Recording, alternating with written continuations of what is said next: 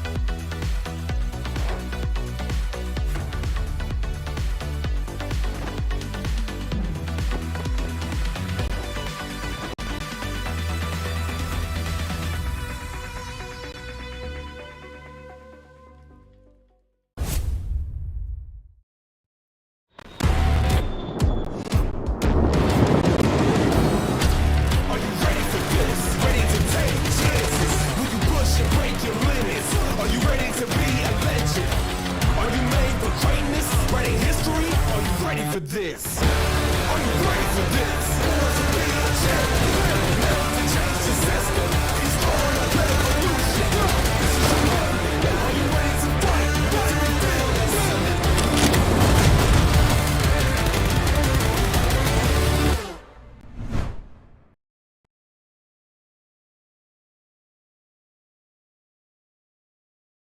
Hello guys and welcome back to the PUBG Mobile Pro League Africa Spring 2023 season. This is the final day on the finals. Day number 3. We have made it all the way to here. 12 matches down and we're ready to get into our final 12 to find out who will be crowned the victors, taking that title of the winners for the PUBG Mobile Pro League Africa Spring. Of course, I am not alone on the desk. I'm joined by Esports and we're going to be taking you through all the insanity here today. How are you feeling? Pretty excited, very, very keen to see what the teams are going to be bringing into today because, as you said it, after today, we have our Spring champion. This is going to be the day that they have to lay it all on the line. They need to bring every single bit of energy, every single best performance that they've been planning and strategy that they've been planning onto the table to hopefully give us some of their best performances yet. I think it's going to be quite a bit of performance that we are going to be looking at from these teams, stepping in and just showcasing absolute pure talent across the board. But of course, as we know, we have a few things that we have to work through before we can eventually get into our very first match of the day. And well, we are going to be starting it off with the format, right? To take a bit of a look to see what the teams have gone through, what is still to come, and what lies beyond today. As we know, they've made it all the way from the league stages, sure. The league stages up into the finals. We're on our very last day, but again, it's going to be a very grueling 6-match day. So it's going to be a tough performance. But after this, our top teams will be advancing through into those regional finals to go duke it out against the teams coming through from the PMPL Arabia. So there's going to be so much up on the table here as the teams are going to be stepping through. But of course, still 6 more jumps, right? 6 more hurdles to work their way through until we can crown those victors. Absolutely. So, I mean, for the teams today, it's, not only is it that opportunity into the regional finals, not only is it that opportunity to get themselves a share of, the wonderful prize, but of course, the bragging rights that they were the first champion for PMPL Africa, of course, the Spring 2023 champions. So, I want to see them bring through their best possible performances. Well, as we know, aside from slots, the teams are also playing for their share of the prize pool. They already have been awarded $1,300 for their participation within the league stage, but it's here in the finals where they get the biggest breakdown of the prize pool. Yes, I mean you build a brig, right, and to get to the other thing. Sure, that's exactly what it is. So obviously, the higher that you place on the overall standings, the bigger share it is that you get of that $60,000 prize pool. But as we also know, the MVP, they've got a lovely award coming their way as well, $1,000 up for grabs. And we've seen some pretty strong contenders coming in for the MVP as well. Yeah, so I mean, really, we've had some shining performances. We spoke a little bit yesterday about Koa as an example from Black Hand, really stepping up with the damage and numbers and the knocks. But we also saw, I mean, Hazem as an example just kept coming through in clutch for the likes of their team, really making sure that they were the best possible hide and seek champions. See, now you're giving me that same little weird English vibe here. But it's going to be down to today, last day of finals. So if anyone wants to be the player to bring through that performance and be crowned the MVP, they have to make it happen here. Yeah, it's going to be a very sweaty day indeed of action, chaos, and mayhem yet to come. But for the final time, right, in case you've forgotten and you weren't here for any of the previous days of action, let's take a look at our attending teams and exactly who we have stepping out on towards that battlefield. It is going to be quite a spread, right? We see some returning names from our previous season of the PMPL, but of course then a few newcomers, right? A few strong contenders that have also just risen through the ranks and brought with them some very exciting PUBG Mobile action.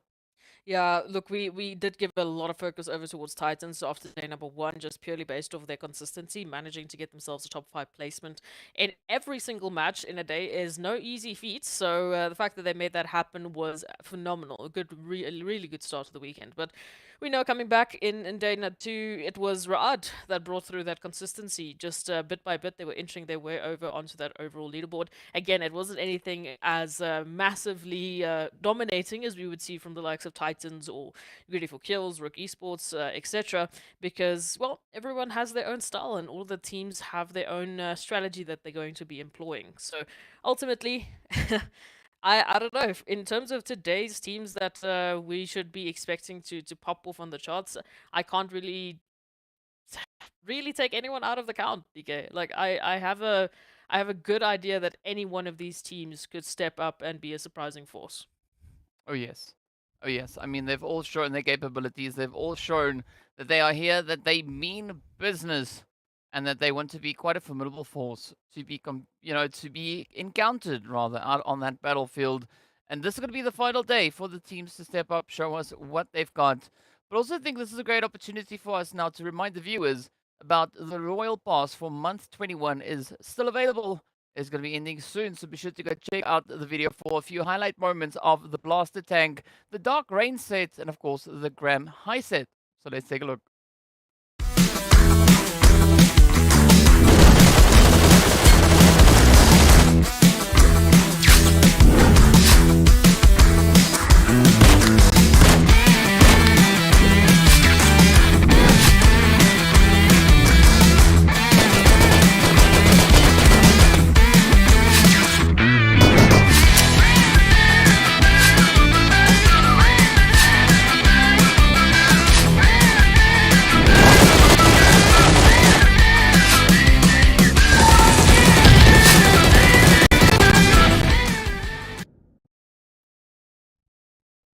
Oh, some very exciting skins coming through on that set there. But of course, we also want to use this opportunity to give a big shout out to Monster Energy, our official energy drink partner for the PUBG Mobile Pro Leagues. I mean, they've been part of the scene for such a long time, and we really appreciate them being here and making an event like this, very, very possible, and having the teams then showcase some of their monstrous performances. Now, speaking about monstrous performances, we've had a lot of that over the past few days. I mean, just in the last 2 days of finals, we've seen some very, very surprising performances. We saw in a few of those replays that we had from yesterday that we had Phonics just go, that 1v4 with a little bit of the shoddy action over in towards Miramar. I mean, that's just one of the bits that really stood out. But there's been so much of that, and of course, we are going to be getting a lot more of that to come through here today as well. Absolutely. The rinse and repeat coming through from this map rotation as well is going to give every single team that equal opportunity. Miramar, Sanhok, Erangel, rinse and repeat. So bringing that action back on Miramar, even Sanhok. I mean, we were speaking about it, the four-player curse as it was. It seems that if you had a full team and there was someone else with the DBS, well, yeah, you have to say goodbye to that one. Well, one thing that we also then going to be taking a quick look at is our overall standings to see where the teams are coming into today and how much work is still ahead for them. Of course, Triple Esports, we've been seeing such a phenomenal grind. We know that they started off yesterday with 41 points for placement and eliminations. They've been able to bring in a bit of an increase. But we also saw then yesterday that RUKH Esports were able to overtake Titan Gaming, just hopping 2 points ahead of them. And I want to see what this is going to result into today, but also a very impressive performance that we've seen come through from the side of Black Hand and RUKH. Both teams managing to make it up onto the first page, but neither of them have yet found themselves a winner chicken dinner. Look, it's been tough for some of these teams, right? We know that it's not as easy as it looks to get those winner chicken dinners, especially not with the zones, with the flight pass that these teams have had to deal with. So it's pretty impressive with the fact that we are having some of that consistency in our top four teams picking up those winner chicken dinners. What's even more fascinating is the likes of Black Hand as an example, finding themselves still in that top 5 placement, even though they haven't been able to get that boost in terms of placement points, just purely based of eliminations, they have managed to secure top 5. Now, obviously, I would imagine they're going to be aiming for higher and higher standings, because why not? It's we're not going to be just settling for top 5. We want to get as far up that leaderboard as possible. So would very much be interested to see what Black Hand will be bringing into today's set of games. RUKH, I mentioned it before. I mean, just the consistency they brought into yesterday to go from top 13 to top 8 in a single day of play against teams like this who are at this caliber. Again, we can't fret that. We can't say that that's an easy task to make happen. So big shout out to them. Would love to see that once again happen today.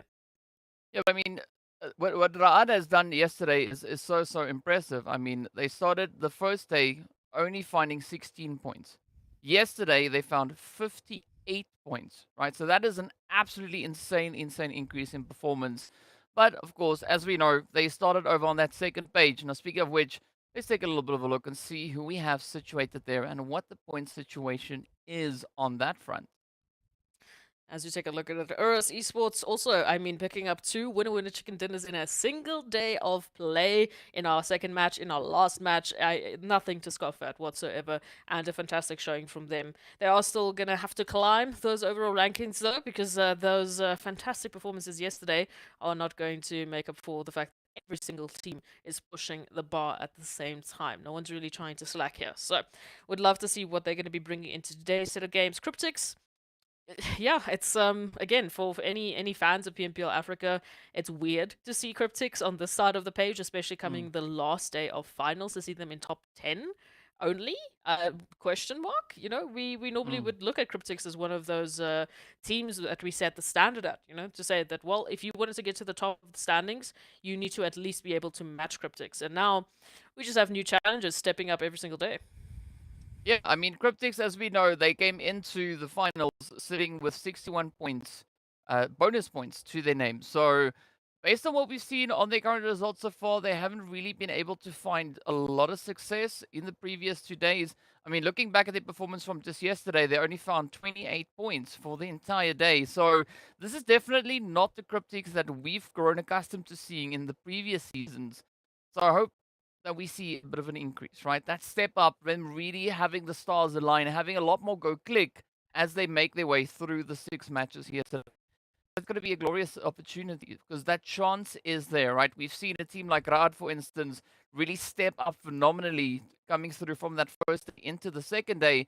So I can't see why a team like CRYPTICS can't do the same. They've shown their capability just in the previous season. We want to have that happen yet again. I mean, this is more or less the same roster that took that championship from the PMPL Africa Fall in 2022. So we know that they are capable. We know they most certainly have the talent. They've gone up against the likes of Titans before. They've had that PMGC experience as well. They just need to showcase it here today. And I mean, look, if they make us eat our words in a single day of play, then I think that's just as good as a compliment. And I would be very happy to eat my words and see CRYPTICS take some fantastic games. But it's going to come down to the rest of the teams as well. We know it's not just CRYPTICS in this top 16 lineup today that is looking to bolster themselves on the overall standings. Titans also trying to reclaim that #1 spot, has been very close to doing so, but RUKH Esports, GREEDYFORKILLS, they're making it tough. Yeah, they definitely got to be looking to make it super tough. But of course, speaking about tough, right? Let's take a look at that schedule as well. Our map rotation, our final map rotation right here for the PUBG Mobile Pro League Africa. And it's going to be the same as we've seen in the previous 2 days. We're going to be starting it out in the desert, heading into the jungle, and then heading over to the bread and butter of PUBG. Of course, it's Erangel, right? Then rinse and repeat to close off the day. And I think once we get into that last half of the day, that is where the teams are really going to look to break a few molds along the way. I loved the energy that we saw on the likes of Sanhok yesterday as well, just in terms of the little bit of chaos that the teams kept bringing in. But Miramar and Erangel did not disappoint either. I mean, we've had such interesting zone placements, we've had such interesting shifts that these teams have had to deal with and had to adapt with. We've already seen, you know, there was a little bit of those hot drops coming through in every single one of those matches. Teams, you know, trying a little bit of something different, even just trying to push the envelope of what they've normally brought through in previous matches, potentially trying to get the drop on some of the other teams, you know, because we know everyone's done their VOD reviews, so they want to go against the grain, hopefully to surprise their opponents. But for some, it's worked out better than for hopefully today. It is just going to be smooth sailing for everyone, because I would really like to see what everyone in their best performances at their peak can honestly achieve. Yeah, I mean, I'm right there on board with you on that one because we've seen some phenomenal opportunities come through. Teams just really stepping it up. But I'm curious to see who's going to be taking that winner chicken dinner, the very first one for today. As we know, back on day one, it was the players from Triple Esports who secured themselves that first chicken with 9 eliminations to their name. Yesterday, it was Greedy stepping up, but they did so with 17 eliminations to their name. So far, you Nasty. know, the envelope has just been pushed further and further. So I want to see who's going to be rising to the occasion. But I would not say no to a potential play coming through from the teams situated a little bit lower on that leaderboard, right? Anywhere from, let's say, potentially 13th moving downwards, right? So Arab Golden, we know that they found a winner chicken dinner on the first day as well. So nothing stops them from achieving that coming into the final day. We know the Mind Weapon, they also were able to secure themselves a winner chicken dinner. That was also Miramar, but that was game number two. Miramar number Oh, two. Let me yes, to state that properly. But either which way, there's a lot of opportunities for these teams to have great success. And it's all going to come down to who can keep the coolest head while pushing through these 6 matches. And I think look, that is where the importance really lies. I think it's also just I'll put it out there. I want to see going to be breaking the Greedy for Kills record. I mean, they have the record in the league stage with 22 eliminations and a winner chicken dinner. They brought in the 17 eliminations and a winner chicken dinner just yesterday. So they have both records now for Miramar. Someone needs to challenge them. Yeah, yeah, I agree with you, right? We definitely want to see a few of those potential upsets come through. But of course, we'd love to hear what our viewers are thinking as well. So be sure to hit us up on social media and tell us what your thoughts are, right? Who do you think is going to be the team to take the championship? As we've seen, there's been quite a bit of back and forth. There's a big build up. We've got so many strong contenders coming through. I mean, Rook, from what we've had just yesterday, already looking to just increase that performance, looking to close the gap. They've taken the leap up ahead of Titan Gaming. But do you see the players from Rook continuing that push, maybe claiming that pole position, or do you think it is going to be the players there from Triple? Of course, hit us up, right? As you can see all our links that we just had there. And we'd love to hear from you. Be sure to include the hashtag PMPL Africa when you make those said predictions or comments. We'd love to be able to read those as well. So yeah, definitely hit us up. Absolutely, we'd love to see what you guys have in store for us. We've had some good chats with the viewers in the streams as well. They've brought in some interesting points. They've brought in some interesting opportunities as well for us to just have some discussion in terms of what's the favorite teams looking like, favorite maps, and where they think this is going to end on up. So make sure that you hit us up in the chat. Let us know what you think as well, because again, predictions have been impossible this season. They have honestly been impossible for anyone to try and take a gang at it, because these teams have just constantly been going against the grain, which is great. Don't get me wrong, it is fantastic that we are seeing such a competitive spirit. The fact that we are still talking about an opportunity for someone, like a legit opportunity for someone to take first prize away from Triple Esports on the last day of play, is unprecedented compared to our previous seasons of PMPL Africa.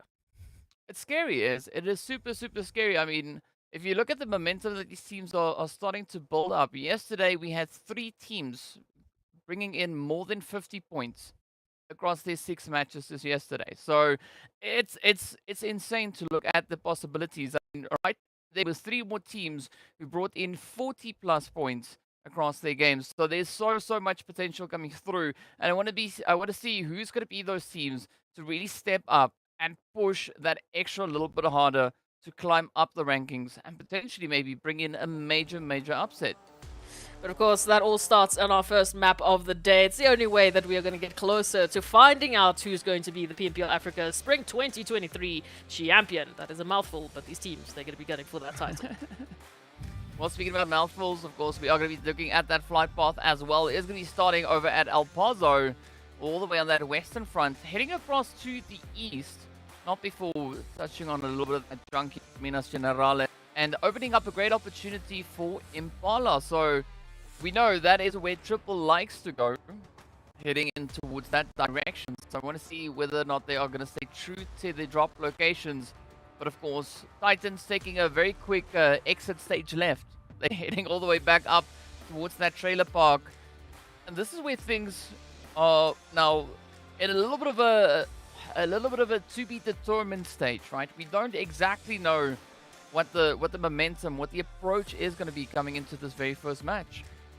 No, so again, we mentioned briefly that there were a few teams trying a little bit of something else. Already we're seeing once again that same energy from Arab Golden, one of the first teams that we saw changing up a little bit of those drop sites, specifically over towards Miramar. So once again, they find themselves right up against Ra'ad in El Pozo. The zone is very reminiscent of what we saw yesterday. Now, we know yesterday it was a tease, right? It didn't quite, it went to Oasis just for like 1 or 2 phases, and then it dropped down. We went to that Valley action, and that Valley honestly brought through such a wild rotation coming through from the teams. I think it was down to not Ra'ad, Black Hand, Titans, and yeah, the Mind Weapon that were holding off in the top 3 placement. And just purely based off zone shifts and because of the terrain, it didn't quite go the way that anyone expected. Yeah, but that's what we want to have, right? Unexpected plays coming through, it not being that all too predictable for teams to really figure out what exactly the zone is going to be allowing them to do.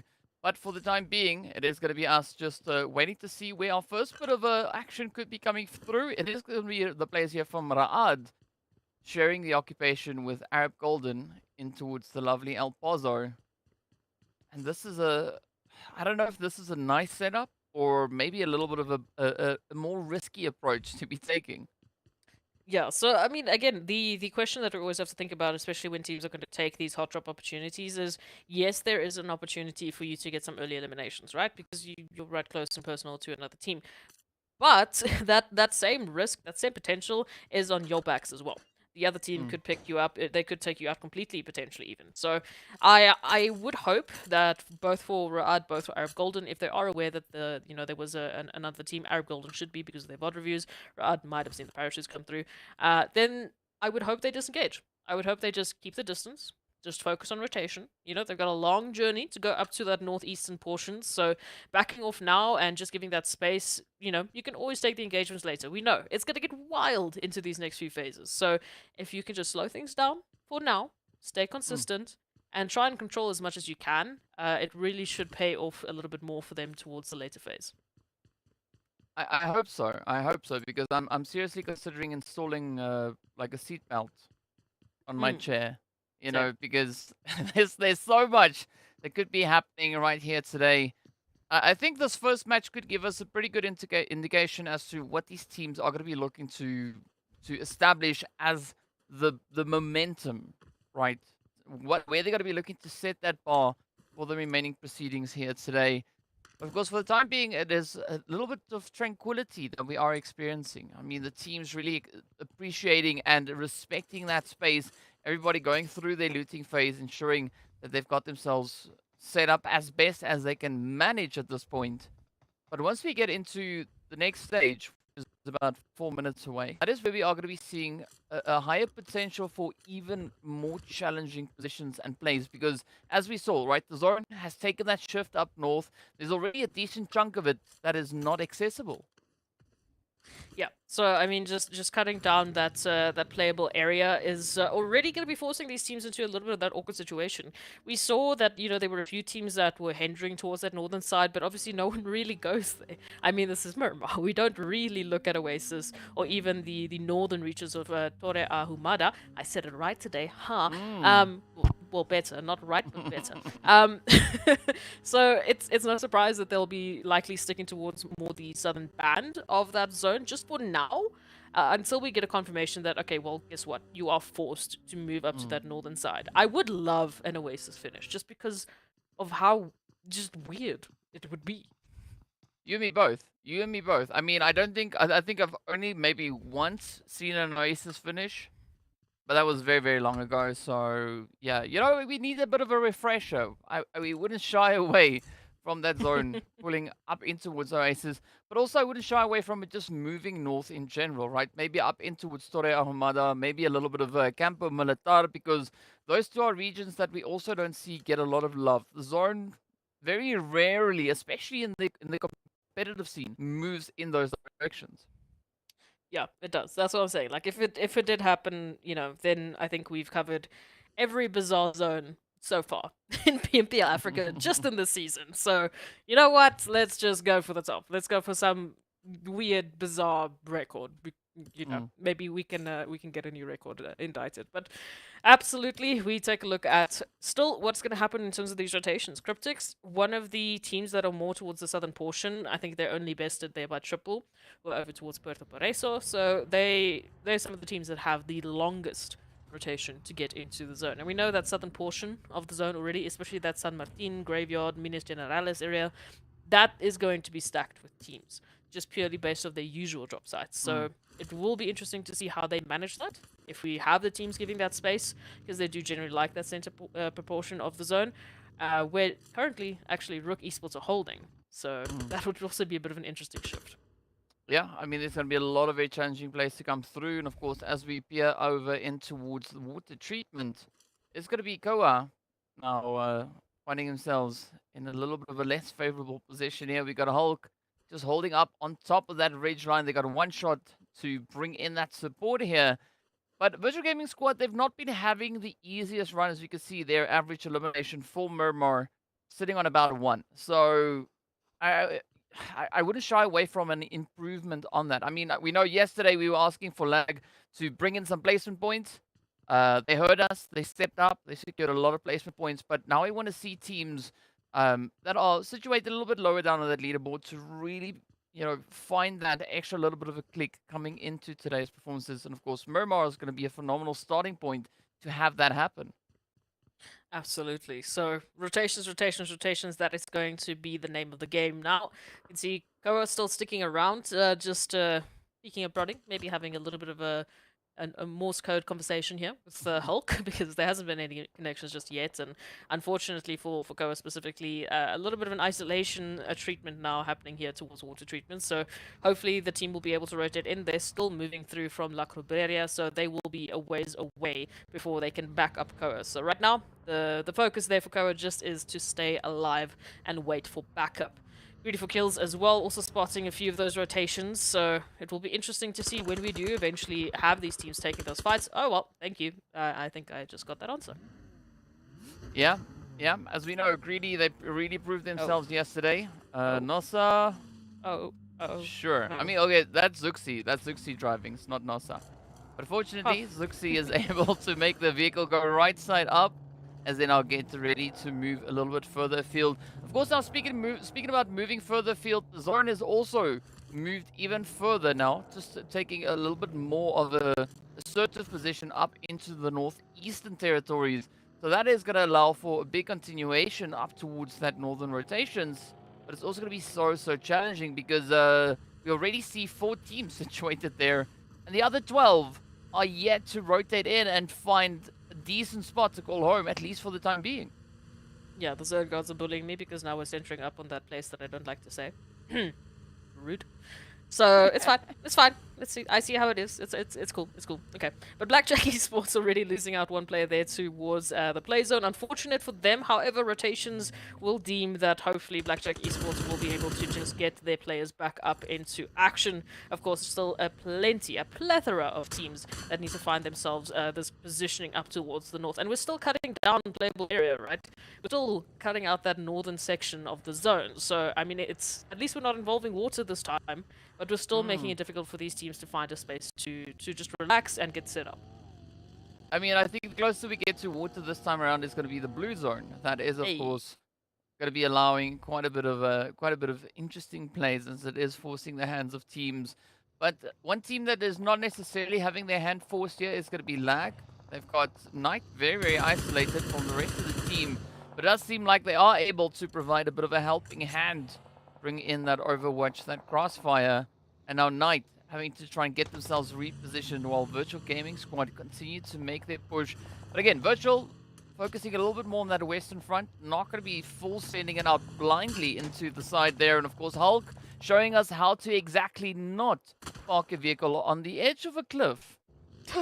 That's just anxiety central, my goodness. If I ever did that to my car, you know what? No, I don't deserve this, so we'll just have to wait and see. Hopefully they'll be able to just recover that and keep the rotations going. Hulk, yeah, unfortunate situation now, out in the open. I think Rami should be able to get these connections quite easy, unless there's a little bit of a dip that I'm not seeing. Nope, There is. So RUKH will be able to pick up at least one confirmation. First elimination for Miramar on our last day of finals. And already, this is the little bit of an upset we were talking about, right? Especially for RUKH Esports. If they can keep having that energy, maybe they can catch up to triple. Oh yes, the opportunity is there. But speaking about opportunities, it is now exactly what Virtual Gaming Squad and Black Hand have to work with here. Both teams on opposite ends of this compound. Plaza still going to be holding back ever so slightly, keeping a little bit more of a distant approach here. Oh, but look at that. Koa just reaching in, not even going to waste time getting inside. Instead, they bring the spray through from outside. One shot now, trying to pick up the pieces, but it is going to be wanted to come through with a bit of that third-party spray, and this is why you need to stay away from the windows. Absolutely. Well, you need to stay away from the rooftops. Unfortunately, Koa will be going down too quickly for RUKH to even try and get a res in. And in the meantime, as they try and make that dash, Storm goes down. And now all of a sudden, it is whittling down here for Black Hand because Arab Golden decided to make a move and just help out the likes of Virtual Gaming. It's wild to think that they've made this rotation together all the way from water treatment. So this has been an engagement brewing for a long time. Oh, yes, it has. And, of course, there we can see the map as well. But the shots come through. That is going to be a Redox picked up. Malik now super low in the health boss. What's a bit of an opportunity onto its Plaza. Tries to push it in, and they succeed. That is going to be Black Hand now getting sent out. The first team to fall on Miramar. Not the kind of start of the day that you wanted to see, but it is a glorious start for Virtual Gaming Squad. Again, I just can't believe that they've rotated together all the way from water treatment. I mean, we saw Koa and Hulk having a little bit of a Morse code conversation, but now Virtual Gaming, as if they thought it was done. No. Arab Golden is still going to be poking and prodding, maybe applying a little bit of that extra pressure. However, again, time limits on this engagement. Yes, there is an opportunity to pick up a few eliminations, especially with the numbers advantage Arab Golden have. But this is all the way out of zone, so they need to get themselves moving on into a better spacing. Virtual Gaming not going to go down without a fight. Oh, yeah, one shot. That's all they need, right? They just need that one shot to try and secure a decent position. Now, Arab Golden going to come in rushing, applying all the pressure they can find. It's going to be wanted an Eagle. Looking to cook it up. Oh, this nade could be the one. It could be on the money, but instead it bounces off the wall. Quality going to come rotating up the back end. Malik, one shot. Now trying to find a good place to just hide away in, but the shots continue to find them as Malik now gets taken on down, not before finding that nade on towards wanted. And this is all coming down to one shot. Looking to see whether or not they'll be able to survive. But Zuxi moving in. We got Raad also pulling in on the distance there. And this is now the opportunity. Quality holding strong out in the blue. The spray comes through and down they go. They get the shot. And that is Virtual Gaming Squad also now getting sent out. Oh, that's so rough. And you could see just how down to the wire that engagement was. I mean, one shot literally had 10 bullets left in that AK. Had to make a dash out in the open because they honestly just had no choice. What were they going to do? Go for a fist fight in a gunfight? No. So they had to make that rotation. They had to get themselves into a better position for just looting. And then, unfortunately, their teammate falls. And it's just the numbers advantage overwhelming the likes of Virtual Gaming. Meanwhile, we do have to ask the question, is Kofi not visible? Zuxi, you see that, right? You see... You saw, but it was a little bit too late. But of course, there is still the rest of GREEDYFORKILLS to clean this one up. Oh, and clean up they shall. They do find Kofu, and that is going to be the end of them. Raad still holding on to a few players. They still have two up. It is going to be Hazem, and again, just holding steady here on the edge of zone. But as we can see, they have quite a bit of an opposition here. It is going to be Arab Golden Lag, as well as Titans moving in from the north. There's going to pose quite a bit of an issue for them. Meanwhile, Escanor trying to get the vehicle secured just out of harm's way. But a very risky play. Senke then also coming under fire there as URUS actually reaches in all the way from that northwestern side. And Wave now just thanking their stars as they've had a little bit of that pressure being alleviated. But Marshall's still going to be waiting around. Wave down on a two-piece. Gaddafi and Co now just waiting steadily to see what is going to come through. But the rush is there. Marshall not going to wait any more longer. Let's see, is the shot going to be the one?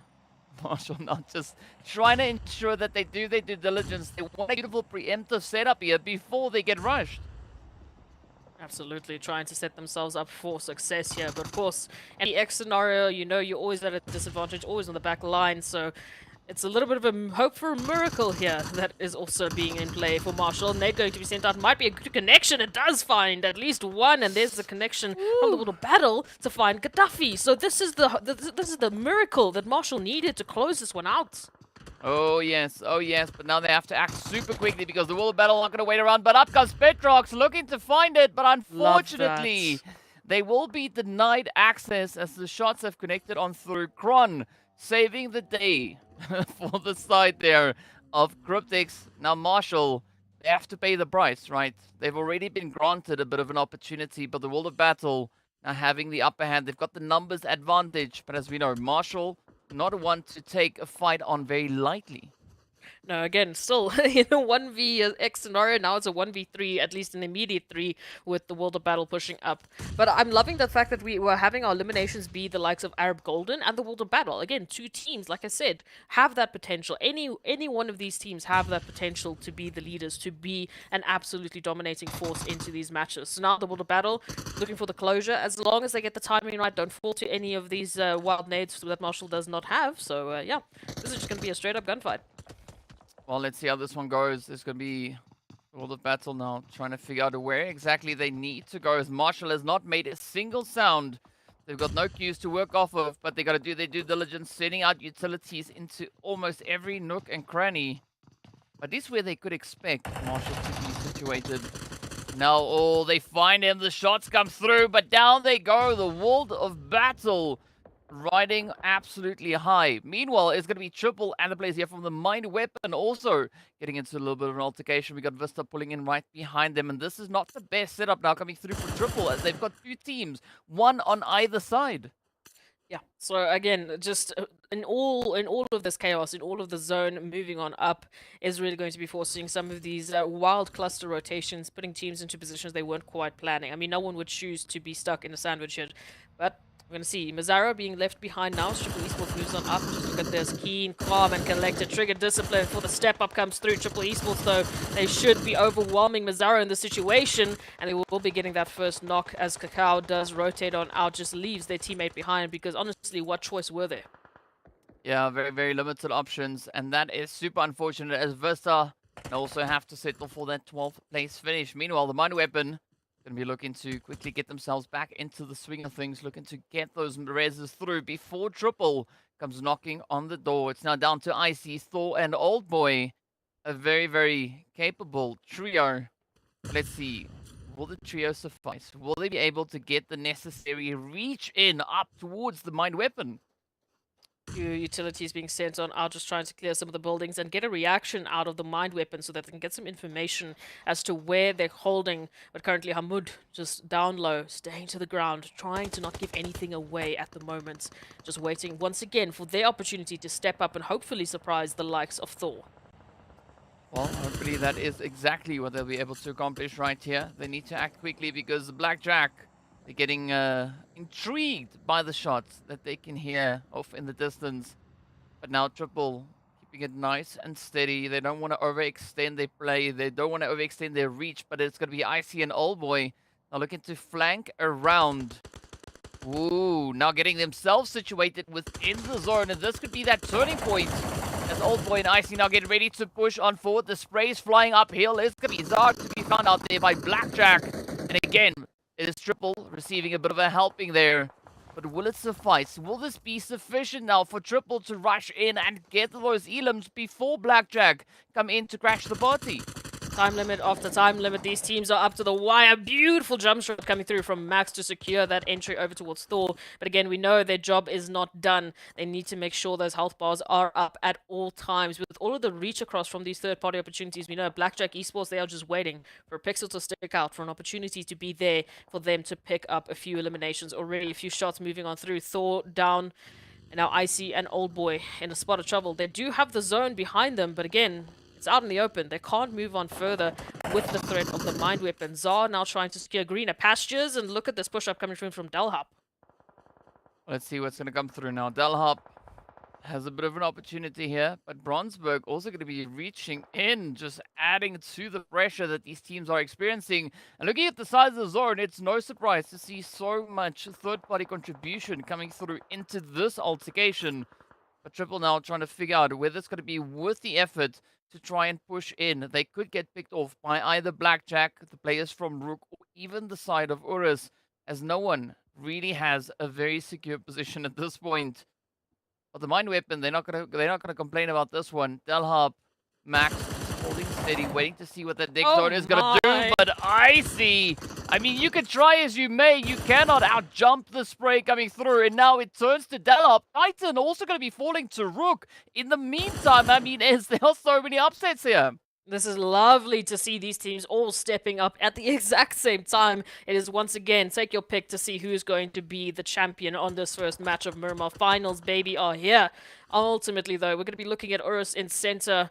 They're going to be holding some good cover, at least, waiting for the rest of the teams to rotate in. But we still have to see how Delharp will be able to get themselves out of this one. They should, hopefully, not be following suit with their teammate taking a bit of a Superman dive on into cover. So they'll be snaking it on into the ground, keeping it low, trying to keep it quiet. Arab Goblin also relegated down to wanted. Now holding on here just towards the western side. All three of these teams, I mean, Arab Golden, GREEDYFORKILLS, Lag, they're out in the zone. They still need to find greener pastures in, but URUS will greet them as soon as they try and make an approach into center. That's going to be the challenge here. Is how do you get yourself situated without getting spotted? Now, meanwhile, wanted just holding a steady angle. Already 6 eliminations up for Arab Golden. But look at that lag. Using the opportunity. RUKH also moving through, but the trigger discipline coming through here from Wanted. I mean, they're just waiting to see if the stars will be blessed towards them. Eflex and the rest of the team from Lag now managing to get themselves into a little bit of hard cover. A little good opportunity for some gatekeeping to come through there as well. But is this now down to Greedy and Arab to get themselves secured moving forward, as there's going to be so much contention for this position? Already Wanted just trying to reposition, get themselves potentially behind a boulder to wait for that zone shift, already taking shots, hits after hit. And there's a bit of a back and forth here between Lag and GREEDYFORKILLS as well, on top of all of the chaos that should ensue momentarily. Now Reno, a little bit of a scouting position. It's Escanor to spot out Wanted. That rotation has been made, so they know there's someone lurking in the midst. Oh, the pixels are sticking out. Wanted, their time is numbered. The Blues are now on top of them as well. Let's see where this one's going to go now. Few altercations coming in. Greedy still not having clear access. Wanted thinking a little bit of that blue zone. But Escanor, they've got the setup here, waiting for the opportunity. They spot the angles, and in they go. It is going to be Wanted to be picked up. Ab Golden getting sent right out of dodge alongside yet another team. We've already lost 2 teams in a matter of moments. Greedy will be the other one to fall. As we look over on towards the eastern side, Triple still alive. They've managed to inch their way on forward, but Blackjack is raining down with the utility. Zeke finds the spray, but gets instant repayment. Down goes Old Boy, and that is Triple right off the map. Oh, what a step up from Blackjack Esports. Unfortunately, timing just wasn't there, and if they didn't already have enough to deal with, here comes the third party from RUKH Esports moving in, already finding Phonics. Hisk now down as the one-man army here to try and secure something for Blackjack Esports, but it's going to be RUKH moving in as a full piece, a full squadron to try and lock this down. Then they have that eastern side. Bronsberg is locking down the northern side, so then they will have majority share of the zone. And now, oh, Monster Trucks as well, come on. Oh, it's going to be up to Hisk now to see if they can hold up the defensive, but RUKH just overpowering them as they just push forward so relentlessly. And an absolutely phenomenal showing coming through as RUKH really kicking off the day here with a very strong start. But now it's going to come down to that center position, right? URUS holding on to center zone. The world of battle going to be trying to encroach from that southern edge.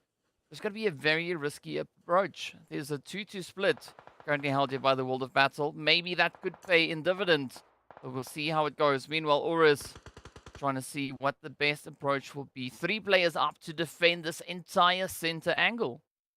As we know, RUKH Esports, they already had a good, at least a little bit of real estate to work with. Coming from the east, Bronsberg towards the north, keeping an eye out on Lag. And now Lag trying to take a piece out of URUS. So in terms of that 3-way battle, there is a lot of setup here. The World of Battle as well. Specifically, they are just going to be coming through from the southern portion completely unscathed, completely uncontested. So I would keep my eye on the World of Battle to see how they can turn this one into a winner chicken dinner for them, because they are having a lot of space just being gifted to them on a silver platter. Yeah, but now it comes down to whether or not they'll be able to utilize said space. RUKH, in the meanwhile, also just trying to find a bit of a footing here. I mean, they've already been able to establish quite an overpowering performance, sitting with those 8 eliminations to their name. The World of Battle, as we saw, sitting on 6. Lag, also stepping it up, 5 elims to their name. But will they be able to secure even more as they're now moving in from that northwestern side? It's a lot of scoping going around here. The World of Battle are trying to do their due diligence before ascending down, but they are looking to play the opportunity over on towards that eastern side. Oh, this is going to be an interesting one. Of course, URUS, they've been in the center for so long, but you can see the terrain that they have to work with. A few, compounds not really available. So it's only these drums to try and either hide below or hide on top of to try and get a line of sight into the rest of the teams. Once again, the World of Battle just left alone. RUKH Esports now rotating around towards that northeastern side, still trying to secure a better line into this fight. Still stage 7, so we still have 2 more shifts coming through before we're going to secure it down and force these teams to ultimately take each other on. But just the eliminations, I mean, RUKH up with 8, the World of Battle up with 6, TEAMLAG up with 5. It's URUS that needs to actually catch up with eliminations. They're only sitting on 3. Well, let's see whether or not 3 will be enough for URUS to make a big impact here. Now it's going to be RUKH mobilizing themselves, looking to get a good decent spread. But Lag, they've not yet really been able to find that extra bit of contingency rather coming through from this western side. I mean, they've moved in, they've secured a setup, initial position, but now they have to push even further up. Because the only way in is going to be to either push through RUKH, push through URUS, or head down towards that southern side. We see the World of Battle. So with 4 teams here, 14 players up, Lag, they're going to have their hands full. Love this. I mean, the fact that we have 4 teams more or less up with their full squadron is really going to give us a lot of fun moving into this final engagement. A9Q already tried to step up, is going to send out a nade, but the spray from Weiss will secure the knock. Now the thirst is going to be that question mark. We can see Eugene already reaching in. They want a bit of that information, maybe even to reach in and steal an Elam, but URUS, they're just hiding behind that trench line. They are not going to be stepping up anytime soon, so Eugene will have to go fishing. They need to try and just isolate at least 1 or 2 players to get a words and edgewise here for RUKH.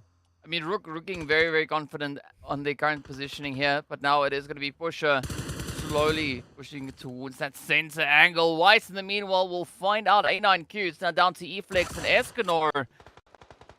The grenades about to be sent through. Yes, it is going to be hitting home, but now Weiss still picking up the trades as URUS look to turn the table here. It's going to be Eflex, the final contender left for the side of Lag. But RUKH also now coming under fire as the shots continue to be sent in their direction. Loving this once again, just the back and forth from these teams. Everyone not looking to let any elimination slide. Now the World of Battle coming under fire. Arthur just narrowly jumping to the ground, trying to ensure they keep some HP bars left for the rest of these teams. RUKH in a spot of trouble. You can just look at those HP bars. You can barely see the players, but ultimately it's that damage from URUS that is making it rain. Now we have to ask the question, who's going to be that team to get out on top? Because at this point in time, everyone is under fire. Everyone is a pressure cooker. Yeah, and it's not going to be ending anytime soon. It is going to be up to RUKH now, looking to see if they can assert themselves, moving up from the north. Such a glorious angle to be holding.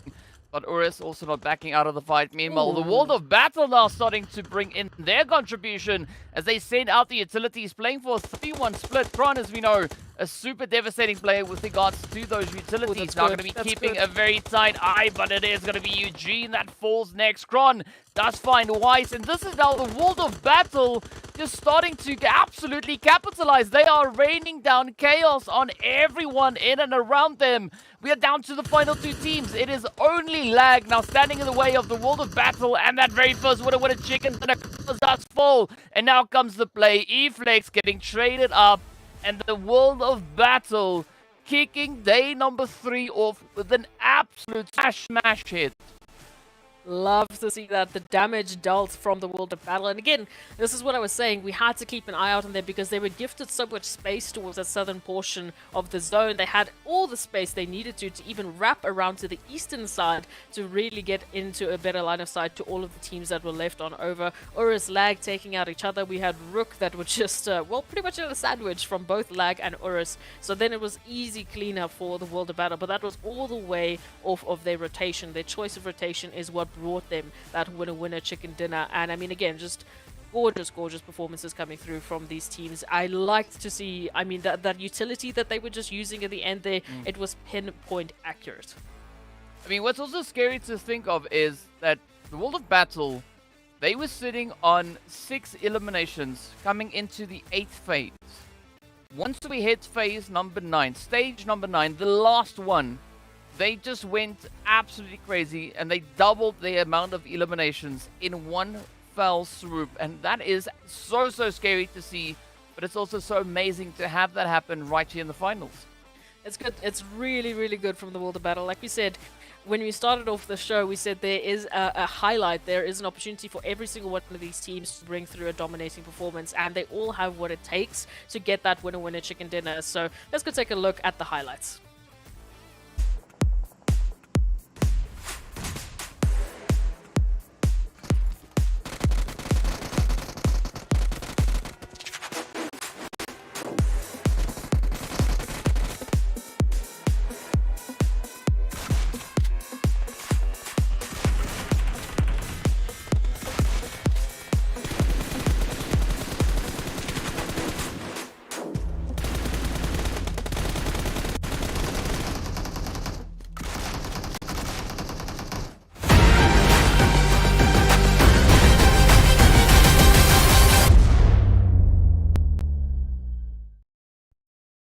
I mean, some pretty exciting play. What a way to kick off the very first match in the final day right here. Day number 3, off to an amazing start, especially if your name is the World of Battle. I mean, such a phenomenal performance.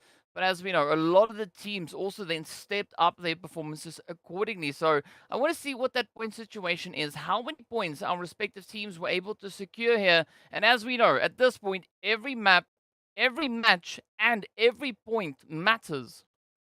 Absolutely. These teams are fighting for their final opportunity at a slot at being the champion of PMPL Africa Spring 2023. But the Water Battle starting it off pretty hot and spicy, 22 points to add to the overall tally, but it was a wild top 4 finish for all of these teams. RUKH Esports, TEAMLAG, URUS still involved in that final altercation, bringing in not a bad performance whatsoever, honestly. I mean, in that situation, I honestly wouldn't see how they were able to pick up any eliminations whatsoever. But we have to also just shout out to every team on this side of the page. I mean, we have 4 teams picking up 6 eliminations each, I mean, with their respective placements. RUKH and the World Battle just edging above the rest, but it's a gorgeous start for the teams on this side of things. Oh yes, it's an absolutely phenomenal way to kick the party off. And I mean, look at that. Like it's been a while since we've seen the teams on the first page performing so aggressively. But that would then only mean one thing. The second page is not gonna be them. It's gonna be a lot more scarce with regards to points. And yep, there it is. It is gonna be 2-1 and none points as we move over and of course welcome the Titan Gaming and Wave Esports team to our donut shop. It's bizarre that we're saying on the finals day that we're saying welcome to Titans to pick up nothing on the first match of the day, but we know that there's still 5 more maps to go. So I'm still impressed the fact that we're seeing RUKH Esports stepping up to that degree. We know that they're trying to catch up to Triple Esports, who have been more or less consistent. They haven't been as consistent compared to day number 1. I think look, I mean, to try and top a top 4 placement in every single match out of 6 matches in a single day, that's next to impossible. So we will just say that that's going to be the record for the most consistent team this weekend. But if they continue just picking up points, if they continue to not have a terrible day, then it's going to be very difficult for a team to catch up to them without back-to-back-to-back massive winner chicken dinners and massive elimination points. Yep, that's definitely going to be the approach for a lot of the teams if they're looking to reach that top position. But of course, as we know, next up, we are going to be heading straight over into Sanhok to see what the teams are going to be doing once they step into the jungle. So be sure to stay tuned, and we'll see you guys right back after the break.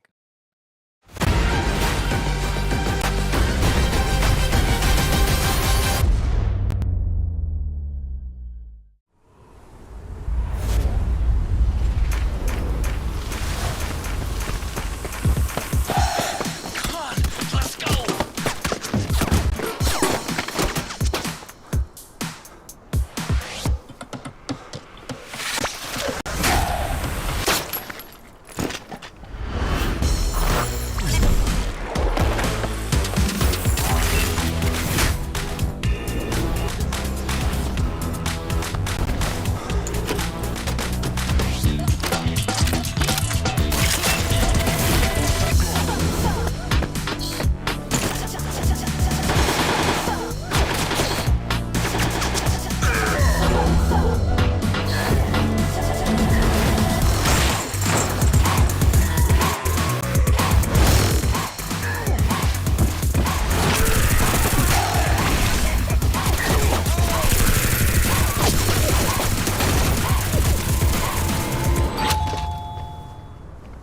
Your order is here. Oh, thank you. Thank you.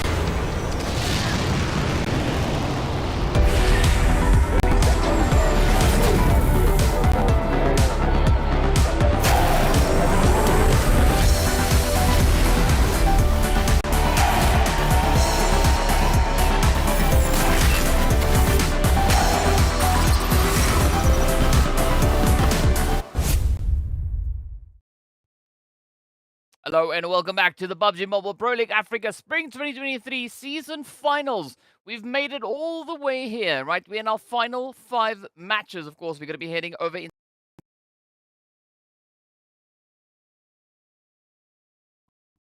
Oh, I thought it was me.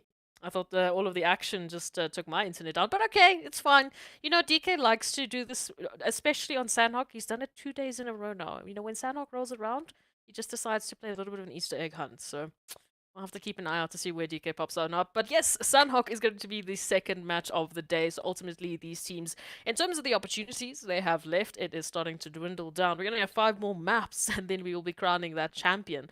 And what a fantastic start that we had from the World Battle, RUKH Esports as well. But we know that that's not going to be yet enough to try and catch up to Triple Esports, try and take the crown, the king chair away from them. So hopefully we will be seeing a little bit more of an upset, especially from the teams towards the 2nd, 3rd, and 4th placements as we went through from that Miramar game. But of course, for those in chat, let us know what your predictions are going to be like for this match, who you think or you are hoping is going to be rising to the top and picking up a gorgeous, gorgeous set of points. We know for some of the viewers in chat, there's been a little bit of love for Triple Esports. For some of the viewers in chat, there's been a lot of love for Black Hand as well. But we'll have to hear you say that a little bit louder if we want to make that energy apparent for them in the second match of the day. Now, moving into this match, we know it is going to be a tough battle. I mean, the fact that we had 4 teams still fighting up with majority of their players in that final zone just gives you a good idea of how serious these players are and how much they are going to fight till the last possible second to get a slot at the championship. So let's go move in to that wonderful, wonderful Sanhok already. Cutting down Sanhok all the way in half. So we're providing a little bit of chaos from the get-go. Now, looking at this, I mean, it's Sanhok, right? So we're not really going to be worried about flight paths or teams really rotating to their favorite spots because it's tiny. It's only a 4x4 map, so it's easy rotations, easy pick'ems here for the teams, which we love to see. Also going to be focusing on what the likes of Triple Esports will be doing. If we're going to be having any potential hot drops, it'll be a little bit fun here, you know, just to start off with a little bit of wildness. But as we mentioned, or at least as I mentioned on Miramar, in terms of those hot drops, as much as they give you those fantastic opportunities, they also carry a lot of risk. So even though I would like to see chaos, I do want to see these teams perform at their best. So preferably just disengage and keep the numbers safe. Ultimately, taking a look and see what URUS are going to be doing alongside, of course, RUKH Esports. You can see Weiss, unfortunately, in a little bit of a sandwich up against, I believe they do have a teammate as well, at least to work out. But that 2-2 split from URUS will be a bit interesting with RUKH Esports mixed in. Of course, we have to wait and see what that zone is going to be looking like. Nice and center, not really going to be isolating any of the teams or players from getting to their spots. And here he is, RUKH versus URUS. Weiss out in the open. You can be saying goodbye to them quite early on, my goodness. But now, still rotations left for RUKH. And for the rest of URUS, I mean, we've got Farok down to the road line just on that northern side of Camp Charlie. The rest of URUS deep in within Camp Charlie. So they were also not in a position to actually help out Weiss in that situation. Not sure what happened in terms of the parachutes, but hopefully they'll be able to resolve that come game number 2. Oh, number 3, sorry. This is game number 2. Wow, I'm really losing count of games. You see, it's because DK is not here. Because he's not counting for me. Math, not my thing. But we'll take a look at the rest of the teams. For some of the viewers who do favor what the likes of Triple Esports are doing, they are alone currently in boot camp. Nothing really that they need to worry about just yet. So they have a little bit of space to work with. Arab Golden over towards that eastern side as well as Blackjack. So nothing too wild just yet. And yeah, pretty much everyone else nice and secure. So once again, if you guys are in the chat, let me know what your predictions are going to be looking like for the Sanhok. We saw those initial drop sites, or where you might want to know where the teams are situated. A little bit of rotations already starting to happen here for Triple Esports. Looks like they might be heading up to Paradise. Bit of an interesting rotation. Or maybe they're just heading over towards those compounds to get a little bit more loot. Vista, of course, in Greedy for Kills. You can see Vista just on top of that high-rise, just on the outskirts of Pine Nun. They've already looted up a little bit. Closing up some of those shacks, maybe getting a few extra utilities. That'll be an interesting one. Taking a look at chat, Elaine actually saying that Triple Esports are going to win with 15 eliminations. Okay, so that's one prediction. And that will mean that I think Triple Esports will be very close to securing that #1 placement. So if they do make that happen, that's going to be wild.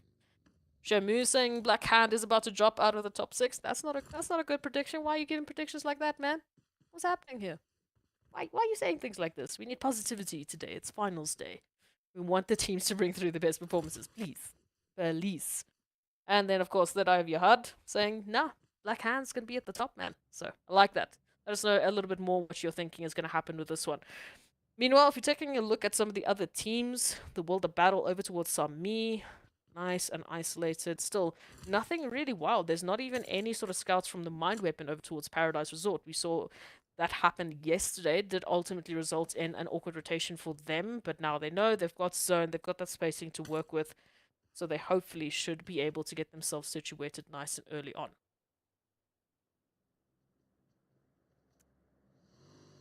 A little bit more towards that northern side. Of course, CRYPTICS making the rotation.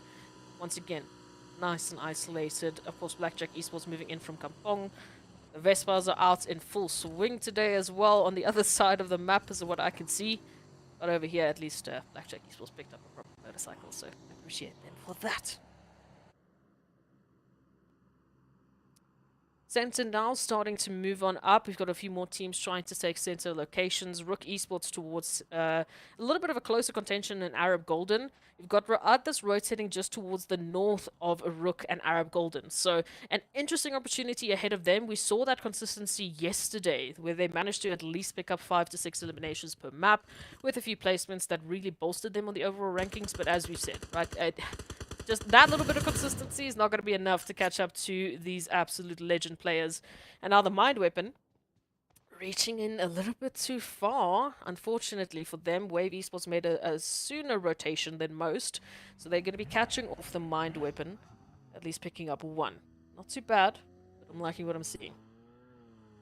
Joshua Antwi saying, winner winner chicken dinner, 11 kills for Black Hand. Okay, I like that one. See, that's a little bit of energy that we need for Black Hand. Hopefully they will be able to make that one happen into this one, because we know for Black Hand, the fact that they haven't yet picked up a winner chicken dinner and they're still sitting in the top 5 is massive. They also had all of their most of their eliminations at least stolen yesterday on towards Miramar. I think they did something ridiculous, like 2.9k damage or something in that Miramar match, only secured 5 eliminations off of the back of that. Come on. There was a lot of stealing going on there, so hopefully this is going to be the change for them. They're all the way still in Camp Alpha, one of the few teams still yet to find a position in zone, whereas that center right now is cooking with teams. RUKH, Arab Golden, Lag, URUS, I mean, take your pick. Pretty much every team is nice and secured between that spacing of Pine Nun and Quarry. Maybe from a little bit of PTSD, because we know Sanhok ended up on Quarry in that last Sanhok of the day, so maybe they're still feeling that, you know, a little bit of a stress that it caused, and they would like to make that rotation and that location secured as soon as possible. Whereas now, just peering on in towards that Quarry position. No rotations, no teams necessarily taking Quarry. You can see everyone making such a gorgeous rotation. We haven't really seen much altercations, only 1 or 2 players being dropped from a few of those earlier positionings. And now the question will be where that zone is going to go. Of course, I'm biased. I want cave. I really do want cave. So, zone guards, if you're listening, please, for once, like me. They're not going to like me, are they? Oh, okay. Well, cave is still involved, so it's really not bad. Do give that opportunity for a few of the teams. Good central position that we've seen from them. They've read this like the charm. So everyone has a lot more spacing to work with. Alternatively, except for CRYPTICS, Wave, Black Hand, and Titans, who still have to find spacing within zone. The water battle off of the back of that wonderful winner chicken dinner now. Trying to secure some spacing within zone. VISTA or are making it quite difficult for them to do so quietly. URUS even reaching in to try and take a piece off of VISTA. And this is what's going to continue to happen. For those in chat, please also give your energy to DK. I think his substation blew up again. Likely. So we need all the energy we can get to get my co-caster back. And in the meantime, we need to see how VISTA are going to be bringing in the energy towards that western side. The wall of battle just behind them, as we know. They've already given their greetings to one another. GREEDYFORKILLS, though, very close to jump into that contention as well. Over towards that northern side. Virtual Gaming, the Mind Weapon, still just a little bit of sussing out the competition at this moment in time. No one really going to be stepping in or full investing into any altercation, because we know moving into that second phase, that is where things are going to get awkward. That's where we're going to see those shoulder-to-shoulder rotations, making it extremely difficult to keep the numbers up. Over towards that western side, we've got Black Hand now just rotating into the southern portion of boot camp. So, an opportunity for them there to potentially take on Triple Esports. As we can see, just that rotation now. Good bit of a high ground that they have to work with. You know, Triple is just on the other side of that road line. Nice spread coming through from them as well.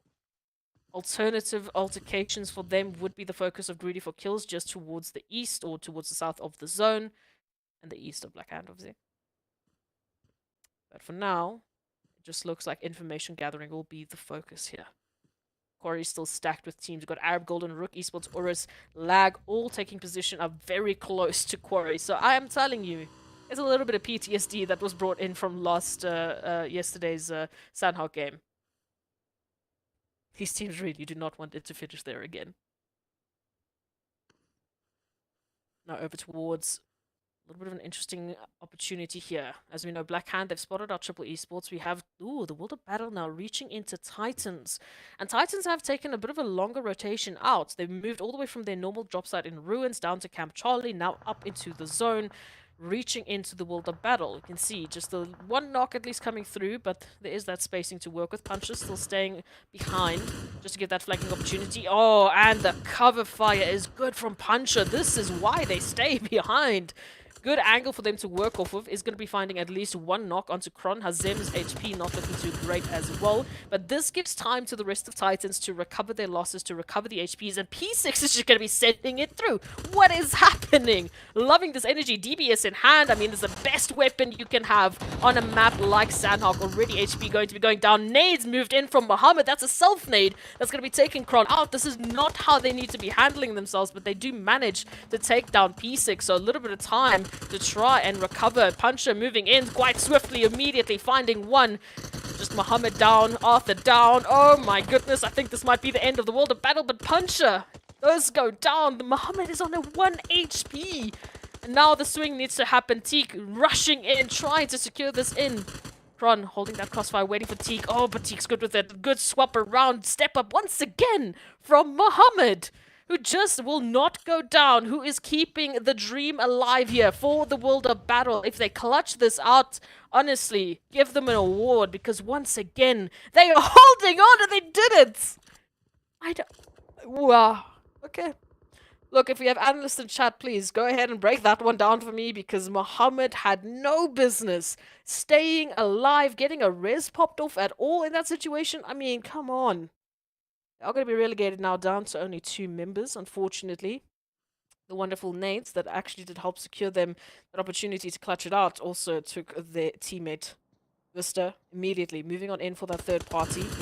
HP is at least up for Arthur. Oh, once again, Mohammed holding on, finding Bisk. Kakao going to be sending through a gorgeous nade, but the connection's not there. And now they regroup and they look to take on Vista just after they've taken out Titans. If Crowns was here, he would be screaming. If you take out Titans, you get yourself that winner chicken dinner opportunity. Arthur, once again, up close. Finding Kakao, a little bit of damage dealt, but it's not going to be enough to get that knock. Oh, but this bounce, this might be it. Kakao needs to rush on out. HP down to a dangerous level. Mohammed still circling around. It's a boot. Good angle to hold on. If Mohammed steps out into this window, this might be that opportunity. But Vista, in all of this chaos, have been relegated down to 2, so it's equal standing. Now the blue zone adds that extra pressure. Mohammed, though, has been keeping such a cool head. At this point, I would still side with the world of battle. It's a boot, holding that angle in. Arthur sending out a bit of a follow-up now. Pre-nade there, not going to make the connection. It's a boot. How has this turned the table? The nade goes around. It's a boot down. Arthur moves in. The swing around goes through. The DBS not making the connection, but the follow-up with the M4 will be enough. Man, what is the world of battle doing today? At least we had the likes of Mazzara being able to get that res on towards Bisk, but it's still not over here. The world of battle, they've already secured another 2 eliminations after completely taking out Titans. You would think they would be done, but no. This is finals. They need to bring through the best performance that they ever have. Now, rotation out of this situation is not going to be easy. Of course, Bisk has rotated on out to try and secure some compounds within the zone. Mazzara left behind. Potentially pick up that spray onto the 2 remaining players of the world of battle. Ready for kills and triple towards that northwestern side, once again finding one another. Quarry just seems to be the focus here for Sanhok.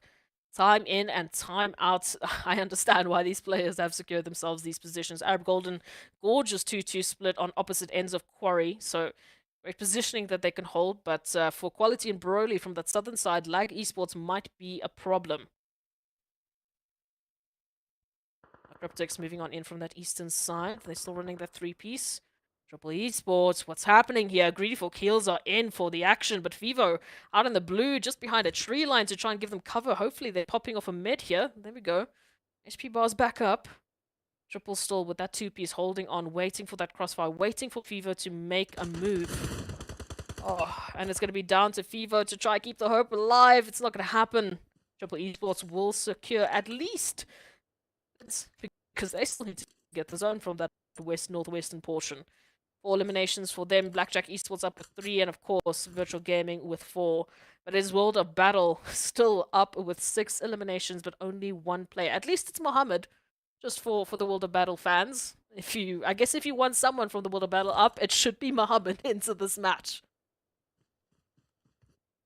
Whereas now that southwestern portion, a few compounds on Quarry that they'll have to relegate to get themselves into the zone.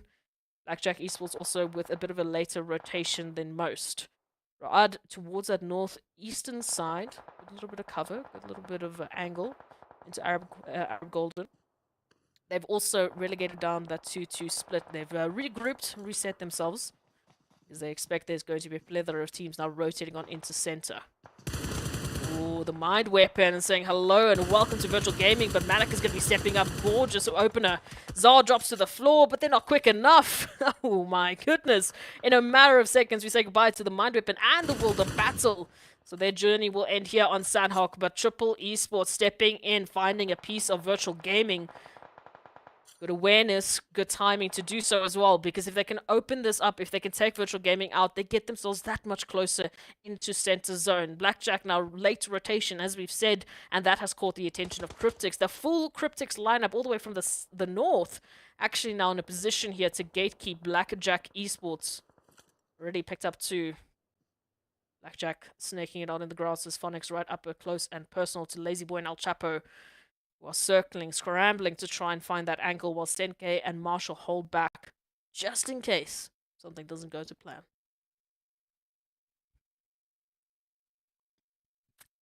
Zone now going to be centering out, going to really be allowing CRYPTICS a little bit of cover.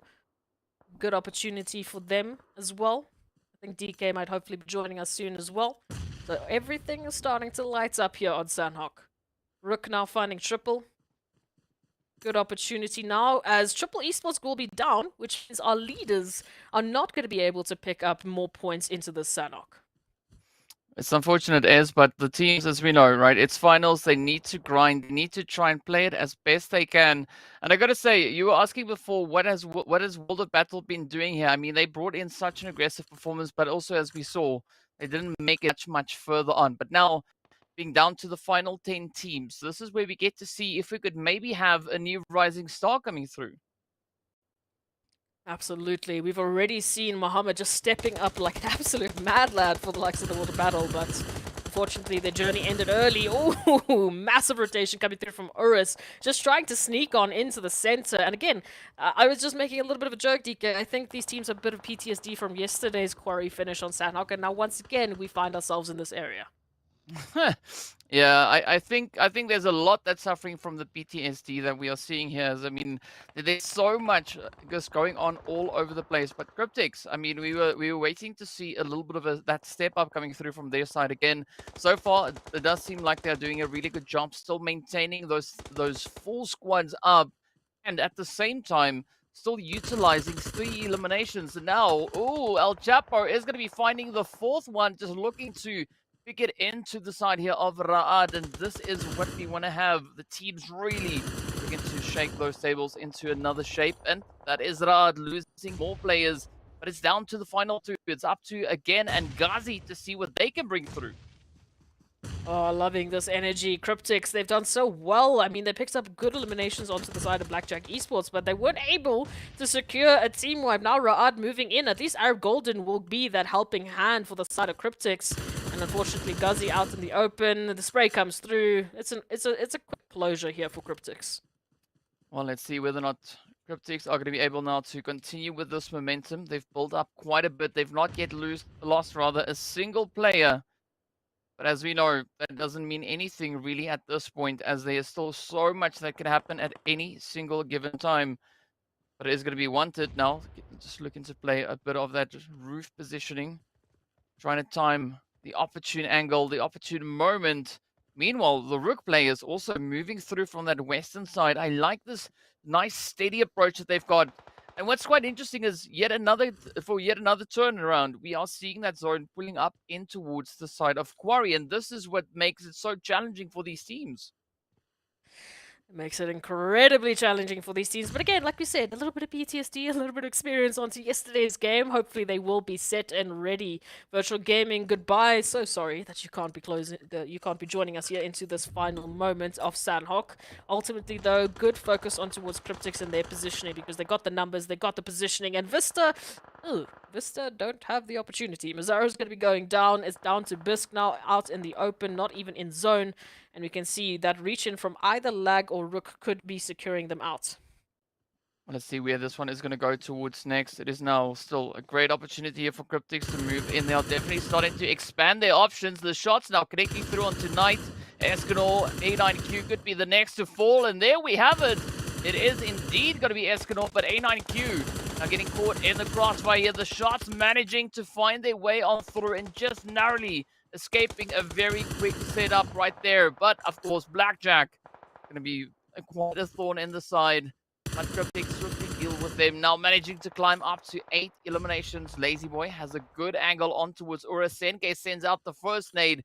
Could the second one now be the final hit to close it up? URUS in a world of trouble. As you can see, Rauf now having to yeet out the windows. That health bar really starting to plummet.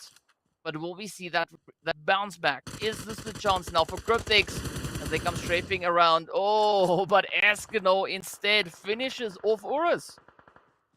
Loving the energy these teams are bringing in. I mean, it's only the first Sanhok of the day. Can you imagine what the second one is going to look like? But now we have to take a look at it. We still have a few more teams to secure it out, but down to top 4. Arab Golden might be down to top 3, as only 3 players are still alive. That's the joke, sorry. But another didn't do it quite well. But now rotation for them. Wanted out in the open. CRYPTICS just applying the pressure. And we can see not everyone is able to keep up with the action. But look at CRYPTICS, DK. We asked at the beginning of the day, we wanted CRYPTICS to step up. We weren't quite used to this quiet side of CRYPTICS. And now here they are with 10 eliminations on Sanhok. With the most numbers, they can make this one happen. Yep, they definitely can. So let's see whether or not this is going to work out in their favor now. A9Q, Escanor, still posing a little bit of a threat here to the side of the CRYPTICS. But fortunately for them, Wanted is also there to help alleviate a little bit of that pressure. Now El Chapo trying to come in swinging. They do find Wanted, and that is yet another Elam getting added to the tally. But it's Lag down to a one piece. It is going to be Escanor just trying to survive. The DBS comes out. They find Senke, but will the final hit now secure them the victory?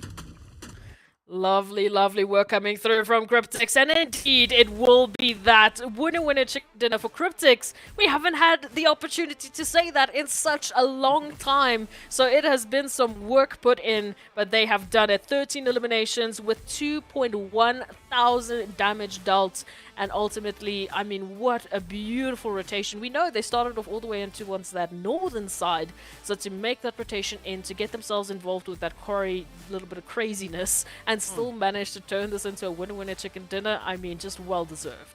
Yeah, that was the absolutely glorious bounce back coming through there from the side of CRYPTICS, and as we said before, right, we were waiting to see the return of the CRYPTICS that we had in our previous seasons, and based on what we had in just the Sanhok, I mean, it's looking very, very promising because CRYPTICS, they're definitely looking to build up that momentum and regain a little bit of that ground like they had before.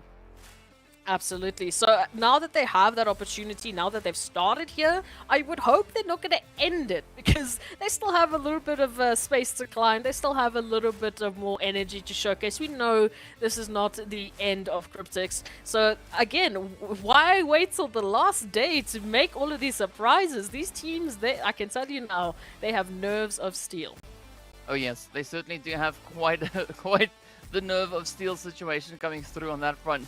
But again, a very, very satisfying approach coming in. Sanhok, so satisfying. The team's being dealt a very difficult hand.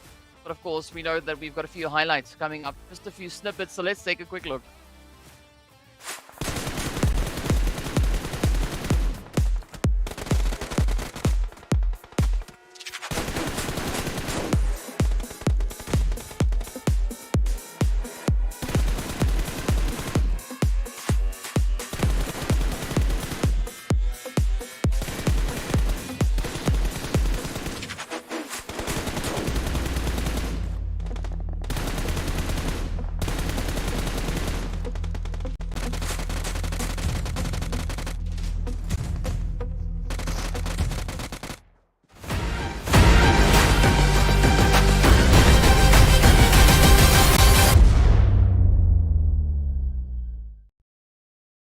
Some great plays coming through on Sanhok yet again. And I mean, the teams have not disappointed us whatsoever, right? They just kept the pressure coming regardless of what day or which stage of the league we're in. I mean, they just keep on bringing through the surprises, and it's such satisfying PUBG Mobile action coming through here. But of course, we know it's that time, right? We need to see what the overall point situation is for these teams. So let's take a look at that match ranking to see how many points our teams were able to secure. Of course, CRYPTICS, with those 13 eliminations, unlocking themselves 23 points. Massive win from CRYPTICS. I mean, it's been a while. It's been some time since we've been able to celebrate some cryptic celebrations here, and to bring in that win here on the finals day, massive. Just loving it. I can't undersell how good it is to see a team like CRYPTICS with their experience, with the the legend of CRYPTICS being the one that it is, and these teams with their prowess to finally showcase what that means and what they're capable of. It's so good. But of course, as we went down the standings again, massive helping of eliminations. My goodness, I'm just gonna say massive today. Again, 4 teams with 6 eliminations. The World of Battle, Mohammed should be losing their mind right now because they just clutched out not only Titans but also at least half of Vista. So loving this energy, DK. My goodness. Yeah, yeah. But let's see what that point situation is as we venture across to the second page. Of course, it is going to be Blackjack sitting here with 3 eliminations up and 4 total points. But Mine Weapon and Black Hand having a very challenging run coming through here. I mean, we also know the Titans were taken out very early on, but at least they were able to secure themselves those 2 elims. And all these extra few points that the teams are able to secure will definitely aid them in just slowly inching their way up the leaderboard. Yeah, slow and steady, right, wins the race. But in this weekend, in this finals, it is all going to be about that explosive energy, especially if you're the likes of the second, third, and fourth place teams who are trying to take that #1 spot away from Triple Esports. Because as we know, they finished off yesterday with 191 points. I think it was about 40 points ahead of second place and third place and so on. So you need a lot more to try and close that gap. You need a lot more energy. But of course, we know we're going to take a short break so we can get ready for that third match of the day, because the only way we're going to be able to crown that championship is by going through the rest of our 4 maps left. So we'll be right back after a short break.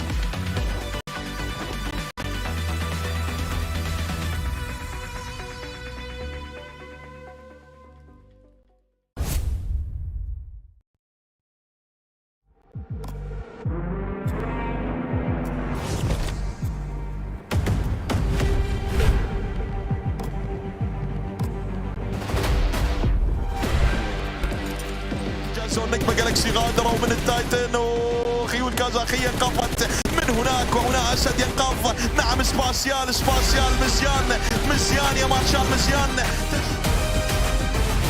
هذا الزون يحاول انه يدخل زون، لكن خلينا نركز هنا مع هذه الفايتات. بسيخ بإصابة ثانية مؤذيتين بإصابات مؤذية في صفوف الشاذوين المكشوف. يا الله يغادر على يد الأرأيت بيبدأه. لا لا لا لا لا لا لا لا لا لا لا.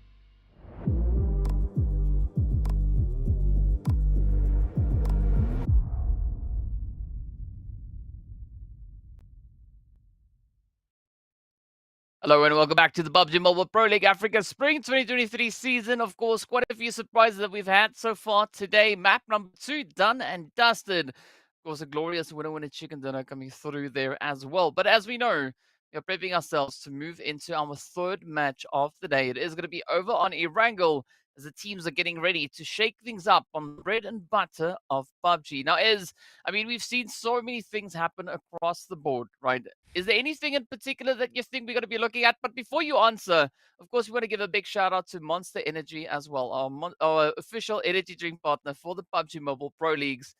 But now, right, speaking about monstrous things and energy, right? What do you think we're going to see come through in this first Erangel of the day? Honestly, I just love to see if Mohammed can clutch out the way that they were managing to clutch out on Sanhok. They took out the entirety of Titans nearly by themselves, managing to keep the world of battle alive just for a smidgen more. Then VISTA already rolled in with that third party, and still yet again, Mohammed steps up and keeps the dream alive for the world of battle. So, off of the back of that Widow chicken dinner, now a little bit of this wild energy coming through in the second match. I want to see if that is gonna happen again on Erangel, because honestly, how can you top that sort of a clutch? Honestly, they would win the MVP award for me just off of that Sanhok match.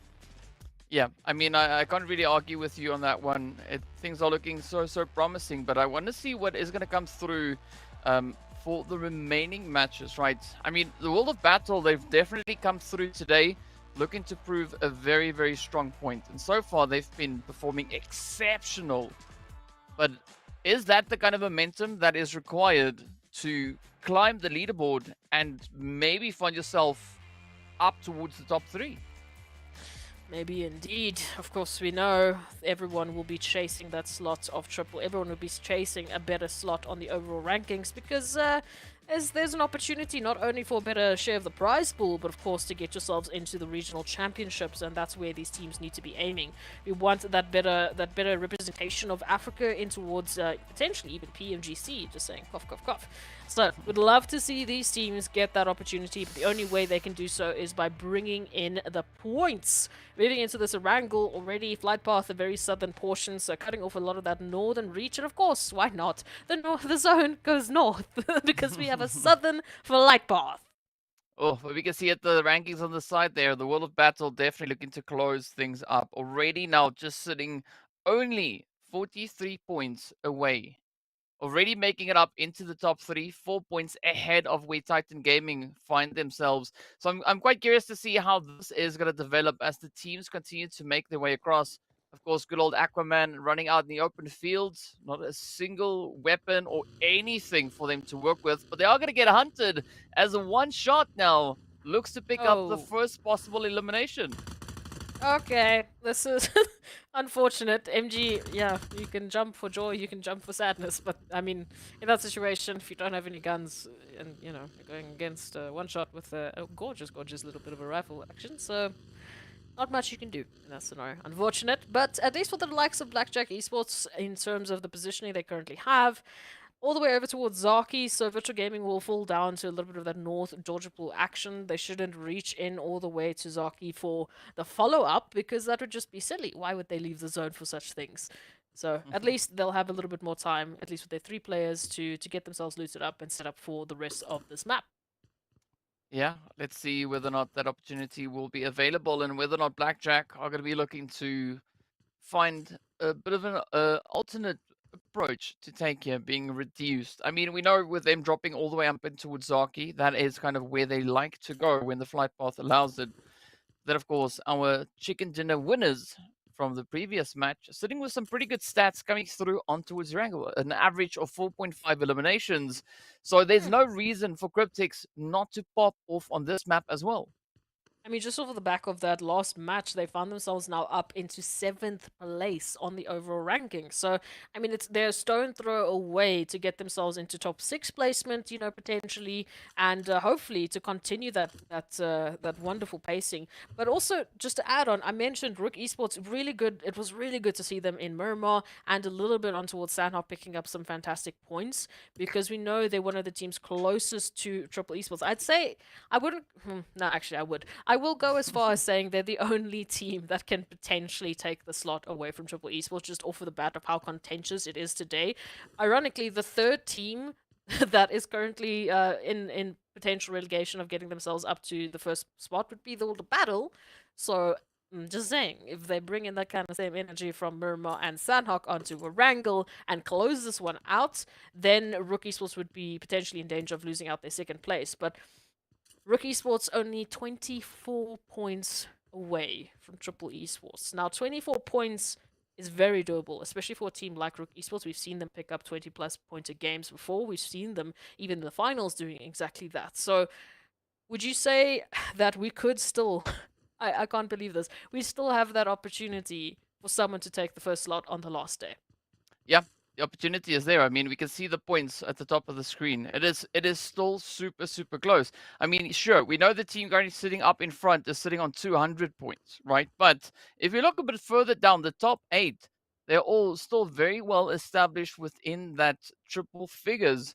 So if they're going to look to close that gap, it's going to require a near perfect performance on the remaining 4 games. Is that a possibility? I don't know.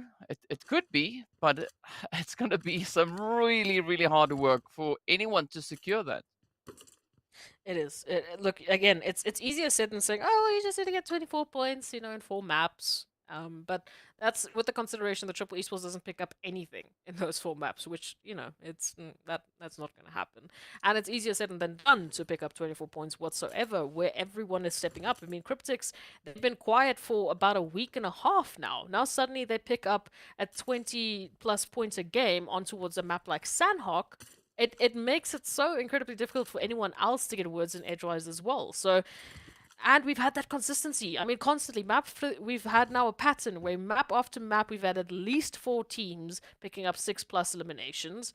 And again, that's not even the highest elimination count. So it's going to be difficult. But if it does happen, I'm just saying, RUKH Esports, man, do they deserve a pat on the back? An amazing achievement that would be.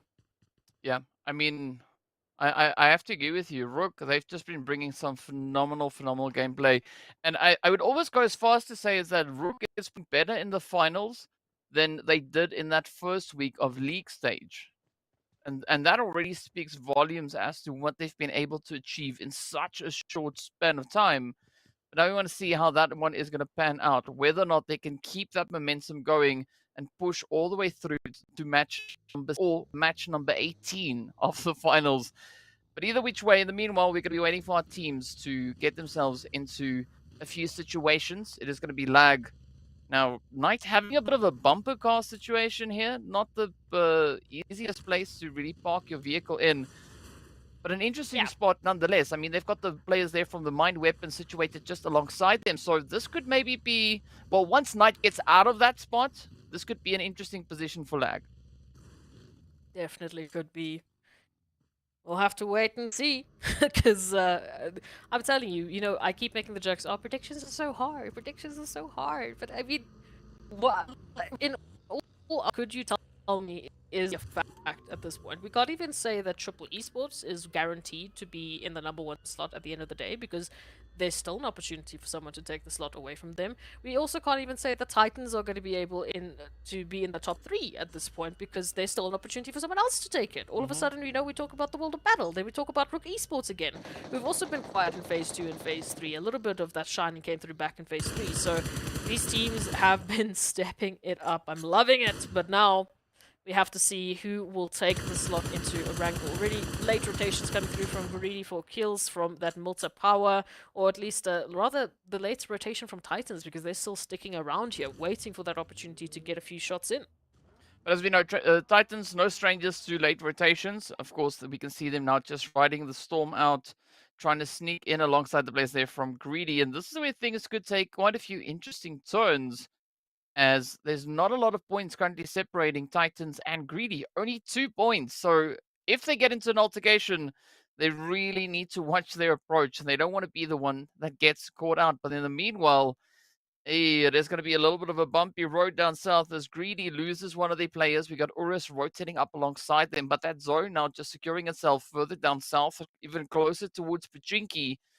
This is where things are going to get a little bit shaky.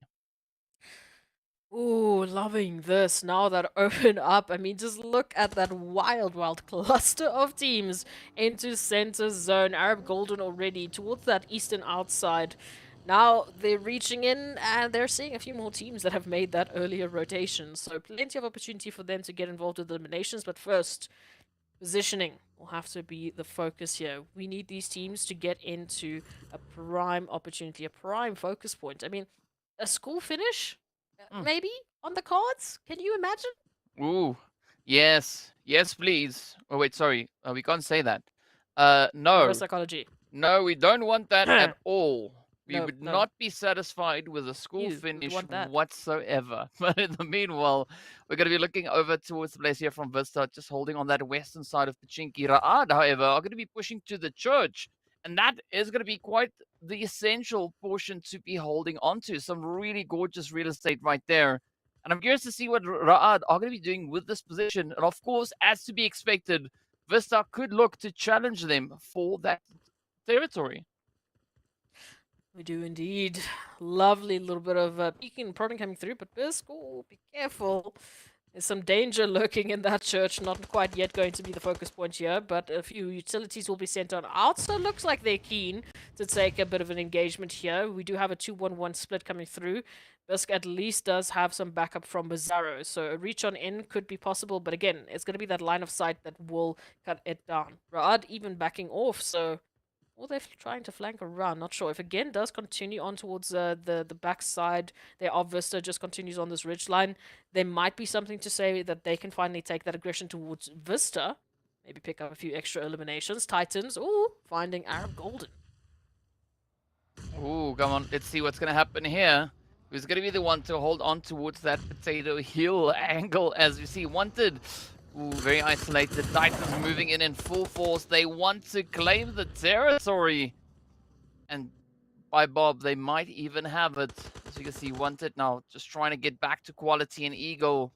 And a good bit of cover fire coming through, allowing Wanted now to reach in with those utilities. But of course, if you can hit those utilities, you can also get hit by the exact same utilities.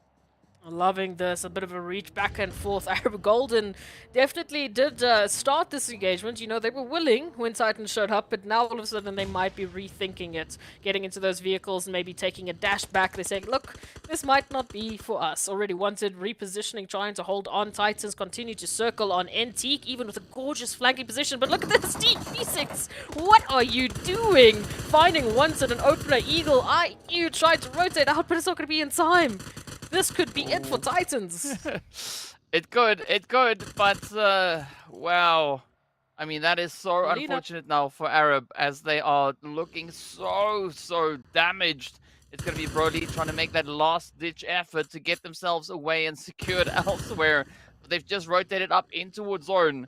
That is where we see quite a few other teams, right? So they've rotated from one team into many others, and that is going to be RUKH potentially welcoming them on through. We could also add the mind weapon into the mix there, so yeah, good luck. So Arab Meanwhile, as we turn towards the western side, it is Triple and Blackjack now looking to get into a bit of a argument here as to who will maintain or rather regain control of this compound.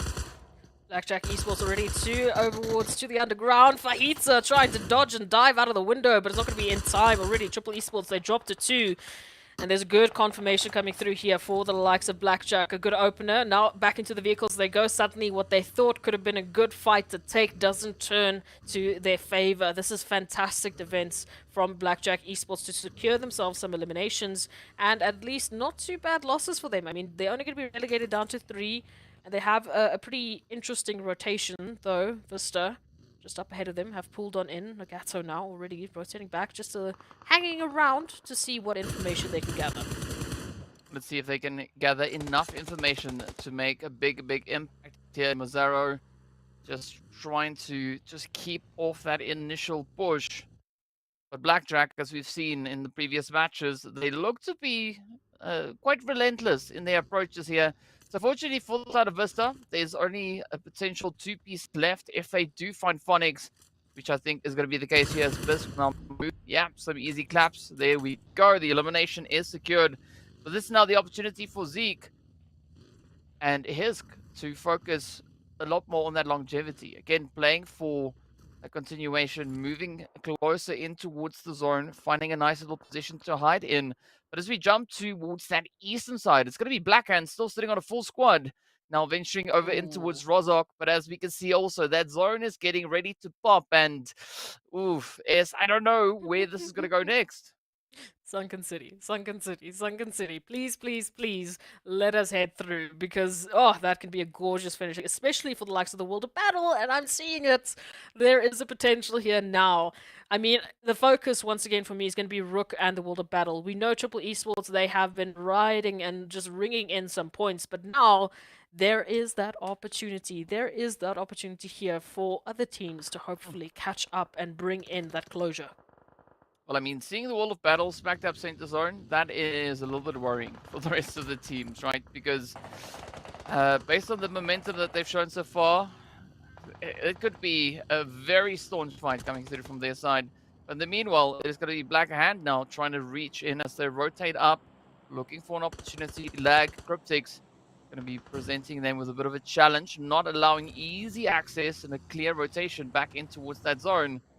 But Lag also just looking to mobilize themselves. And I think this is where the ridge line actually works out in favor for Lag, because they can use that as hard cover to just get out of that pressure situation and just advance themselves a little bit closer to the zone itself. Absolutely, but not before they're going to be peeking on through. Blackhand already taking a shot of the shot plaza. Though at least still standing. We'll be driving away from that one. Already a rotation coming through from Blackhand. Again, this is a bit of a later one. So into RUKH, they try go back, but then the wraparound into the north is not going to be as easy as they would think. Plaza now continued down.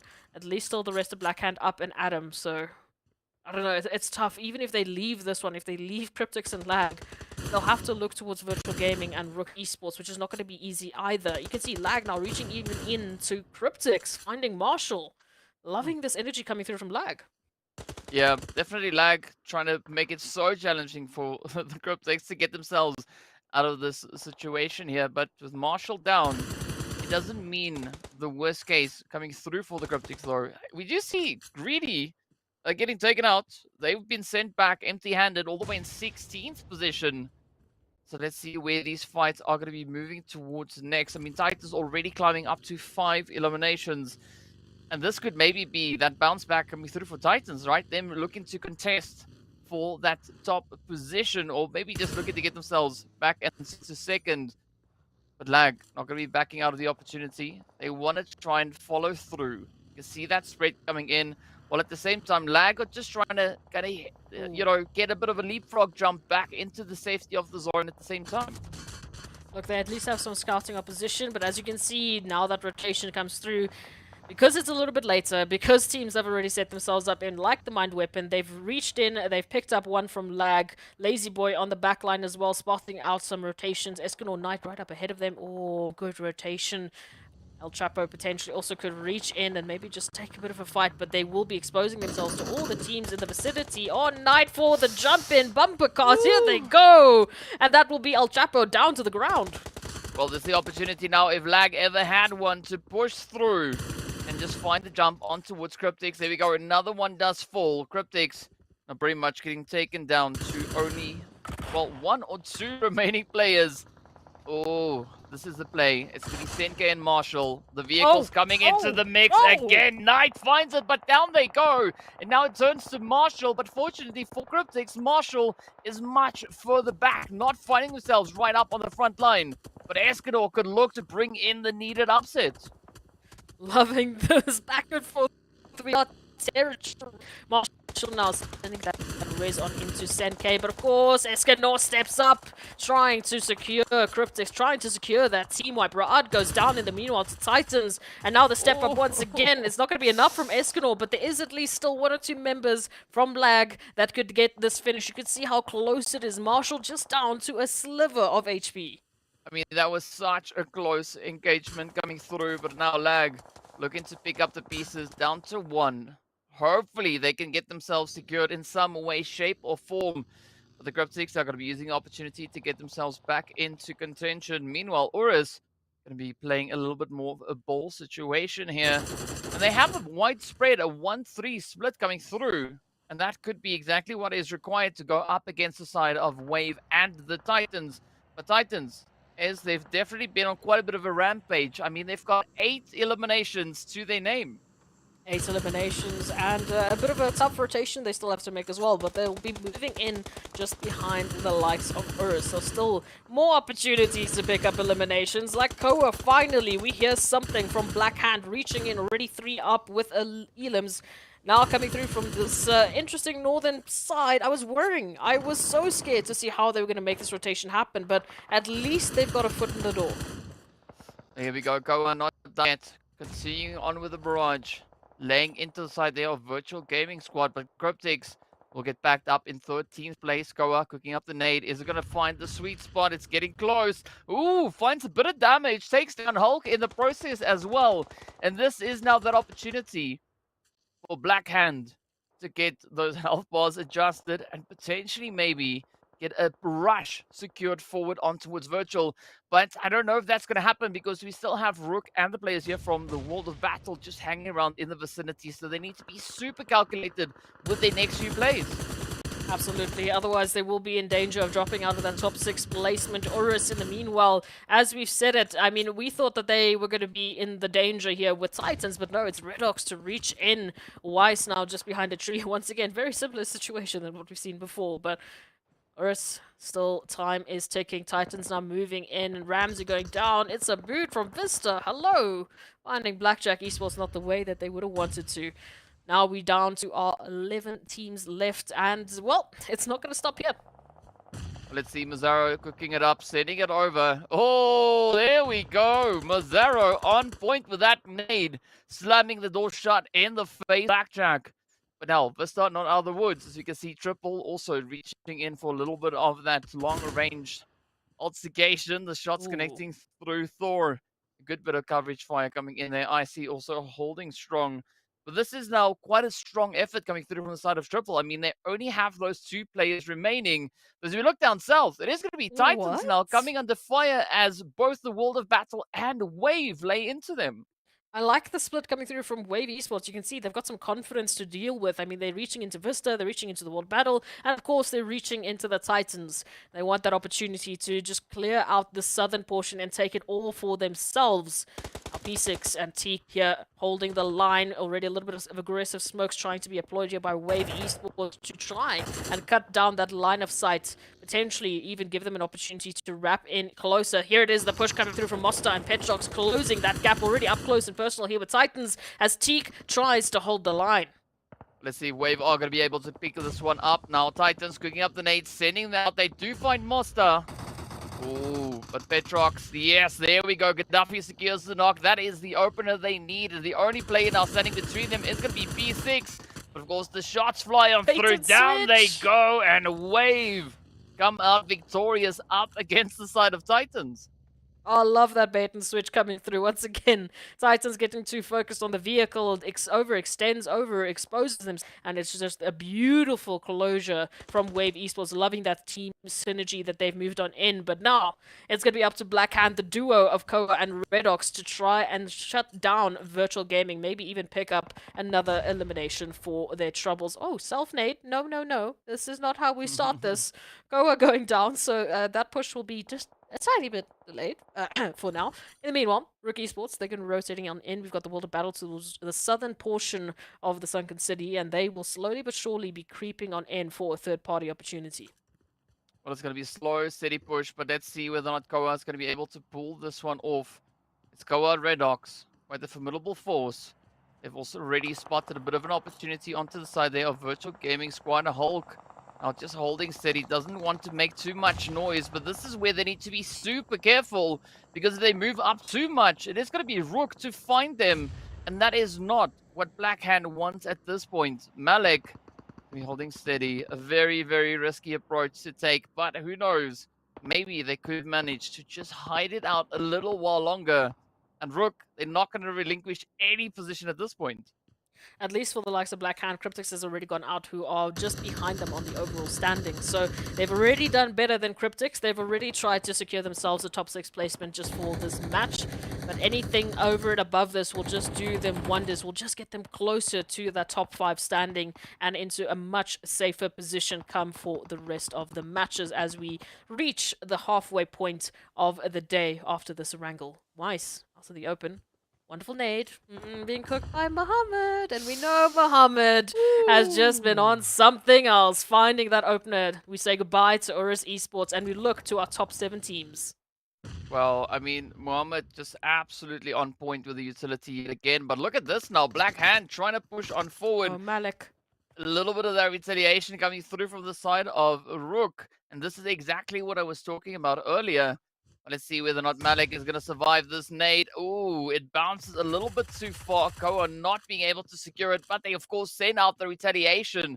And this is a great opportunity now for Malik to get sweep over on towards Blackhand. They're going to come rushing straight into the compound. The opportunity is there. The sprays come through. Malik managing to find one. They find two, and down they go. Malik taking down Blackhand, but not out of the woods, because look at this. It is going to be RUKH knocking on the door as well. Yes, push on in. RUKH Esports, we want to see if they have that ability to take the #1 slot away from Triple Esports, and at least one extra elimination in the pocket will do it. Top 5 we go. We still have our top 3 teams involved. The World of Battle, RUKH Esports and Triple still in contention for a winner-winner chicken dinner, but Wave and Vista might be looking to start up a stir, although they're going to be finding each other. Petrox already going down. Oh, Mazzaro up with a lovely little bit of shot, but we can say the same for Hemo.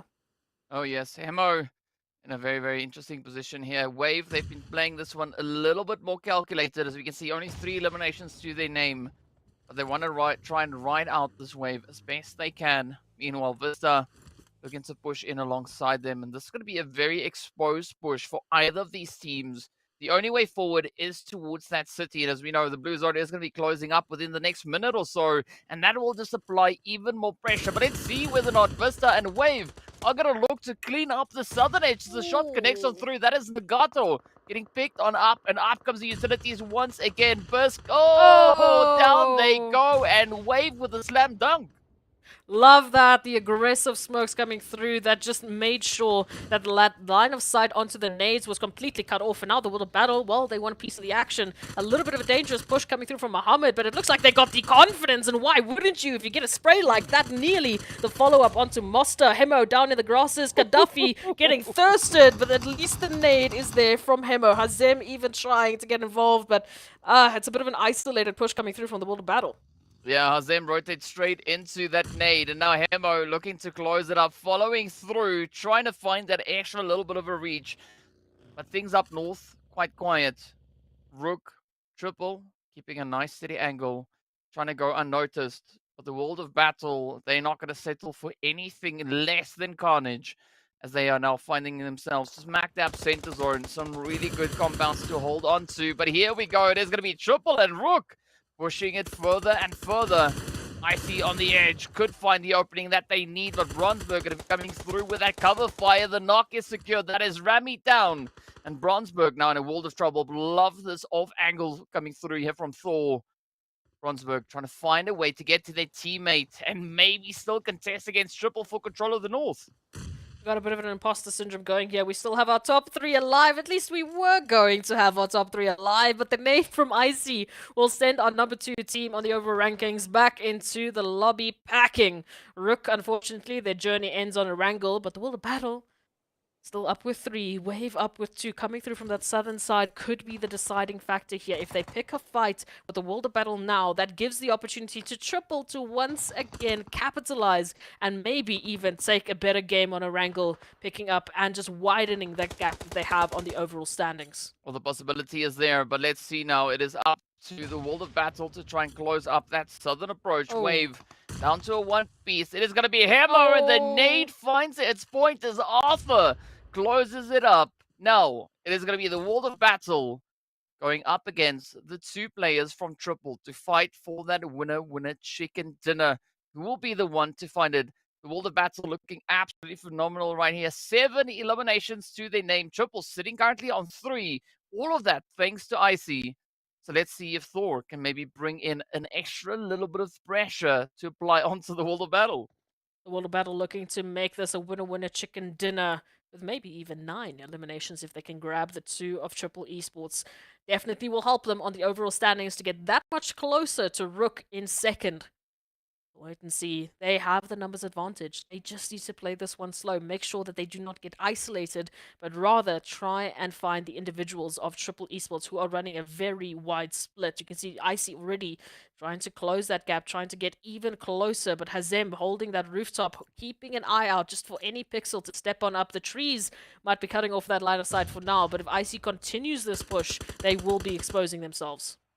Well, it's going to come down to this last little bit of a play. We are in stage 9. There's no more zones that are yet to come. But here we have it. Thor inching their way up. Oh, been spotted out. The shot connects on through. It's now down to Icy. A 1v3 situation. Triple couldn't have asked for tougher odds. But it does seem like Icy is going to duck out to the blue zone as the shots are there. And blue zone closes it of battle.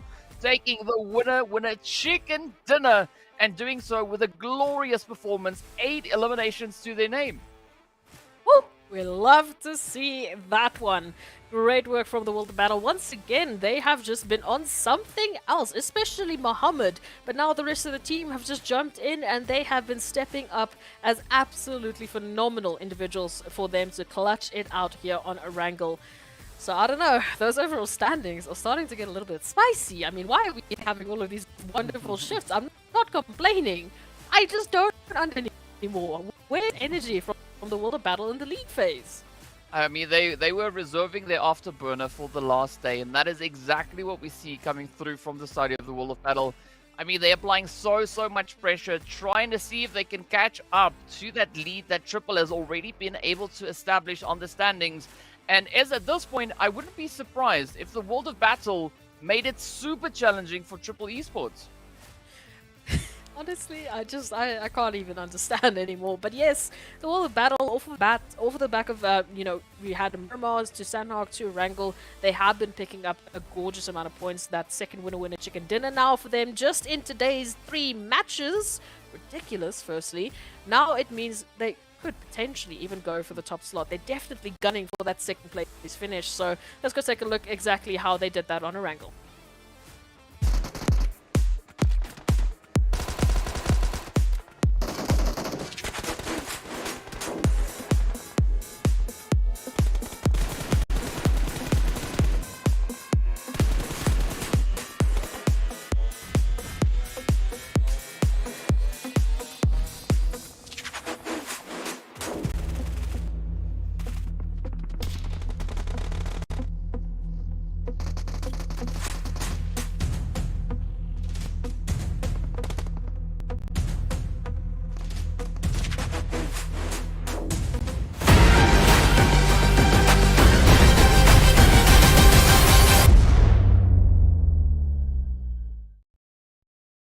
I mean, it's looking pretty exciting. We just progressing further and further through this final day. We've already reached the end of match number 3, but it couldn't be more challenging because the teams keep us guessing as to who's going to be the team to take that pole position. Of course, let's take a look at the performances from this last match as we head over into our match rankings to see what the point situation is. The World of Battle securing themselves a glorious position with 18 points and that winner chicken dinner. But Titan Gaming, 12 eliminations to their name, taking second place.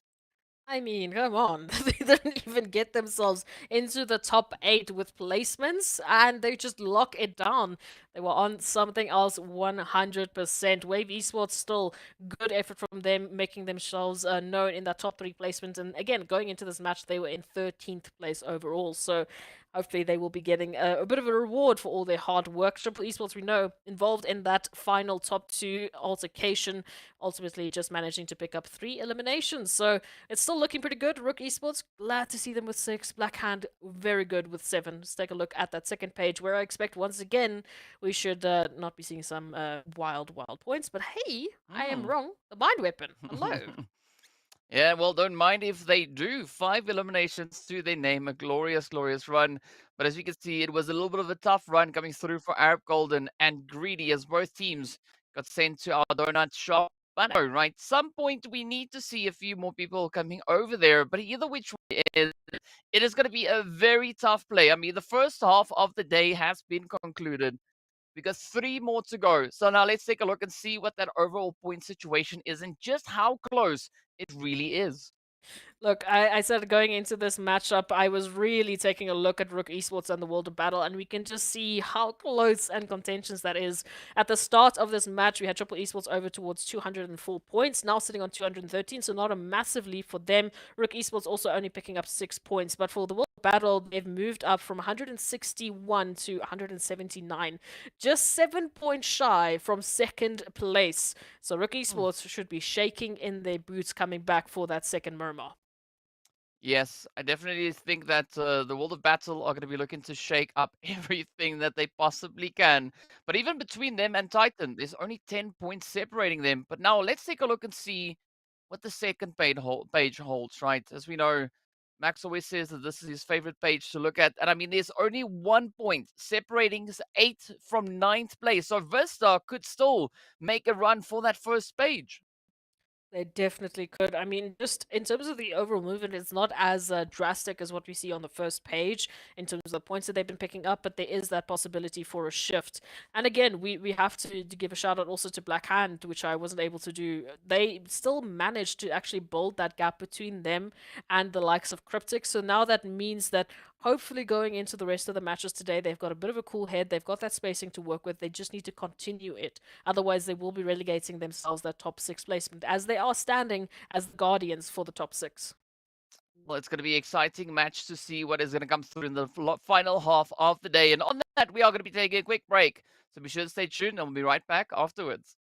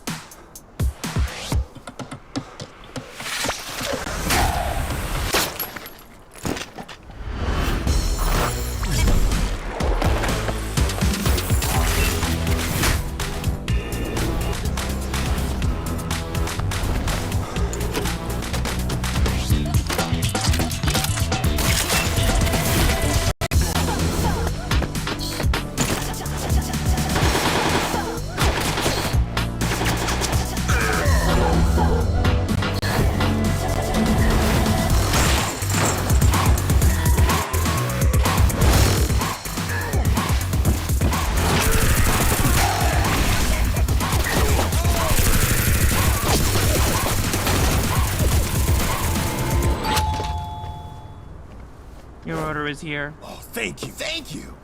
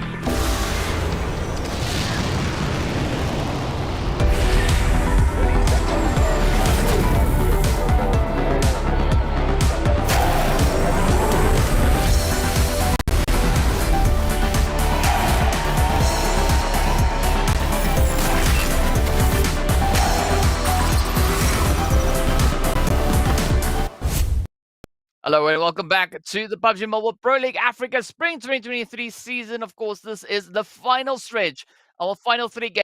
Let's take a look and see what is going to happen as we move over into Miramar. The final Miramar is for the PUBG Mobile Pro League Spring Split.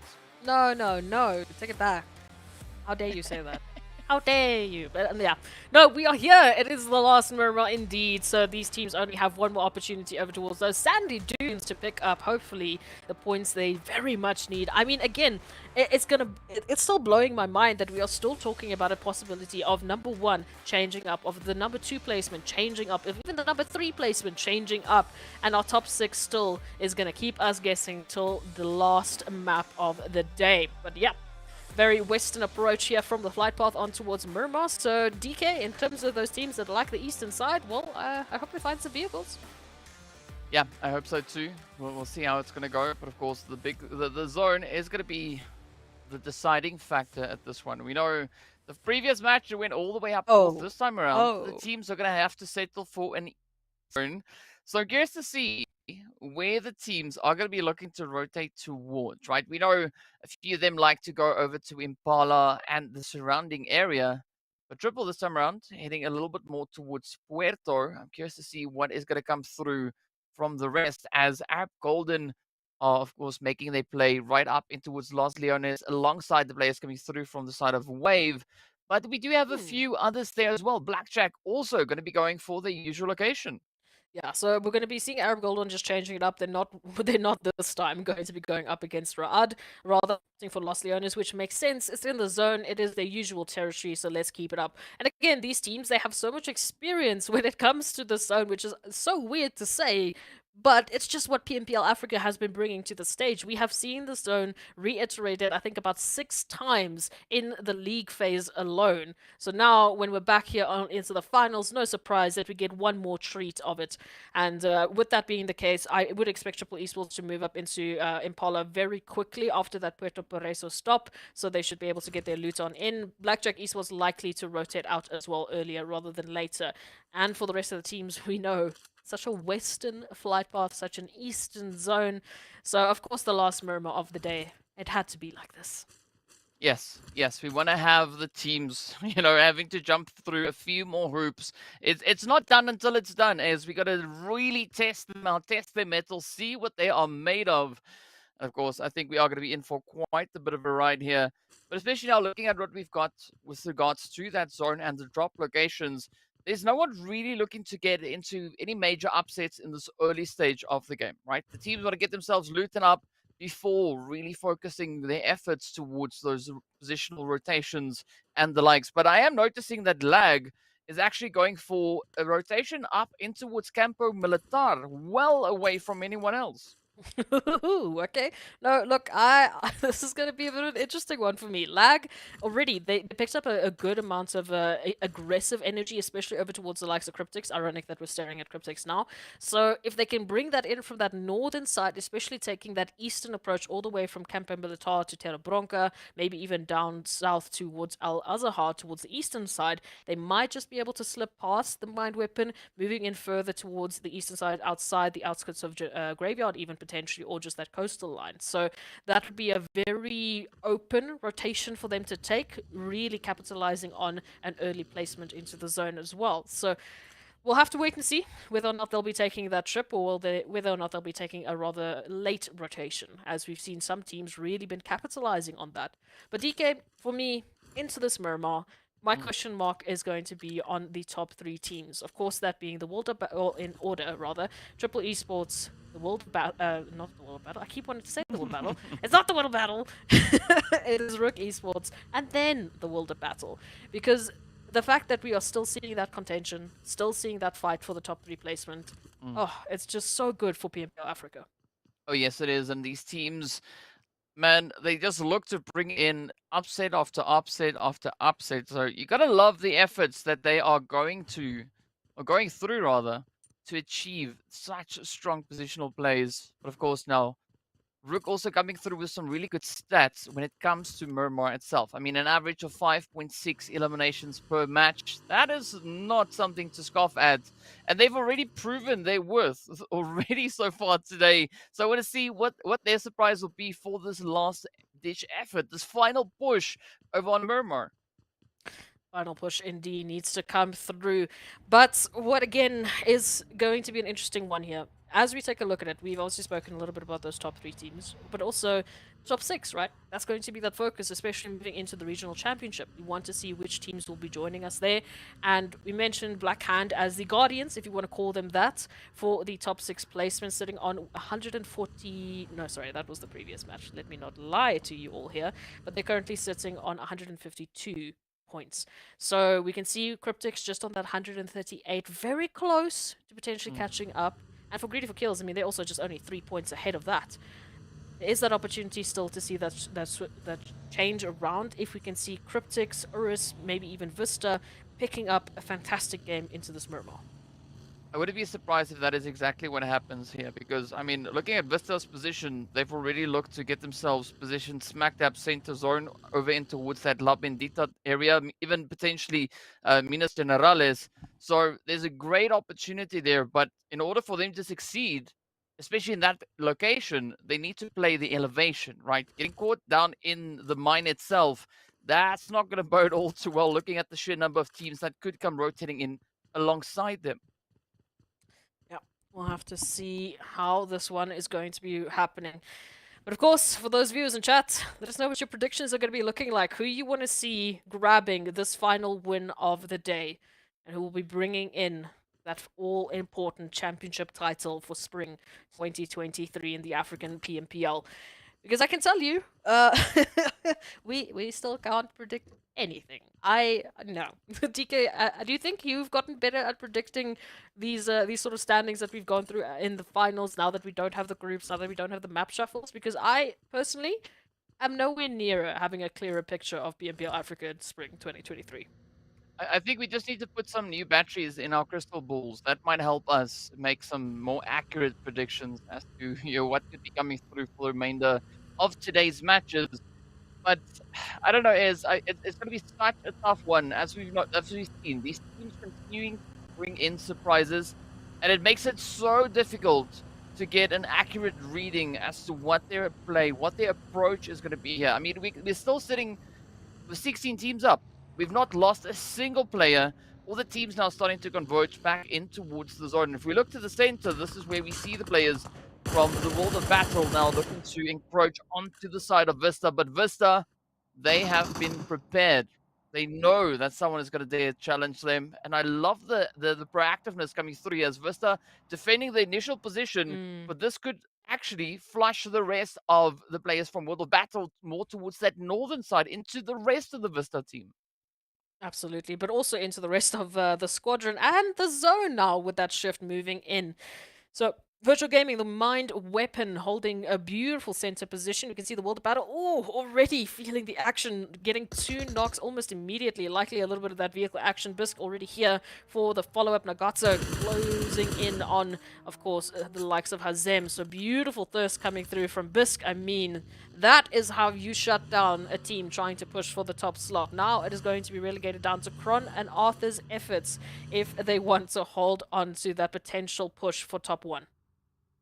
Well, let's see what is going to come through. I mean, there's so much that could be brought in here. I mean, the world battle down to 2-piece. It is not ideal, but as we know, it's not the end of the world just yet. Meanwhile, Greedy going to be playing at a bit of an opportunity, trying to find URUS. And as we know, URUS set up all the way in that 9th position with 130 points to their name, trying to close the gap. They're trying to get themselves over on towards that first page. But I wouldn't be surprised if URUS were actually able to accomplish that today. I mean, already right out of the gate here today, they've been stepping up their performance so much. So let's see what that then evolves in towards. Meanwhile, Lag also down south, maybe trying to bring in a little bit of something here. CRYPTICS liking the rotation they're taking just up ahead of Lag, right? Reaching into that eastern side. It is pretty open terrain, of course, to the southern portion of Al Azahar. So great opportunity to set themselves up there with those high rises. But we know CRYPTICS, they've already had such a good game today. I would not want to see it end here, especially because that's Erangel didn't quite go to the plan that they were working for. And they're still in contention, as we said, to take that position away from Black Hand to potentially secure themselves a slot in the regional championships. But Ra'ad, consistency is key for them yesterday. Will they bring it back into today? Already a little bit of a reach across to URUS, but there is going to be that disengagement. Well, and I think that is a very well-served disengagement coming through. URUS just going to be keeping a very keen eye, not necessarily going to let it slide.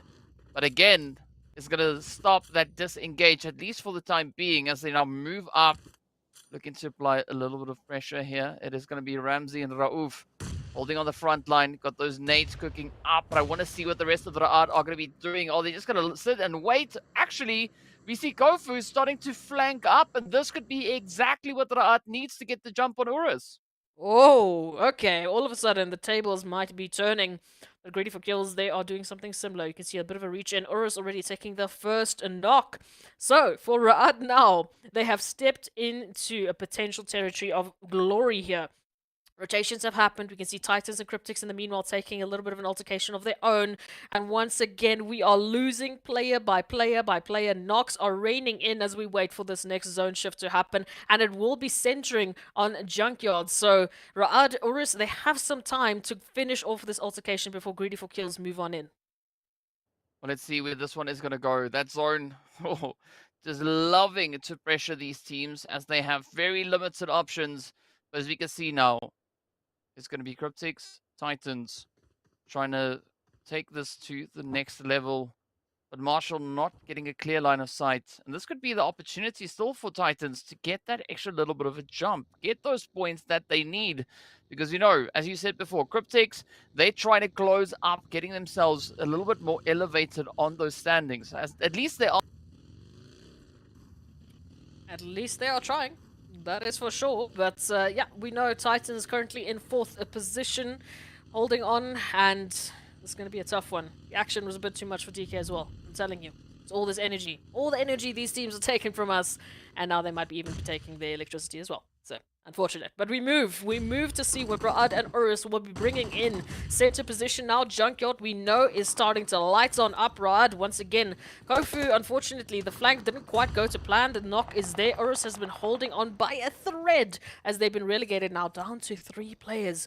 Some early utility being sent out. Ramsey not able to join. El Chapo finding Blackjack as well, so we'll keep an eye out on that just on the side eye. But Ra'ad, this is an opportunity now. Bit of a rotation to move in. URUS, they're still holding on. For RUKH out in the open, again, just narrowly going to be missing that bumper car action, but they might be going back for a second helping. Well, let's see now. Here we go. It is going to be URUS having to try and make the most out of the situation. Only a 2-piece in Ra'ad. They look to be so relentless in their efforts here. They've not yet been able to find an Elam, but they do get the knocks as Weiss goes down. Farouk holding steady along that tree, not wanting to give the opportunity to them. But it is such a tough challenge here on the Slag. Also, they find themselves in a bit of a play towards Arab Golden. Ooh, but this could be exactly what Lag now needs as they move up, trying to get the flush. One goes down, Eagle falls. And there we have it. It is going to be a glorious performance coming through for Lag. Love this energy moving through. As we said, Lag already, they started to cook up a little bit of something in the previous match. Now they come back to Miramar, they double down, and CRYPTICS might be doubling down on eliminations, already finding one on the side of Hisk. Blackjack Esports now in the pressure cooker here. Phonics, at least with that flanking angle onto CRYPTICS. You can see the rotation is going to come in, might put them in the perfect line of sight of Phonics to be able to help out their teammates, but the 2-2 split now from CRYPTICS might be enough to actually secure that position as well. Let's see where this one's going to go. Senge now trying to get the most done here. Finds quite a decent spray over into Zeke. Oh, but they get hit with a little bit of a backlash as Hisk comes through with a glorious retaliation. Now, Senge and the rest of the team having to try and find a way to push up Lazy Boy right there on the front line. Senge slowly losing that health, but the blue zone is not going to make things any easier as it also is going to be closing up as well. Marshall trying to do the due diligence. They want to see if they can maybe spot out the opportunity and just take out Blackjack in the process. Well, we can see Hisk back up at least, but unfortunately the losses don't stop for Blackjack. Zeke now down. Phonics and Hisk in a bit of a spot of trouble because they are taking this on as individuals, and Phonics will be the first one to step on up against the likes of CRYPTICS. Unfortunately, numbers not in their side. They don't have cover to fall back on, and the push from CRYPTICS is just clean. Now, Hisk, they just got knocked out. They're back on their feet, and now once again, they need to just run away. Well, let's see. Will they be able to recover? Are they going to be able to get themselves back into a safe position? I mean, it's such a contentious play coming through on towards the southern side. Lag not going to let them get out of it. CRYPTICS not going to let them get out of it. So let's see if Hisk will be able to survive. Zeke about to get shipped out. Oh, but Arthur does fall. Oh, what a spray that was, though. The World of Battle getting sent out in 15th place and not a single elimination to their name. Oh, okay, so that's going to put a bit of a wrench in the works for the World of Battle if they want to take the second place finish away from RUKH Esports.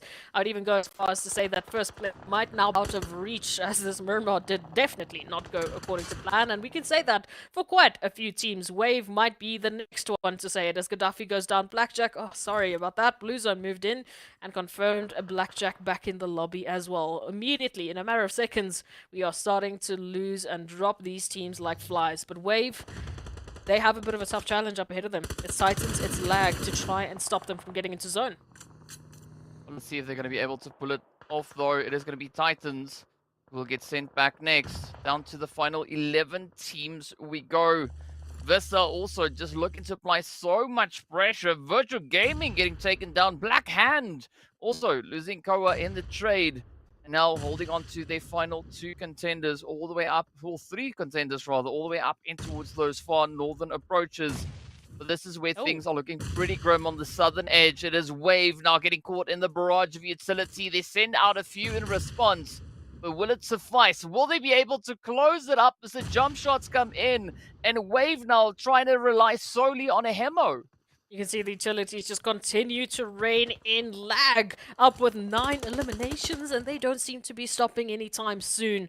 They've got one more member to try and confirm out, and then they will be getting the team wipe. You can see Hemo desperately trying to get some smokes deployed, trying to cut off that line of sight and give them a little bit of time to get the res onto Gaddafi. But Lag, Knight in particular, stepping up as the first player to potentially close that one out, to find that opener. Gaddafi now confirmed with a nade from Eflex, and Lag, they've got more utilities to send on out to Hemo. They got a lot more to send out, but here we go. Hemo now just trying to get themselves patched up, as we can see the zone also now taking a move down towards that southern edge. So Hemo not having to worry too much about repositioning. They now have the opportunity to focus purely on surviving against the side of Lag. Meanwhile, if we look up north, it is going to be the players there from Black Hand now looking to roll on through. We got RUKH still hanging in the wing. And I mean, if I was Black Hand, I would be quite scared about what RUKH could potentially be doing here. I would be indeed. And again, we know RUKH is trying to vie for that opportunity to take the first position away from Triple, to take that first place slot. But Triple within the zone, they've just got a better position into this situation. Black Hand, of course, now just on the side of RUKH, trying to potentially take them out. But you can see the knocks are running in. Even Ra'ad is now getting involved. So it's not making it easy here for Black Hand to even get, or just even think about that rotation into the zone. On the other end, quite literally, of this wonderful, wonderful Miramar, we've got Ra'ad and GREEDYFORKILLS. You're in a bit of a similar situation. Greedy, rotation into zone has to be the focus. Yep, I agree with you 100% on that. That has to be the focus, looking to get themselves secured. Because if they stay on the edge here, trying to duke it out with Ra'ad, they're not necessarily going to have any security, right? Falling back into the safety of the zone and then playing from that point could definitely provide them exactly with what they need here. But let's see how it's going to go, as Ra'ad also now getting caught by that blue zone. Ghazi just waiting patiently in the wing, trying to get themselves patched up. As you can see, Zuxi, they know what's coming. They know that Ghazi is going to try and make a run for it. Absolutely, you can see just a few shadows in the smokes is going to give Zuxi exactly what they needed to. Playzone ultimately though is going to be finding Guzzi. So take a look at this, greedy for kills. A bit more opportunities right up ahead of them. Oh, Vista rotation in, back in. They double back and they might be looking to take a piece of greedy. Reno up close and personal. Do they know Mazzaro's just right here? They're gonna be spotting out Bisque, but again Mazzaro's just right next to you. Ooh, come on, just keep it going. This is such an insane play coming through, as we can see absolute carnage now erupting all over the place. Let's see, is Mozaro going to be able to find it? They find the first. Will they get the second and the third? So close, they have to. Yes, they get it. Mozaro, one player getting the wipe down onto the side there of Greedy. It is going to be Zuxi now just holding on for dear life, hoping that Nossa is going to be able to just save them at this point. Oh, Nagato now has to bring everything into this one if they want to hold on. Vista already up with 6 eliminations. Zuxi nearly confirmed as well. But now back into just a little bit of compound. Ooh, but look at that, the timing. The ridgeline just gives them that opportunity to double back. And hopefully they will be able to get the HP bars up. Mazzaro not able to see that one. Terrain really working in favor of Zuxi. Black Hand, hello? Wait, why are you going out now? Unfortunately though, not with an elimination. And now Nagato out in the open. Well, that is an unfortunate play, but of course Nagato now getting punished for getting spotted out in the open. Mazzaro, it's a brute, still have the opportunity to avenge their teammate and really bring in such a strong performance and maybe, hopefully, contest the players there from Greedy for this northwestern possession. But it's going to be a very tough play because we have Ra'ad also just hanging around in the wing. And this could actually be where the whole point turns on its head, as we could see Greedy getting caught in the crossfires. Well, let's take a look. Top 10 teams now left up and alive. Wave and URUS down to only 1. So it's going to be tough sailing for them, but lag up with 10 eliminations. So just taking stock of what we currently have on this wonderful map, it is definitely still going to be heating up the action into the final moment, especially now these rotations that have to come through. RUKH, CRYPTICS, Ra'ad, greedy for kills, now having to move into the zone from their current position. And that does mean that we are going to have a little bit of those awkward engagements. You can see CRYPTICS, now with the rotation they have to make, RUKH Esports can shut them down completely. They definitely could, and I mean, they've shown themselves to be super capable of doing exactly that. But now it's going to be lag rushing in on the triple squad here. As you can see, A9Q find his approach. Oh, but Fajita with a surprise angle just popping out of the dumpster. The shots come through, off they go. The angles are in, and now it's down to A9Q, who tries to make the most. They are rushing forward, yeets themselves out of the vehicle, and down they. It's going to be the end for lag. But triple looking so glorious here. Absolutely. Ooh, even a reach into the mind weapon. And we know for the likes of Triple Esports, they cannot stop. They cannot rest until the end of the day, where they can secure themselves that #1 finish. They've done so much work in the league phase. They did so much work on the first day to secure a top 5 placement in every single map. I mean, come on. Surely you would think by now that that would have been enough, but it hasn't. Everyone has stepped on up to try and give them that challenge, to try and force them to their peak. Now, even though they have the lead, they need more points. They need to take everything. You can see it's going to be the same for every single one of the teams in this lobby, especially into this final zone. Though Triple with a better position and the mind weapon. The rest of the teams on the outskirts, DK, they need to get themselves a position in zone. It's going to be a pretty tough one indeed. I mean, Junkyard, it's no joke. It is going to be such a difficult one to play. But let's see, the mind weapon, good positioning smack dab center. The wave team, well, Hammer, just hiding on the edge here, not finding a single elimination to this point so far. But maybe there could be something just on the horizon. RUKH still sitting with a formidable force, holding on to all 4 of their players. And now they start to take aim onto the side there of Greedy. And Greedy, they have no other option. They need to try and just hunker up behind the tree, but the blue zone is going to catch up to them as well. And of course, RUKH now jumping at the opportunity, applying that pressure, rushing forward. They want to get the wipe and take Greedy off of this map. They're going to be able to give themselves not only those eliminations, but also this northern side of the zone. At least there's one more confirmation. Nossa now alone, and I can imagine quite afraid as RUKH Esports get that confirmation. Beautiful nade from Pusher, which means we are down to our top 5 teams, and on that center line, again, still Triple and the Mind Weapon. So for CRYPTICS, RUKH, VISTA, they have a bit of a fun rotation now to try and take in. I do like, though, this position from RUKH Esports because they're going to be moving on in from that high rise. They have the better numbers. They could make this one happen. Well, they definitely do, but let's see. Is there going to be the opportunity? Will they find the necessary angles to play at? Meanwhile, it is going to be a very contentious play for center. Look at this now. Max getting rushed. It's going to be Marshall just down below, but they got a nice little email. They want to send them, welcome them quite warmly into this side of the zone. Marshall just hunkering up behind that loot crate. And this is so great now for CRYPTICS as they actually manage to gain entry and a little bit of potential play into this compound as Marshall moves up. But this is where it gets super dangerous, super risky. But Marshall, as we know, we've seen this in the previous matches. Marshall not going to shy away from these engagements. Pretty much in the same building as well. So Marshall, a bit of a blast in the past, maybe a bit of deja vu, but now they need to make it happen. At least it's only the two of the Mind Weapon in this position. They worrisome of those windows. But if they can isolate the individuals, ooh, then they have an opportunity. Zar will be spotting out that one. They know there's a push up those stairs coming very shortly. Marshall trying to pick their timing wisely, and right now I'm liking how the Mind Weapon are playing this. Even White Boy slowly but surely closing on up to help out if things should go awry.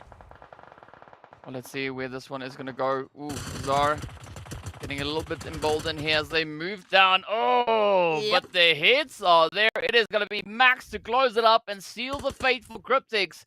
Down to our final 4 teams we go. It's going to be RUKH, the Mind Weapon, VISTA, and Triple. And of course, 2 out of the 4 still sitting with a full squad on board. Triple, RUKH, this is their time to shine.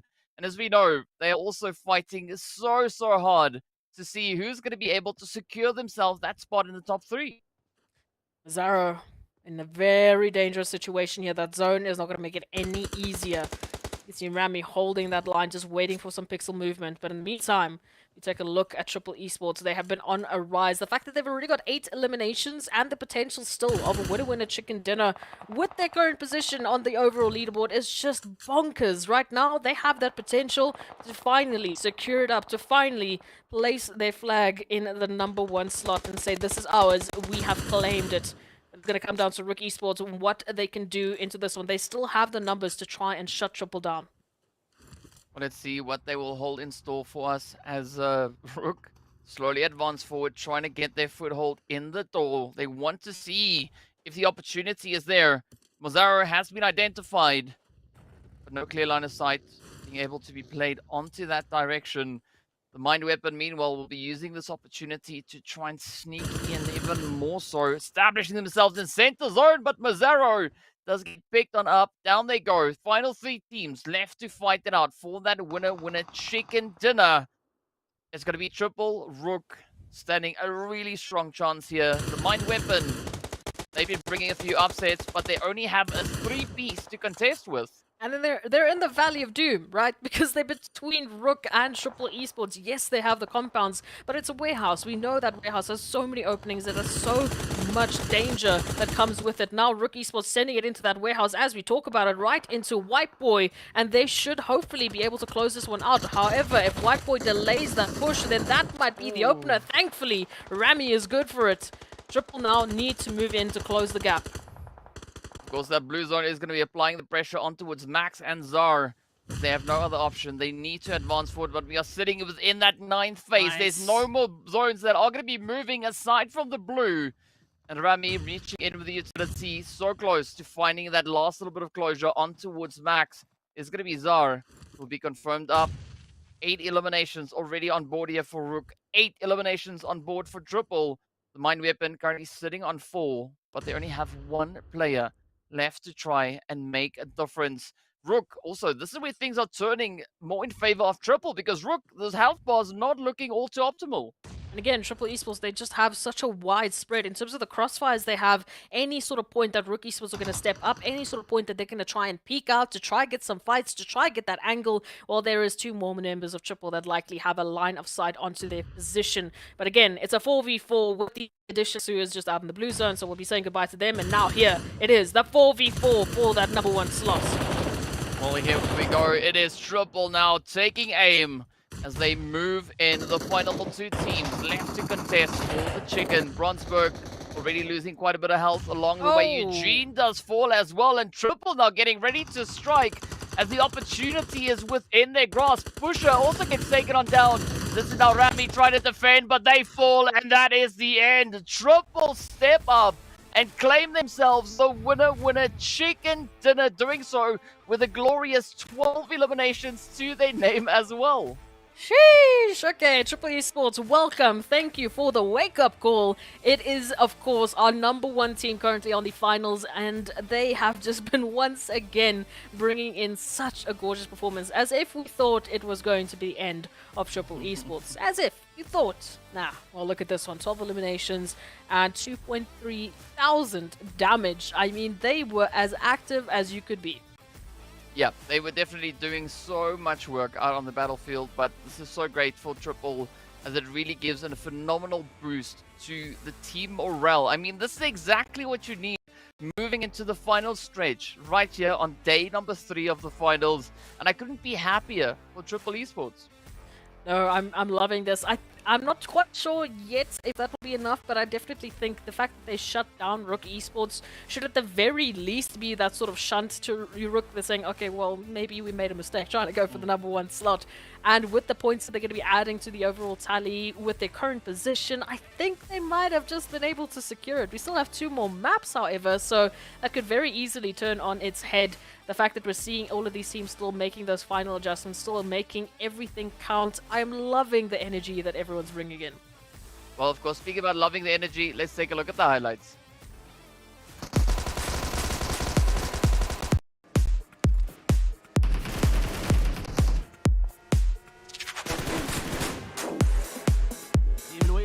اللي تحت مرمى نيران.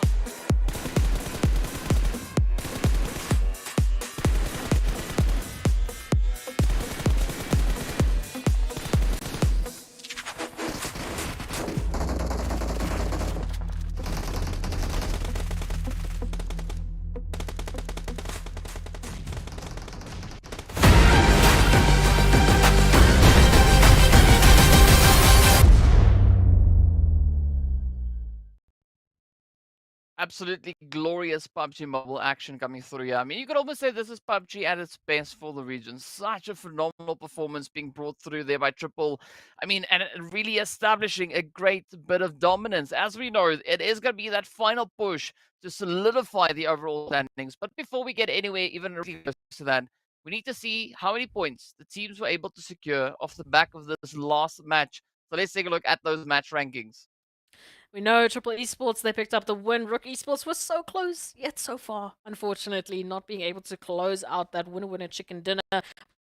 Gravitated towards will help them on the overall standings. Of course, a double dose of 10 from VISTA and TEAMLAG. And again, just TEAMLAG didn't even make it into the top 8 placement, into the top 8 teams on towards Miramar. But 10 eliminations that they're going to be picking up. The only other teams to still get a double-digit elim. And I mean, loving this. Why couldn't we see more of this in the league phase? Why are we only waiting to the finals to make me lose my mind? Because it helps with the storyline, because it helps. That is exactly what we're seeing going through from these teams. Got to commend Lag for a phenomenal performance. 10 eliminations up.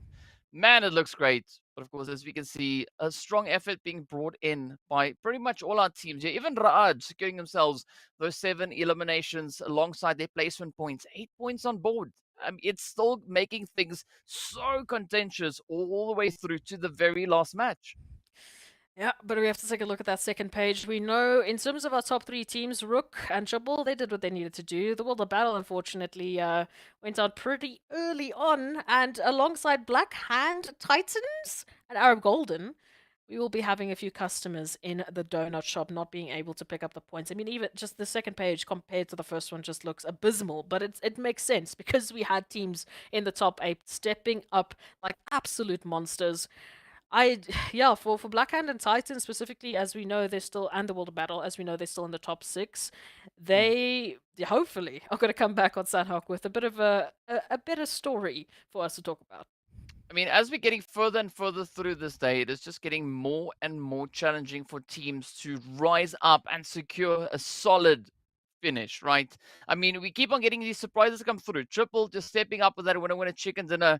That could just help solidify their position on the overall rankings. But of course, there's only one way for us to find out what will come next. And that, of course, means that we are going to be moving into a quick break before we return with game number 5.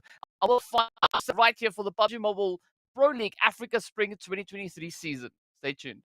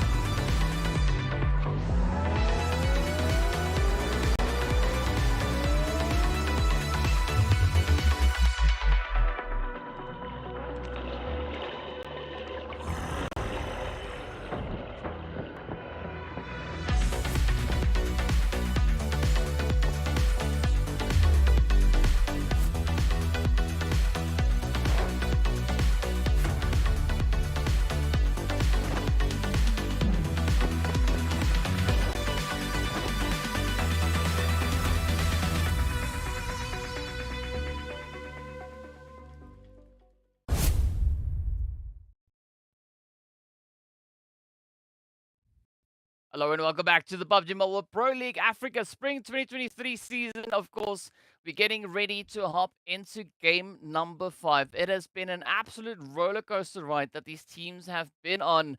I mean, everyone just continuing to step up, bringing in those surprises and setups all over the place.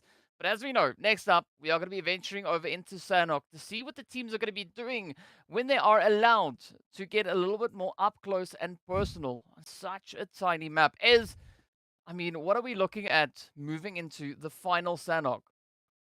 Well, we're obviously going to be staring and seeing what Triple Esports are going to be doing, and if they're once again going to be picking up points, because at this stage of the finals, I almost want to say that they have secured themselves that first place finish, but there is still to say, well, what is RUKH and what is the World of Battle going to be? Self-situated and set up. But again, as there's so many surprises that could be riding just around the bend. Oh yes, indeed. Let's bring in the action. Sanhok. It's the last Sanhok of the day, of this whole season. Very sad, but yes, it has to happen. So, for this matchup, hopefully the teams will be bringing in their best performances that we have yet to see on Sanhok. And again, I'm tired of Quarry. We've had now 2 zones of Quarry in a row on Sanhok. I think these teams need a little bit of a change-up. Yes, yes, just a little, not major, but just a little bit of a change up. Let's see whether or not the PUBG gods are going to be allowing any of that to come through. As we can see, a little bit of potential contention coming through in towards Final with Wave and Vista looking to get right down to business. Also, we can see up north, it is going to be the players there from the Mind Weapon and a Virtual Gaming Squad. And as you asked for Zone to be nowhere near Quarry. Ooh, rough. I mean, look, I wasn't asking for that, but okay. Yeah, we will be saying goodbye to pretty much 50% of the playable area on already a tiny map like Sanhok for the first phase, so you can bet your boots that this Sanhok is going to be like no other, of course. With that being said, Virtual Gaming and the Mind Weapon over towards Paradise, already starting things off with a hot drop. Yep, that's what we want to see. We want to see that hot drop action come through as the teams are making their way in. I mean, this could be exactly what the players here from the Mind Weapon need to bring in a little bit of a push, right? A little bit of that upset making its way in direction. Because as we know, coming into this match, players there from the Mind Weapon found themselves situated all the way in on 89 points. We'll see those points also being displayed at the top of the screen momentarily. But for Virtual Gaming Squad, they find themselves in a very similar spot, right? Both these teams are side by side on the standings. Side by side indeed. So for them, I guess at this point in time, again, if you're not in that position where you could potentially climb on up into the top 6 placements, you still have that opportunity to pick up as many possible PMGC points as possible. I said possible twice there. But that means that the Mind Weapon Virtual Gaming, there is that opportunity for them to capitalize. There is that opportunity for them to really start to bolster themselves in the overall. So come rain or shine, this is as important a match. Every single fight that they're going to be taking is as important as the next. Yeah, you can't pass on any opportunities. If something moves, you got to act, you got to find it, and try and secure as many points as you possibly can. Because aside from this match, there's only one more to go, right? So time is running out. If you want to get the job done, you know what you got to get. You know what you got to do is you got to get down and get aggro. Oh yeah. No, we need some aggression coming through from these teams. It's the last day. It's the last Sanhok. It's the last time that we get to see these teams in the spring 2023 season on PMPL Africa on Sanhok. So, CQB, man, it has to happen. You have to give it your best. And, I mean, for the likes of Titans, we can see those stats. I mean, average eliminations on Sanhok for Titans, 1.8, which is very chalk and cheese compared to the previous season, but as is this entire league so far. And, I mean, even Triple, hello, spotting out Greedy for kills now. Well, there's nothing better than a bit of an upset coming through. Triple, as we know, already being able to get a really good foothold with regards to their points. And I'm curious to see how this one is going to unfold, though. Whether or not Greedy will be able to get that jump in. I mean, there's a vast difference with regards to points, sitting on about 80 points difference between these two teams. So this is going to be way more important for Greedy to be successful here. You know, for Triple Esports. However, it is important for them because they are trying to make sure they have secured safely that first place finish. And it will be their first win here over towards PMPL Africa as the champions of a single season. So, come on. Let's see them make it happen. Let's see them close this one out with a bang. Well, the opportunity is right within their grasp, as we can see them now moving in. Old boy trying to start that off-angle approach, setting up the nades, trying to create a bit of an opening, and it's going to be Zuxi now to fall first. Nasa super low on the health bar, just a quick little strafe could mean the end for them, and this is already spelling quite a bit of a troubling play now coming in for the players of Greedy. But Nasa is getting hunted, as we can see Faheza looking to go to town. Icy has been found in the meanwhile. Thor using the opportunity to get themselves back into contention as Nasa goes down. Reno falls. Ooh. And that is just absolute disaster now for Greedy. Man, but how good is it for Triple Esports? Again, off of the back of that winner chicken dinner on Miramar, they are just running through with points like no other. And Black Hand, Okay, whoa. I need to break this down. We know Black Hand, they love this Camp Alpha drop. Hoa is so up and close and personal now with Titans, taking on the entirety almost of Titans as a solo, while the rest of the team are not really in a position to back them up. I mean, at least the spray comes through from Storm. That does pick up Teak. But again, I'm not sure if the res will be an option, because Titans will be able to go in for a bit of that thirst. Redox now rushing in with the rest of Plaza, trying to give that backup. Let's see whether or not Redox will be able to get the job done here. The vehicle's flinging all over the place. And it's going to be a very trying play indeed as Plaza gets confirmed. It is looking pretty tough now. Redox not having many options. But they're going to try and make the most. That health bar is definitely taking quite a bit of a dip.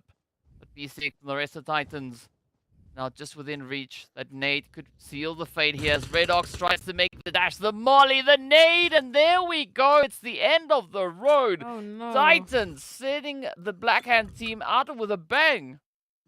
And this spells disaster. As we know, for Black Hand, they were those guardians of the top 6 placement, but these last few matches haven't quite been going the way that they intended it to. So now, off of the back of that, we know going into this match, we had the likes of CRYPTICS in 7th with 145 and Black Hand with 152. So 7 points, not much for CRYPTICS to take that placement away. But Arab Golden now trying to hold on. Ra'ad moving in, already finding 2. And the zone is just terrifying. Yeah, it's a pretty brutal zone all the way up into that northwestern side.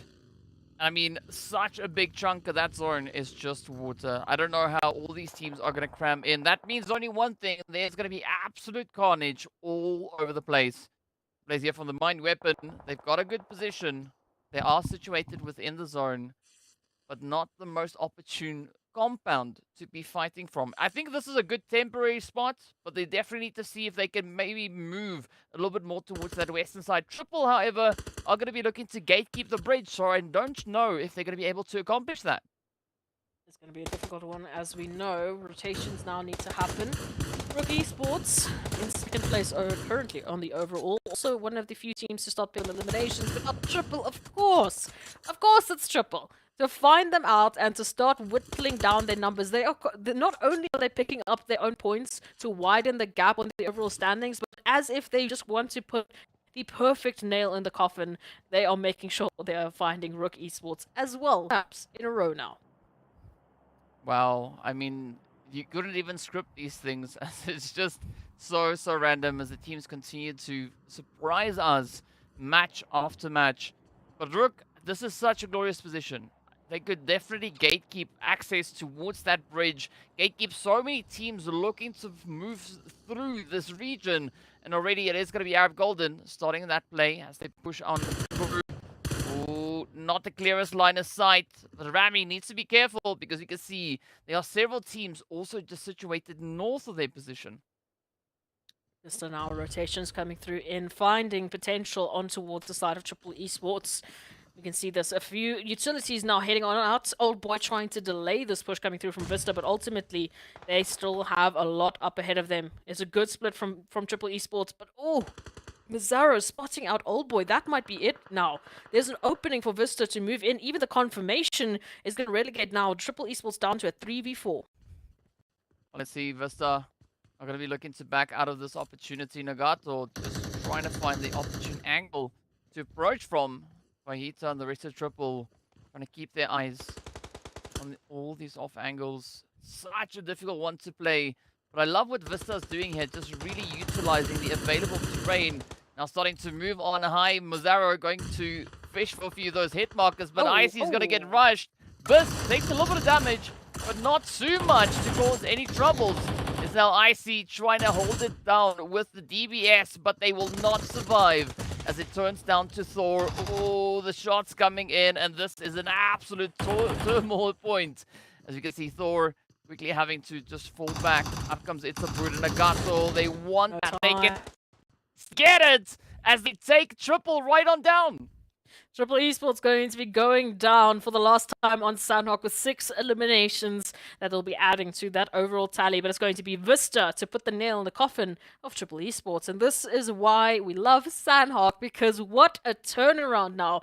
Because of the zone, because of that flight bot, these rotations have been so wild and chaotic, because honestly, the teams don't have any other choice. And now we are still relegating these teams to only 50% of the available playable area in the zone, meaning once again there is no time to just disengage. There is no opportunity to rather take the fight late, because you don't have space in the zone. You need the team wipes now if you want to have an opportunity into the later phase.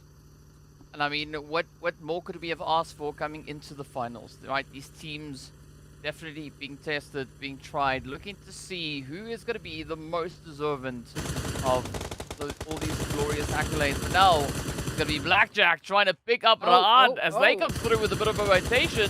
2 players already knocked. Hazem goes down.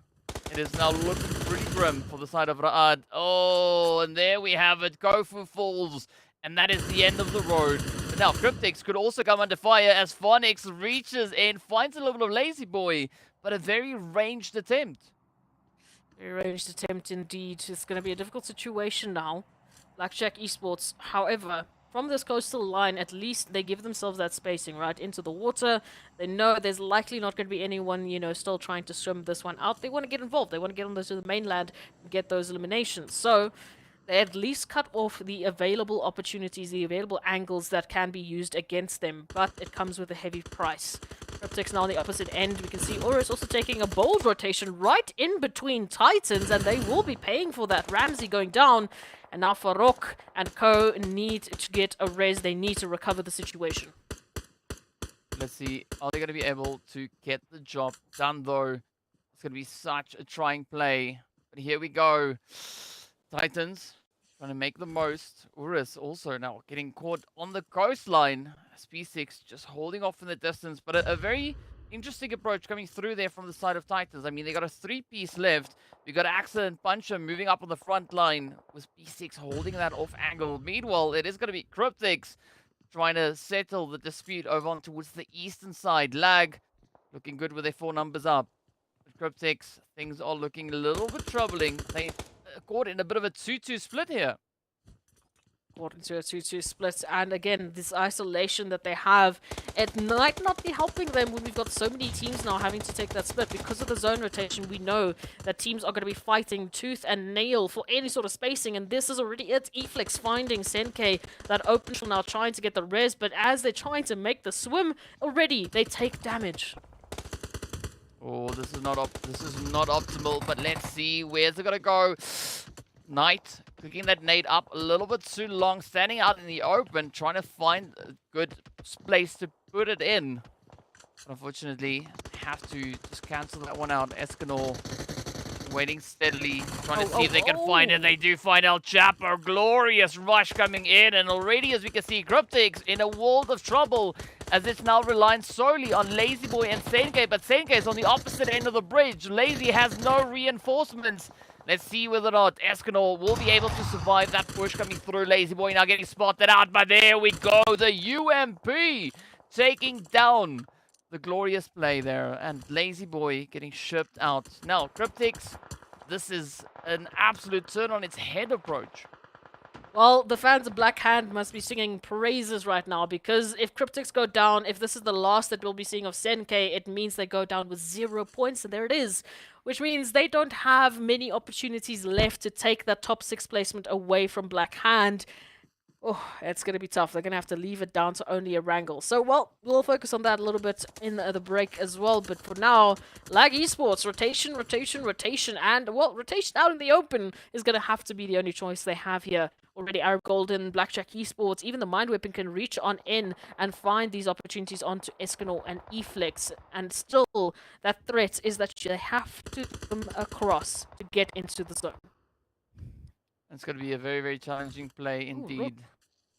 Yeah, that's unfortunate. Down they go. We're down to our final 3 teams. Whoa, sorry, no, I read the 3 in the wrong place. The final 10 teams. Yeah, they got 3 eliminations. That's what I saw. But either which way, It's going to be Blackjack. Now still trying to inch their way forward. They could actually look to play this coast as they move up, trying to find a bit of an approach to take.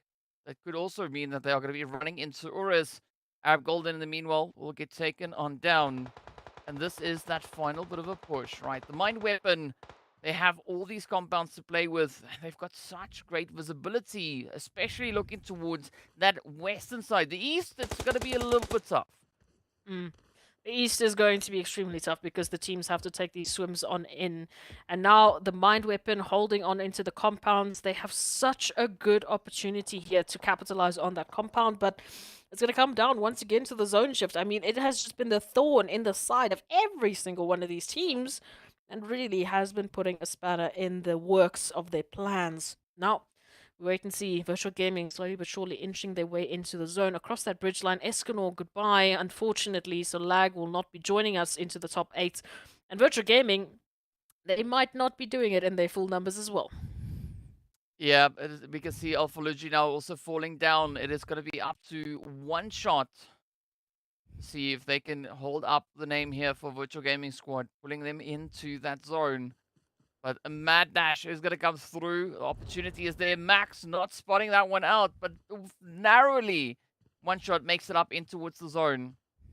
And still, the final 8 teams trying to settle this one up. I'm curious to see what Wave is going to be doing. They're moving in from that southern side. They've got all that elevation to play from. As you can see, the rest of the team situated here up in towards Hatin. It's a city finish, essentially, right? These teams really going to try and just whittle away at these numbers, making things a little bit more comfortable for themselves.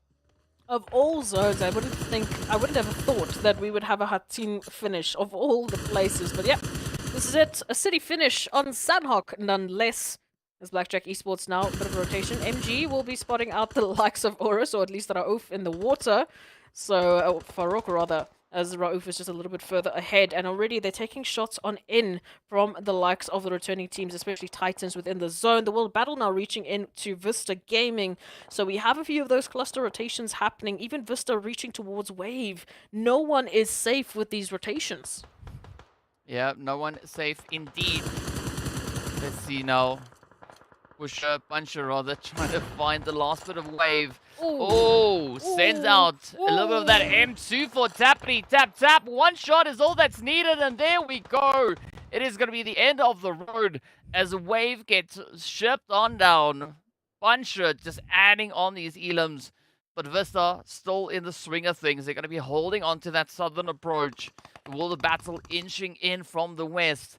But Titans got a very beautiful setup here. A lot of compounds to work with, but the zone is going to move. And will they be able to maintain as Hisk now steps up, trying to quickly find their trade up into URUS. But Rauf is still alive. And this could be a great upset coming through. But it doesn't seem all that likely for Rauf now to survive as the mollies are being sent across. And Phonics now having to deal with the blue zone.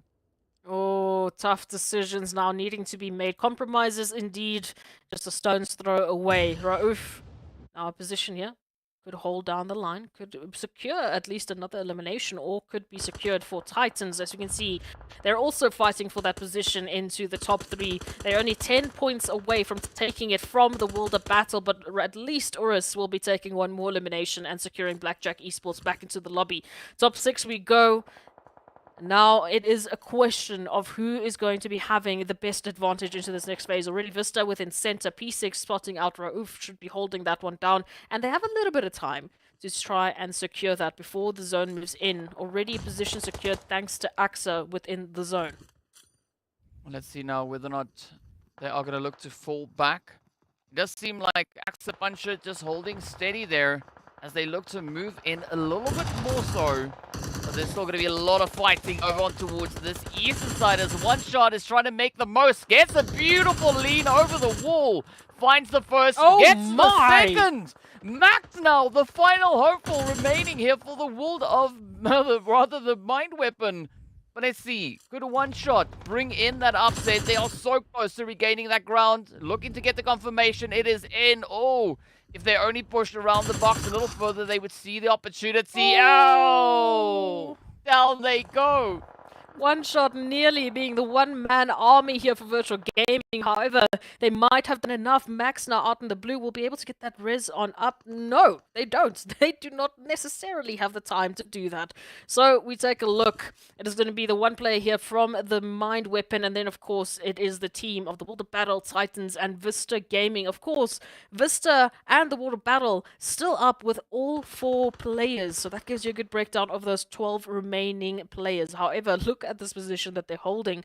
Titans within the zone, not quite yet. Now, both of these teams having to make a push on in. Our top 2 teams in this map now fighting for more points on the overall rankings.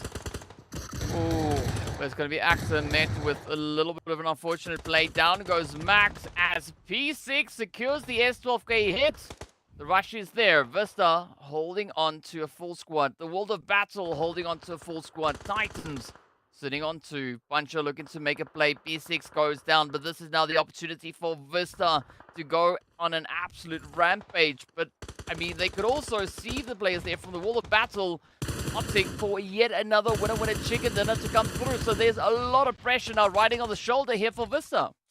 Riding on the shoulder here for Titans as well. If the World of Battle don't go out here with minimal points, then unfortunately they might be saying goodbye to that opportunity to take the top 3 placements, and that Molly will secure Titans back in the lobby, at least with 9 eliminations. Now we look to see what Vista and the World of Battle will do. Vista up with 10 eliminations. Ooh, and there we go. Muhammad locks it in, gets the knock, dials it through. Of course, now Vista holding on to a 3-piece. It is going to be an absolute brutal fight to the finish. A 3v3. You couldn't have asked for more impressive play. But now the World of Battle, they find themselves in the situation once again. They are no strangers to these odds. But will this into that victorious play. Of course, now Vista trying to make the most. We got Mazzaro on the front line. It's a Brood and a Gato holding on the back end. Mazzaro and Muhammad almost staring down at each other. But it's all going to come down to timing. Who will be able to find these next few shots first? It's basically like a yin and yang situation here between Vista and the World of Battle. Both inching forward, 1-2 splits as they are trying to find this opportunity. Just that step up needs to be there. And again, the first player that steps up, the first one to make that mistake might be it. Oh, here we go now, trying to get it. Nagato falls. It's a Brood. Mazzaro left to defend the honor here. And it's looking quite favorable now for the World of Battle as the utilities continue to find their point, eating away the health bars. It's a Brood now also getting found. And Mazzaro not looking too great, but the spray comes through. They find Kron and down they go. It is going to be the winner chicken dinner getting handed over as the players there from the World of Battle step up, taking that chicken with all their hands, gripping onto it with 5 eliminations up as well. Signed, sealed, and delivered. The World of Battle pick up. What is that? The third winner chicken dinner on the last day of finals? My goodness gracious! I'll have to double check that. But if that is the case, the World of Battle, I don't know what they had for breakfast. What did they have for lunch? We'll have to double check because clearly it is working for them into this last phase. I mean, I love this approach coming through from the players there of the World of Battle. I mean, they've just looked to bring in so many upsets coming through to today. It's great to see that. I mean, and I'm also so satisfied that they actually didn't do that sooner, right? They left it for the last day, looking to just make such an upset. I mean, had this happened on the first day of the finals, we would have been like, yeah, it's fine, right? World of Battle doing a thing. But now, reserving that for the third day, kicking in those afterburners, just flying like absolute legends. So amazing. But let's take a look at the highlights.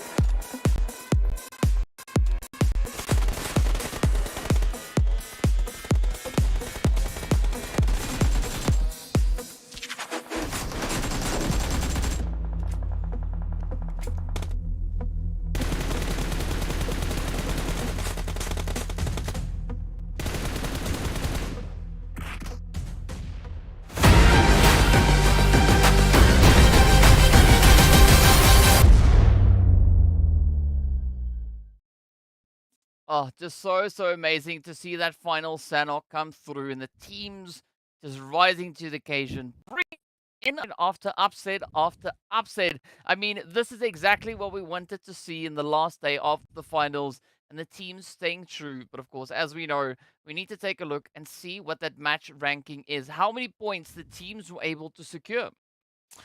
So it's not as wild as some of the other matches we would have seen, but it is very top heavy in terms of the spread of points. I mean, the fact that we have three teams now with double digits on the top of the match rankings, really equal standings. I mean, 16, 15, 14 is just too good in terms of the counting there, but it will be a very good spread as we go down the rest of this page as well. Just again, elimination. Sanhok is the beauty of an elimination spread, and it's going to be providing everyone here to just pick up a little bit more, just to get a little bit extra as we move into our final match of the day. But we can take a look at that second page, GK, and see who else was as successful as the first 8.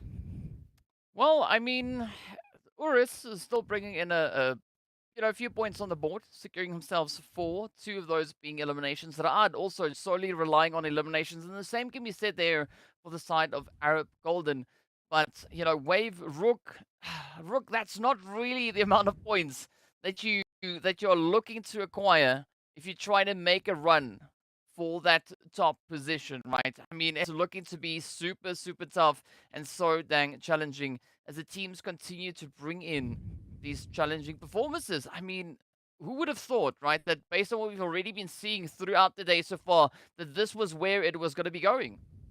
I definitely wouldn't have. Again, the predictions have been so incredibly difficult because the teams have brought in a completely different energy into the final day.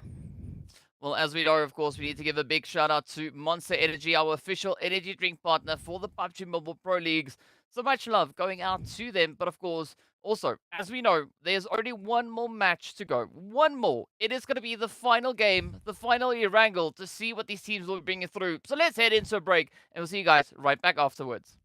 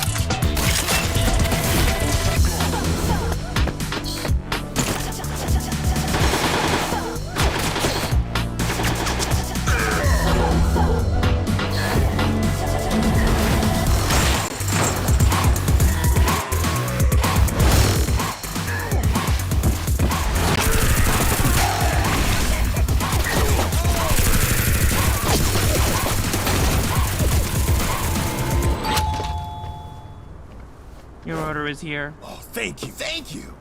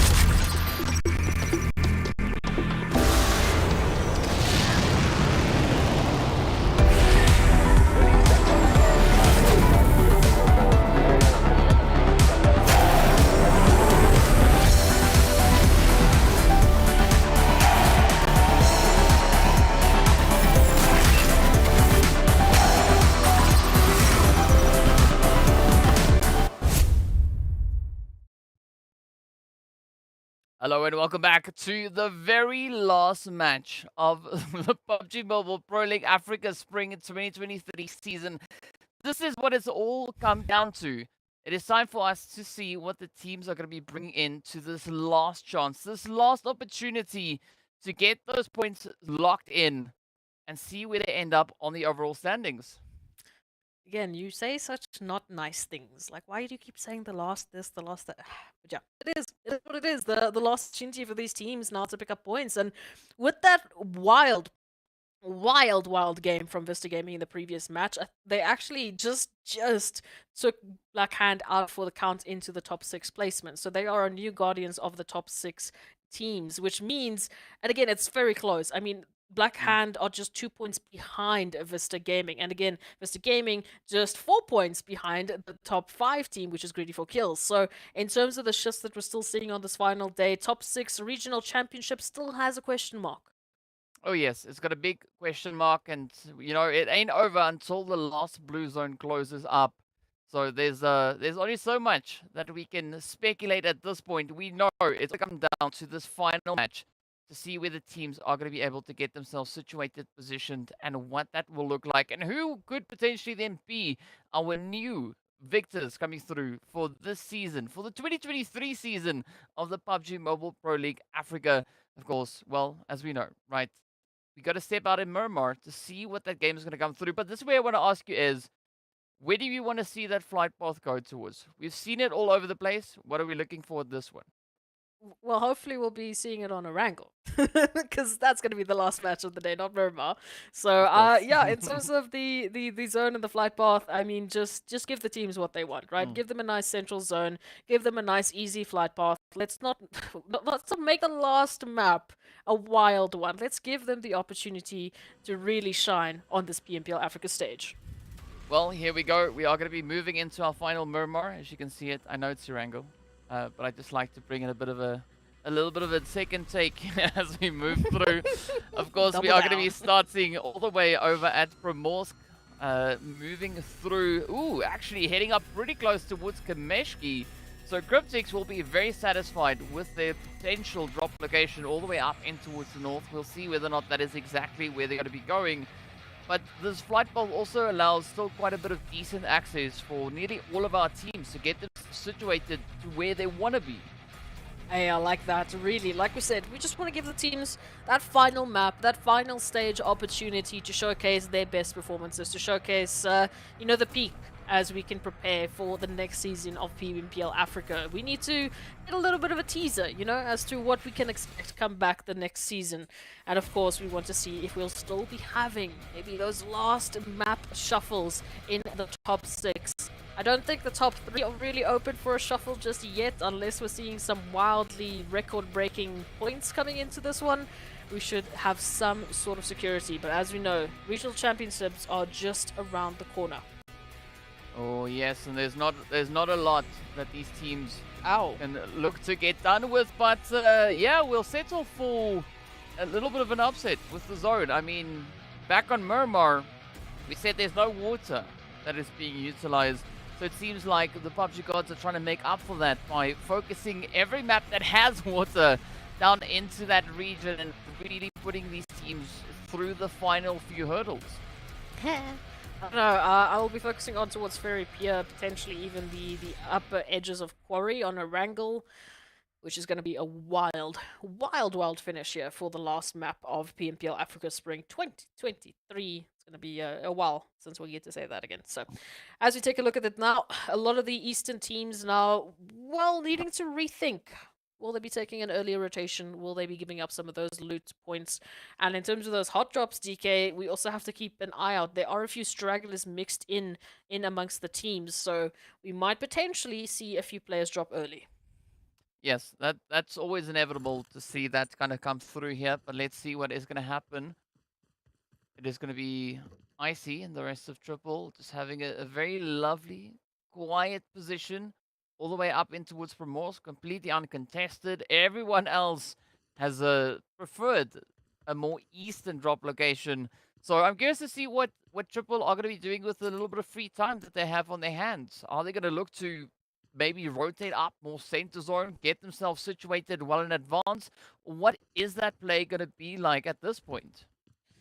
A lot of questions around the vicinity here. As we know, again, In terms of the placements within that zone, in terms of the locations that are really going to be providing these teams a lot of cover, a lot of opportunity for looting, and central location, it's going to be Quarry, Ferropia, and of course Gutka. So there are a few teams that we know that do generally enjoy a little bit of that Ferropia action. Triple Esports, of course, though, they find themselves on Primorsk already with a bit of a scout from Chemo up to just the outer portions there of Quarry. So there's still plenty and plenty more locations available within the zone.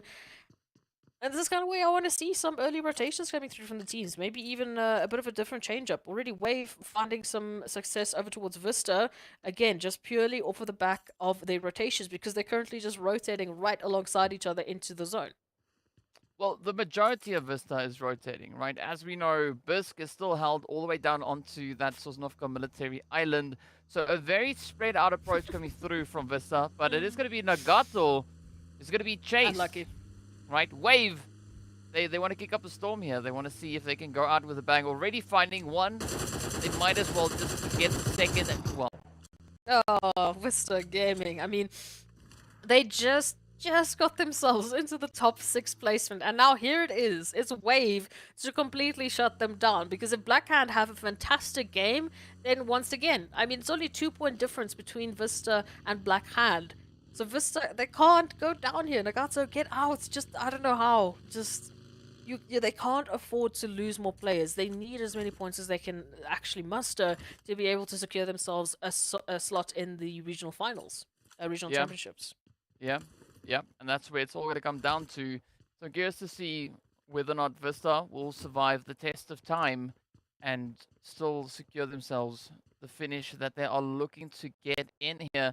But as you said, right, Blackhand, they pretty much essentially contesting with Vista for that slot, for that opportunity to make it on through.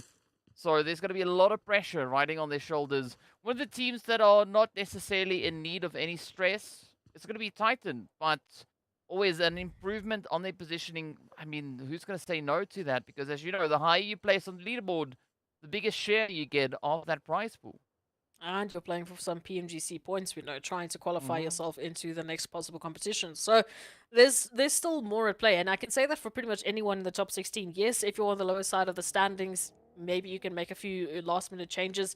If you can't get yourself into the regionals, that's fine. Get as many points as you can to once again set yourself up for not only the next season, but of course, you know, PMGC, get that momentum running. Hopefully, we can maybe see a few new teams joining the likes of Titans and CRYPTICS as teams from Africa that have PMGC experience.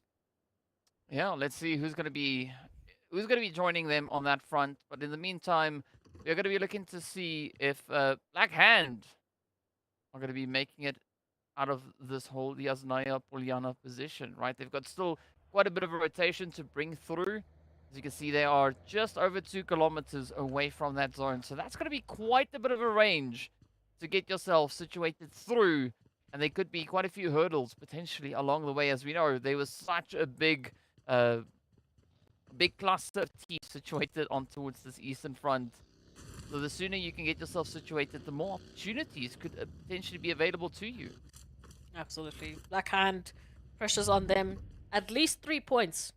At least 3 points is where they need to start to be able to get themselves back into the top 6, to get themselves into the regional champs. So the story might not be over for Blackhand, but of course, rotations. Wave already being able to pick up that one from Vista Gaming. At least they didn't pick up any more, because as we know, Vista is in a very similar situation to Blackhand. Rad, now a bit of a rotation into the center. Nice little bit of an opportunity. Oh no, never mind. They are full sending it into Wave. Ooh, this is the kind of play that we wanted to see with Rad are going to be able to get the job done. Oh! Again, coming in swinging here, finding the sprays. Mosta also then gets taken right on out of there. But here we go. One knock, not going to allow Rad just to boldly move into their compound. I love this off-angle position coming through from the side of Hemo. But will that be the angle to play from? As you can see again, cooking up the nade, sending it out of Hemo, almost running into that one blindly. But this is going to be such a challenging approach as Hemo, does fall again, sends it through. But they need to be quick because Arab Golden could also come in for a slice of that pie. Gaddafi now going to be the final hopeful left for the side of Wave. Of course, we know again picked up 8 eliminations as a solo yesterday in the Erangel match, so there's no surprise that they come through, and it's only again to pick up those elims. But again, we talk about that player work and that teamwork that they've moved on in. So great opportunity from them to pick up that complete wipe against Wave, and ooh, that zone, DK, that zone is gonna go towards Promosk. Wow. Wow. I mean, if Triple ever wanted to be zone blessed, like they've not yet been blessed before, this is the zone, right? I mean, they are holding smack dab center position. Everyone else, aside from VISTA, are positioned within the zone, so there's going to be such a sweaty rotation that is yet to come through. RUKH quickly just enjoying the spoils of their victory, but they have to move on because there's a herd of teams moving in behind them. Arab also going to be making that rotation, so we could see a little bit of a rotational altercation coming through between Arab and RUKH. Ooh, a bit of a chase back and forth. RUKH very confident into this one, so I mean, I would love to see a few more eliminations coming through. Again, PMGC points. Ooh, lag finding Blackjack Esports as well. These vehicles are going to be put to the test today, and our virtual gaming in a similar situation once again. It's lag dealing the damage. Ooh, okay, lag. Looking to get on the up and up on this one. One shot also going to get taken right on down. And that is Virtual now holding on with only one remaining player. But it does seem like, yeah, they could have a very limited time, as those tickets are going to get punched pretty damn soon. But here we go. Titans now coming under fire as well as P6. Quickly retaliates, but down they go. Lag now looking to come in with such a dominating performance. You can see Alpha Luigi still holding strong there for the Virtual Gaming squad. But this is now not the kind of position that Lag would want themselves to be in, so far away from that next phase. Yeah, Titans in a very similar situation because they've stuck around to try and get those elims, because they've stuck around to get as many points as they possibly can. A9Q now trying to send it on in, be that distraction, give the rest of the team the time they need to get the reses up to keep their numbers into this next phase. So there's a bit of a sacrifice play from A9Q. They are the bait, and hopefully A9Q will be able to switch this one up on Titans. Well, let's see where this is going to go. A very risky approach. But as we've seen a few clutches come through before, it's not out of the realm of possibility. Instead, they do move the vehicle just a little bit further away. But I like this approach coming through from Lag. I mean, they're keeping their focus pretty tight onto Titans. But they also need to keep an eye on those health bars, because as we know, the Big Bad Blue Zone is going to be absolutely relentless. It waits for no one. And now Titan, they use the opportunity to disengage and rather get themselves repositioned more adequately. Yeah, definitely loving this. I mean, they're so far away from that zone. They're all the way by Pachinki, as you can see, and they need to get at least into Quarry. So rather just opt in for the rotation, loving that. Again, Triple Esports, what is the zone place? They are so smack center zone. They have practically turned it into a crosshair. Now we have to wait and see who else is going to be rotating in. Vista still on that coastal line. Promosk housing the likes of URUS Esports, and of course the Mind Weapon and the World of Battle are our first few teams in the zone. Well, it's going to be a contentious play all the way through to the finish. We got the World of Battle now moving in. They've been really proving their worth here today. CRYPTICS also holding very close to that position. And we can see Black Hand now starting to have a few knocks getting delivered in their direction. But here we go. Center zone is where a lot of the contention will be. We got the players here from the Mind Weapon looking to hold strong. And this is not the easiest compound to defend, especially because you got all these ridge lines alongside it. So hopefully they'll get themselves out of that dip and back onto the elevation. Meanwhile, Quality looking to bring in a little bit of control here. RUKH Esports once again finding Black Hand. Again, the nemesis continues. These two teams have been on each other every single rotation, especially on Erangel. Somehow, some way, they find a way to just take each other's eliminations, take each other's players. And now, as we take a look at Black Hand, we know they've got that pressure on them. Fire a golden rotation. Will they make it? Just over their ridge line. I mean, just you could always call that a bit of a saving grace going through there for the side of Arab. But now the hard work comes because they're not out of the woods. There's no clear, easy play to make at this point. And we are still sitting with 15 teams up, looking to contest. We got the players here from VISTA, of course, now all the way down into Primorsk, but alongside them, we've got Blackjack, we got the World of Battle up on the hillside, and it just keeps on getting more and more challenging the further we progress. Hey, we're loving it already. A bit of a reach across. Oh, Koa, immediate thirst on towards Rami, so at least puts Blackhand and Rook on equal footing. Still taking this engagement over towards that northern side. The Mind Weapon not far off from reaching in, so unfortunately, Blackhand, they put themselves in a sandwich. A very difficult position now to work with. Already smokes being deployed. I would loot on out. I would get on out, because if they stay in this position too long, I mean, what is the chances that the Mind Weapon are just gonna, take a little bit of dive into the north and get some eliminations? Well, we don't really know just yet, but there's only one way to find out. As we know, the team's looking to make the most of what they've been dealt with. And here we go, that zone is getting ready to pop yet again. Raad, Virtual Gaming Squad, a very, very tricky spot to play on that edge. But Greedy using the opportunity to just sneak themselves alongside Quarry and back into a very contentious play here. Hand, however, caught out as the shots continue to fly across. That is Virtual Gaming Squad also now getting sent away, and the zone centers up. This time around, Triple not being zone blessed, but it looks quite favorable for the World of Battle and Arab Golden. For Blackhand, they can't go down until they at least manage 3 eliminations, and then they need to hope that Vista Gaming aren't going to do anything about that. But now, only up with 0 points. They are looking at a 1v3, maybe even a 1v4, maybe even a sandwich. I don't know. The Mind Weapon have reached on in already, and now here comes Bronsberg. Redox out in the open. Oh, at least will be not spotted, but here we go. Can Redox make this happen for Blackhand? Oh, the sprays are there. It is just a matter of time. Let's see if Redox will be able to survive. It's a very risky position to be in. Rook right there alongside him, of course. GG gonna come pushing up with the vehicle, looking to close it out, and there we go. Zard actually finds it as the Mind Weapon closes it off there for the side of Blackhand.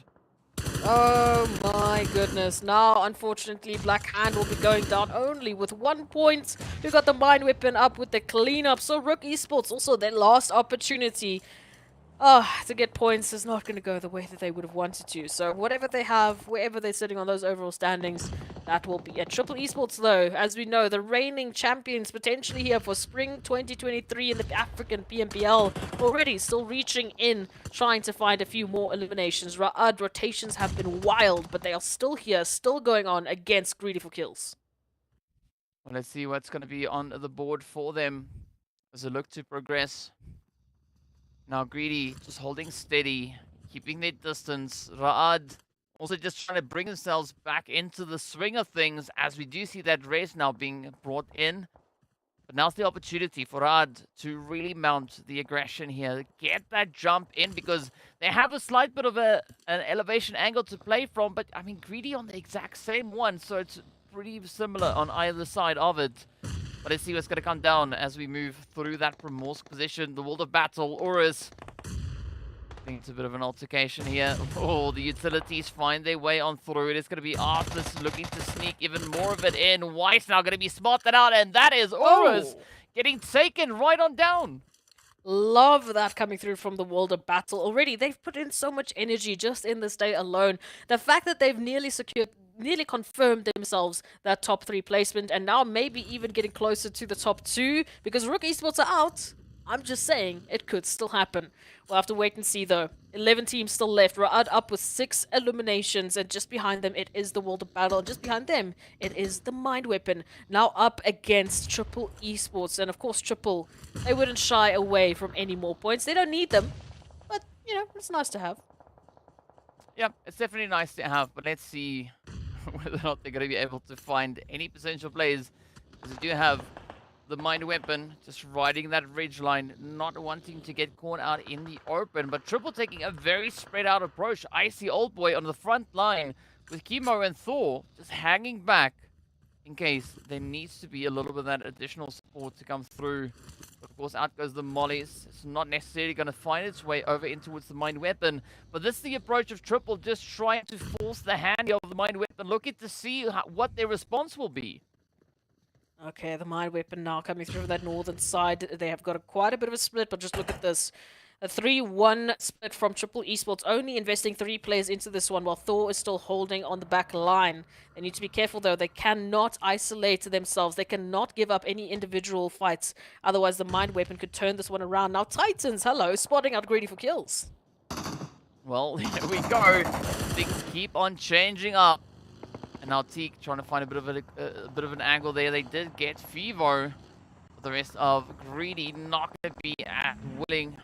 Just hunkering down in the little shack. Trying to play as cautiously as they can. But the confirmation is there. Axis secures their second elimination. And now, still so much work to be done here. Greedy still just moving this way and that. But Titans, surprisingly, quite holding back here. I mean, they're not mounting as aggressive play as we would have thought at this point. Well, they also need to focus on what's happening onto that center. Arab Golden can actually reach on into Titans and provide quite a bit of opposition. So their focus might still be just a better position within the zone. They don't want to, fight too much on too many fronts, spread themselves thin, and then be in danger of being taken out so early on. And look at this already. RUKH's going to be reaching in to take out Greedy for kills. So if Titans were still in this position, they would be the ones getting third-partied. Yep, 100% agree with you on that. But let's see now, as there's still quite a bit of a play to be had. RUKH now coming under severe fire. Managing to hold on here still with Ghazi as they find the opportunity on towards Zar. The mine weapon also looking for their chance back in towards the zone. But Ghazi, are not fortunate enough to evade those shots any longer as they get taken on down. But now Arab Golden looking to step up. Ooh, Erangel getting smacked in the face with that one. A little bit of a wake-up call coming through now. Arab Golden still within a good center position, but everyone can reach on in to take a piece of them. Greedy for kills now, relegated back into the lobby. We take a look at our top 9 teams, and it's not looking so healthy for everyone else because the numbers are starting to dwindle. The Mind Weapon up with 7 eliminations. The World of Battle up with 6. So it is still going to be a hard fight for anyone to try and secure a good winner-winner chicken dinner in the last map of the finals. Yes, sir. Here we go. Triple trying to make the most here. Using the extra bit of reach line cover they have to keep those numbers up. Not quite sure if Icy is going to be able to make it through this one. CRYPTICS now in the open. Great opportunity here for Thor to swing that hammer and maybe smack in a few of those elims. Lag in the meanwhile will get taken on down in 8th place. 3 eliminations to their name. But Thor can't really find the hit. There we go. Finds 1 or 2. But will they now drive it all the way to the finish? Triple Esports still needing to lock this one down. Moving in from that western side. Icy still knocked, unfortunately. So Thor and Chemo might have to take this on as a duo. But we know there is still plenty more teams. Now we have to wait. That zone shift is going to give them some more time to work with. But now the Mind Weapon move on in from the north. There is a rotation now from Chemo to try get Icy. So we will have Triple back up to 3, depending on what CRYPTICS have to say about this.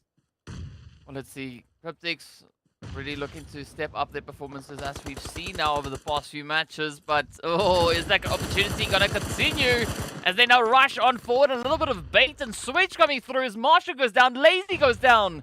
And it now turns to Senke. Triple just trying to pull a rat out of a hat here. And let's see where this one will go. As it's a slow, steady approach. The Mind Weapon also just holding on that ridge. But Icy can actually now get the res over in towards Chemo.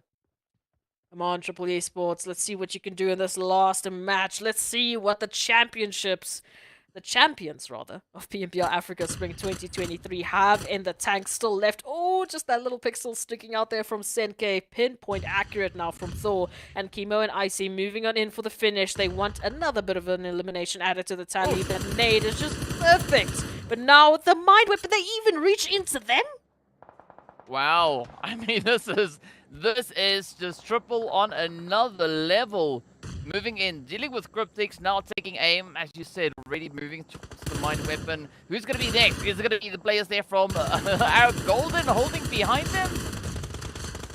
Oh, shot in back and forth. Chemo finding Zar. Good confirmation. The Might Weapon, they've been on such a tear, but now they might have poked the wrong bear. Oh, Max goes down. Chemo now looking for the follow-up.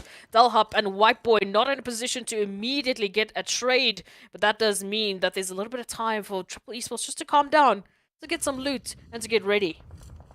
Let's see where it goes. The final few pushes now remain. Titan looking to play all the way on the edge here. A great opportunity available for them.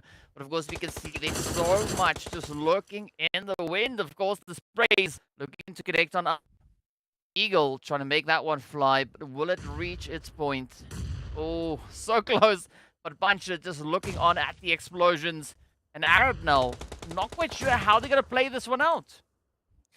Arab Golden now holding on in the center, moving in. Oh, the World of Battle still. They manage actually to secure themselves the finish onto Vista Gaming. So Vista, oh, will only be picking up a handful of points, but we continue. Arab Golden says goodbye. Top 4 teams, here we go. And now just look at those eliminations. 8 to the Mind Weapon, 8 to the World of Battle. It is Titan and Triple who have cough the least when they're already sitting on 5 and 6 respectively.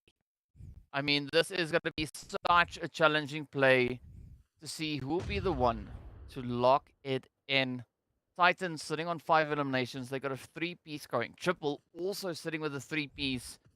And other than that, it's the Mind Weapon and the World of Battle sitting on 2 either side. But you want to talk about some pretty tough odds. This is exactly what the teams are facing at this point. We are looking to see who will be the one to unlock that final bit of a push, that final winner chicken dinner. Of course, the Zoro now just going to be forcing their hand, making their move even closer and closer together as they come for the approach. Thor, I love this off angle, but is it going to be sufficient? Will that allow Triple now to do what they need to do here and potentially maybe find yet another chicken? Honestly, I prefer the positioning from Triple Esports. That 2-1 split that they have, well, a little bit risky, especially if the Mind Weapon take that rotation to the west, which they likely are not going to because they have been relegated down to a 2. It means that they have the perfect crossfire, not only against the Mind Weapon and, of course, Titans, but also the World of Battle with Kron moving on in, so they could secure the last winner chicken dinner. Now, we need to wait and see how Titans will react to this. Oh, yep, that's going to be a very interesting one to witness. As you can see, Titans now trying to play elevation on top of the elevation. Team holding steady. Trying to see if they can spot any pixel out of place. Axa now noticing that there's a little bit of movement as they get ready for that play. It is so challenging, but the Wall of Battle down to their final remaining hopeful here. Triple inching their way up. Thor also now taking a quick little bit of a plunge. Moving in, but look at that! It is going to be Triple. Titans rather now. Coming under fire. Teak getting found. It's down to Puncher and Axa to see if they can keep the dream alive. Gorgeous nade sent out trying to make that connection. Ooh, and it will do some damage, but it's not going to result in a knock.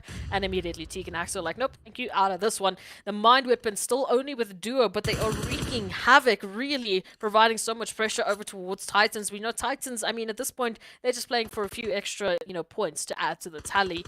But the Mind Weapon, they are also fighting for a bit of a shift on that overall ranking. Let's see where that shift is going to be going, though, as the teams continue to try and play this one as best they possibly can. It's going to be a very risky approach, whichever way you look at it. But now, Titans not going to be giving up this Overwatch. They want to see if they can reach into the Mind Weapon. Looking for a little bit of that extra bit of spice here, that extra bit of sauce. But there we go, the zone now shrinking in. And it's blessing Thor, who's already got that anchor point situated. The rest of Triple now can just look to move on forward. But Titan, now looking to make a little bit of noise as Dalhop inches forward. Oh, that nade getting close. But Dalhop instead gets found out. Down they go. And it's now solely relying on White Boy. But the same fate will follow as the Mind Weapon gets taken on down. And it is essentially going to be the players now from Triple and Titan and the World of Battle left to fight it out for the last chicken dinner. A triple T coming in right there.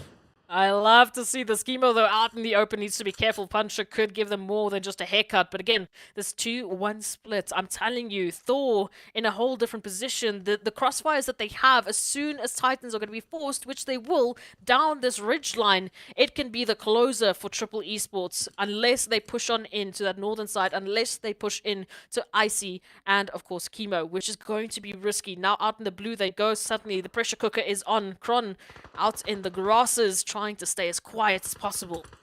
Oh, there we go. But Teague has been spotted. The shots connect on through. Axel trying to hold it steady. Puncher holding strong. But look at this triple. They're looking to expand on their available options. Thor keeping a very close eye there on towards Kron. As we know, Kron, give them a utility, and it gets super risky on that front. But now, Titans looking to regain a little bit of ground here. They've had to backpedal ever so slightly, and Triple looking to assert their dominance. But it's a very tight run. Titans sitting on, well, 7. We've got Triple sitting on 7. We've got the World of Battle sitting on 8. Some pretty highs coming through yet again, and that is going to be Thor now finding the head and taking down Kron. Oh my goodness. Okay, now we take a look at the Titan v Triple Esports, who will be taking this final when Icy out in the blue. Chemo now trying to provide that cover, give them that opportunity to move in. Oh, cheeky, goes for the care package, but that shot might be it for Titans. Can Triple bring this back? Oh, this could be the play. Triple having to try and get that play onto its Chemo. They want to have all their numbers up, but up comes the vehicle. Oh, it overshoots ever so slightly, but a great opportunity for Icy to pick up Puncher. Titans now down to 2, and this could be the play for Titans to maybe run into a bit of a brick wall, but let's see whether or not Triple will get it done. It is going to be Teague to fall. Now the final contender standing between them, and Triple unlocks that winner chicken dinner. Doing so with 11 eliminations to their name. What a run that was. I mean, come on. Do you not have enough points? Do you not have enough? Of course they have to come through in the last match of the finals after they have almost pretty much concretely secured themselves the championship title. Triple Esports take the winner chicken dinner, and in what a fashion. 2.3 thousand damage. I mean, what a gorgeous play coming through from Triple Esports. They have been dominating this finals. I mean, that was an absolutely devastating performance coming through here from Triple. I mean, as if one amazing performance wasn't enough to come through from them. They just had to step it up, do it yet again.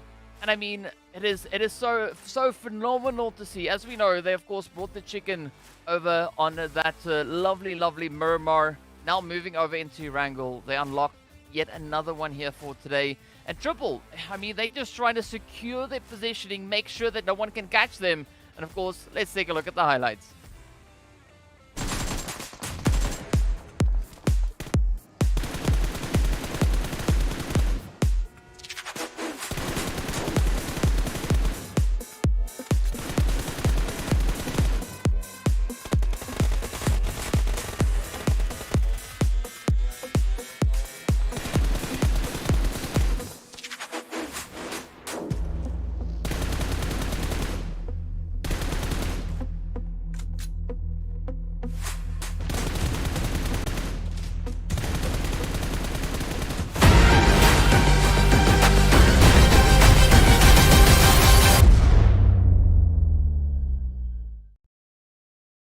Hello and welcome back. Welcome back. What a game it was that we've been watching here. I mean, this final Erangel it was on fire. Absolute fire. I mean, this entire day has been on fire. The fact that we had every single team step up in their own special way, just, it warms my heart.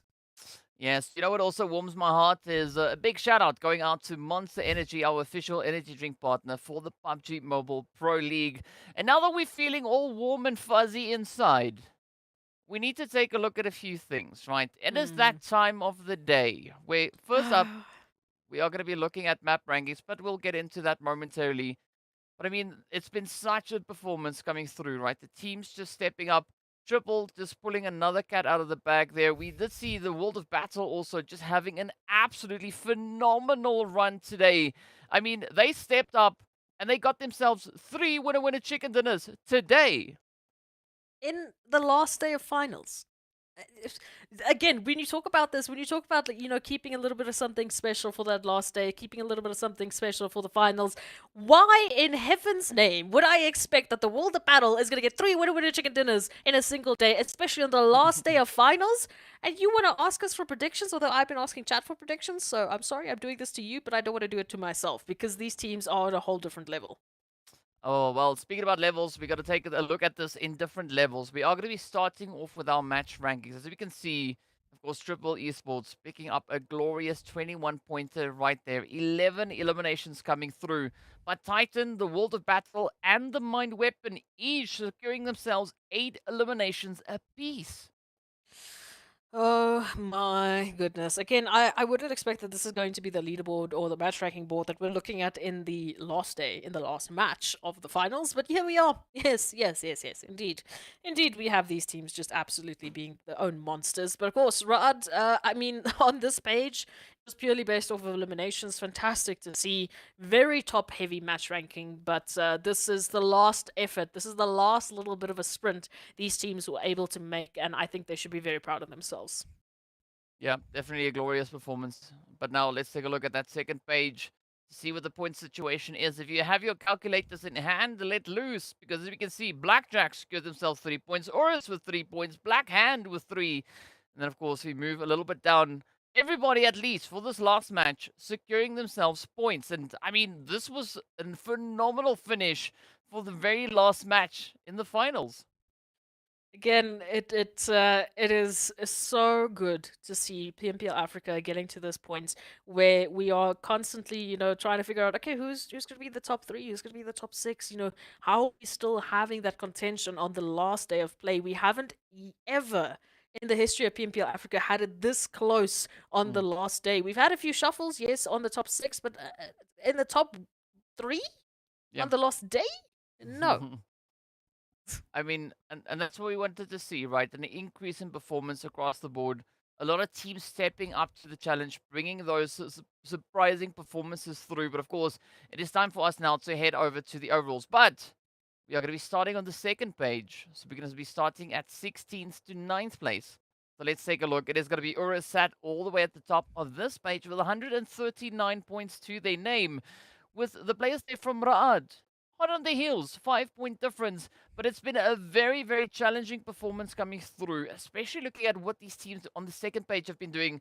But Virtual Gaming Squad, is they've just been having a very tough run. I mean, no shortage of eliminations, but placement points, that's where it was a little bit tough.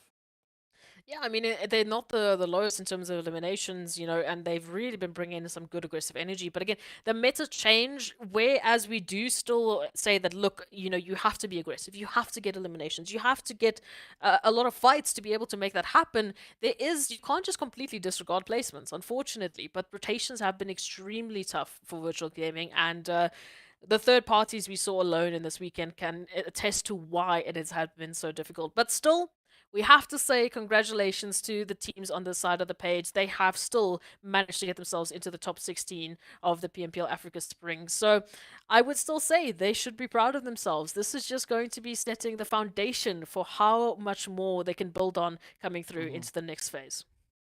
Yeah, some really strong players coming in here, and we love to see what the teams are going to be bringing forward as they move towards that next season. But I mean, now it is pretty much that time, right? We've looked at the teams on the second page, and I think it's pretty much time for us to see who's the team that has taken the lead, taken that pole spot, that top angle. I'm pretty sure there are a few guesstimations that have come in the chat as well, and we can see it going absolutely crazy. But of course, let me just confirm that we have it. Are we gonna do the winners first or first the overalls?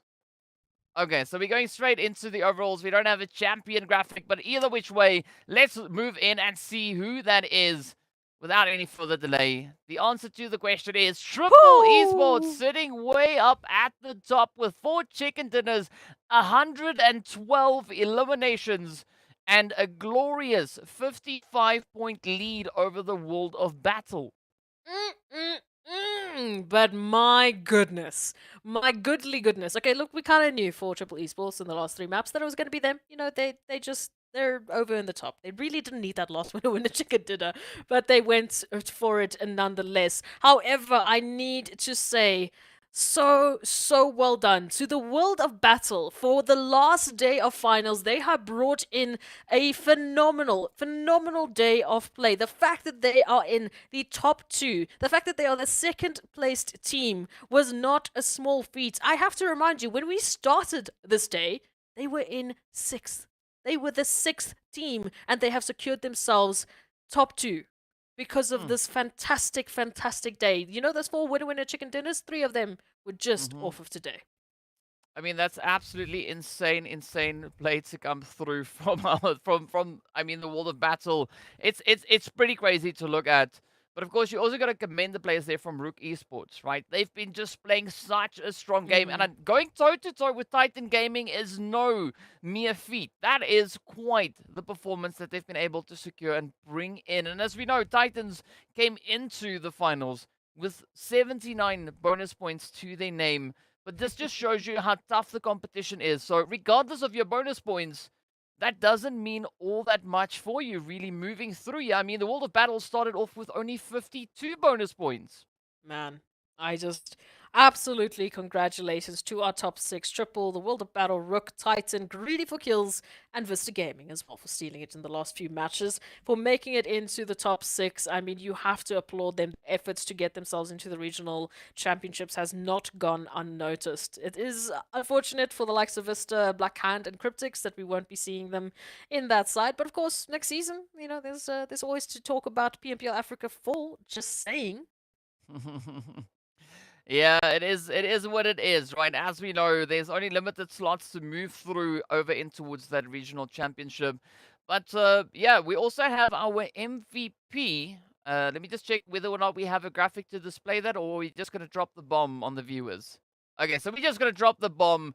If you want to give a quick prediction, I know there's a slight delay between us and the actual chat. So give us a quick prediction as to who you think is the MVP. We'll try and build suspense a little while longer as we wait for a quick few answers to come through here. But I gotta say is based on the gameplay and the action that we've seen so far, right? This season of the PMPL, it's looking phenomenal, right? The changes that we've had come through from the previous one into this one, absolutely amazing. Yes, it is top notch. It is insane. It is crazy. But of course, yeah, let's see what is going to come through. We did have something in the chat. All right, so let's drop the bomb. Of course, our MVP is none other than Old Boy, who takes it home. And what a performance that has been. I mean, Old Boy, well done. Big congratulations. And a very well-deserved one coming through on that. But on that bombshell as well, we are going to say a big thank you to all our viewers for joining us right here for all the action over these past 3 weeks. Thank you to all the teams for stepping up and bringing in such phenomenal gameplay. Of course, a big shout out to all my co-casters, Oxy and Mr. Crowns himself. I know he's probably in the you chat can't somewhere. run away from this. We have to say thank you to you as well. And of course, also just a quick shout out as I can disturb DK. Had a little bit of a prediction running for myself. I was asking who was going to be taking that last winner chicken dinner. And I mean, over and above the pre-book, Third Eye of Jihad, thank you so much for sticking around with us and joining us in the viewers in the chat back to back. We'll have to wait to see who's going to be our chat or viewer MVP that we like to run in the next season of PMPL Africa. But also, thank you to DK for joining us on the stage as he always does. So yeah, I couldn't give you that opportunity to not say thank you to yourself. Yeah, but also, anyway, so we are going to be moving on from there, right? So big thank you going out to everyone. Shout out to Jihad, of course. Well done, well played. But that is going to bring us to the end of the evening. Of course, we can't forget about the production team. Thank you so much. You guys are absolute legends. And with that, we will end the show right here. So thank you so much. We look forward to seeing you all back again soon. Until then, stay fresh, stay frosty. See you all later.